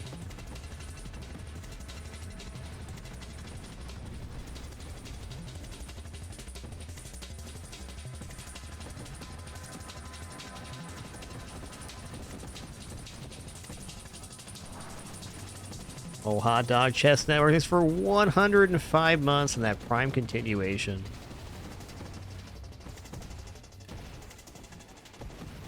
My absolute favorite chess creator in all of the internet. Awesome.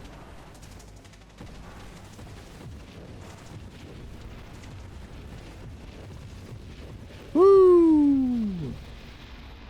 Big bada boom. I blew up and I died.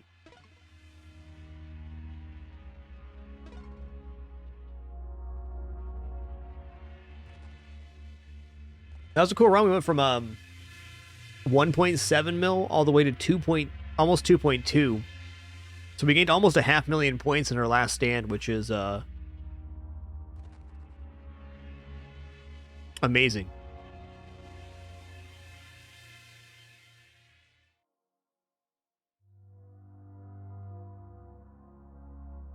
Hard to argue that, man.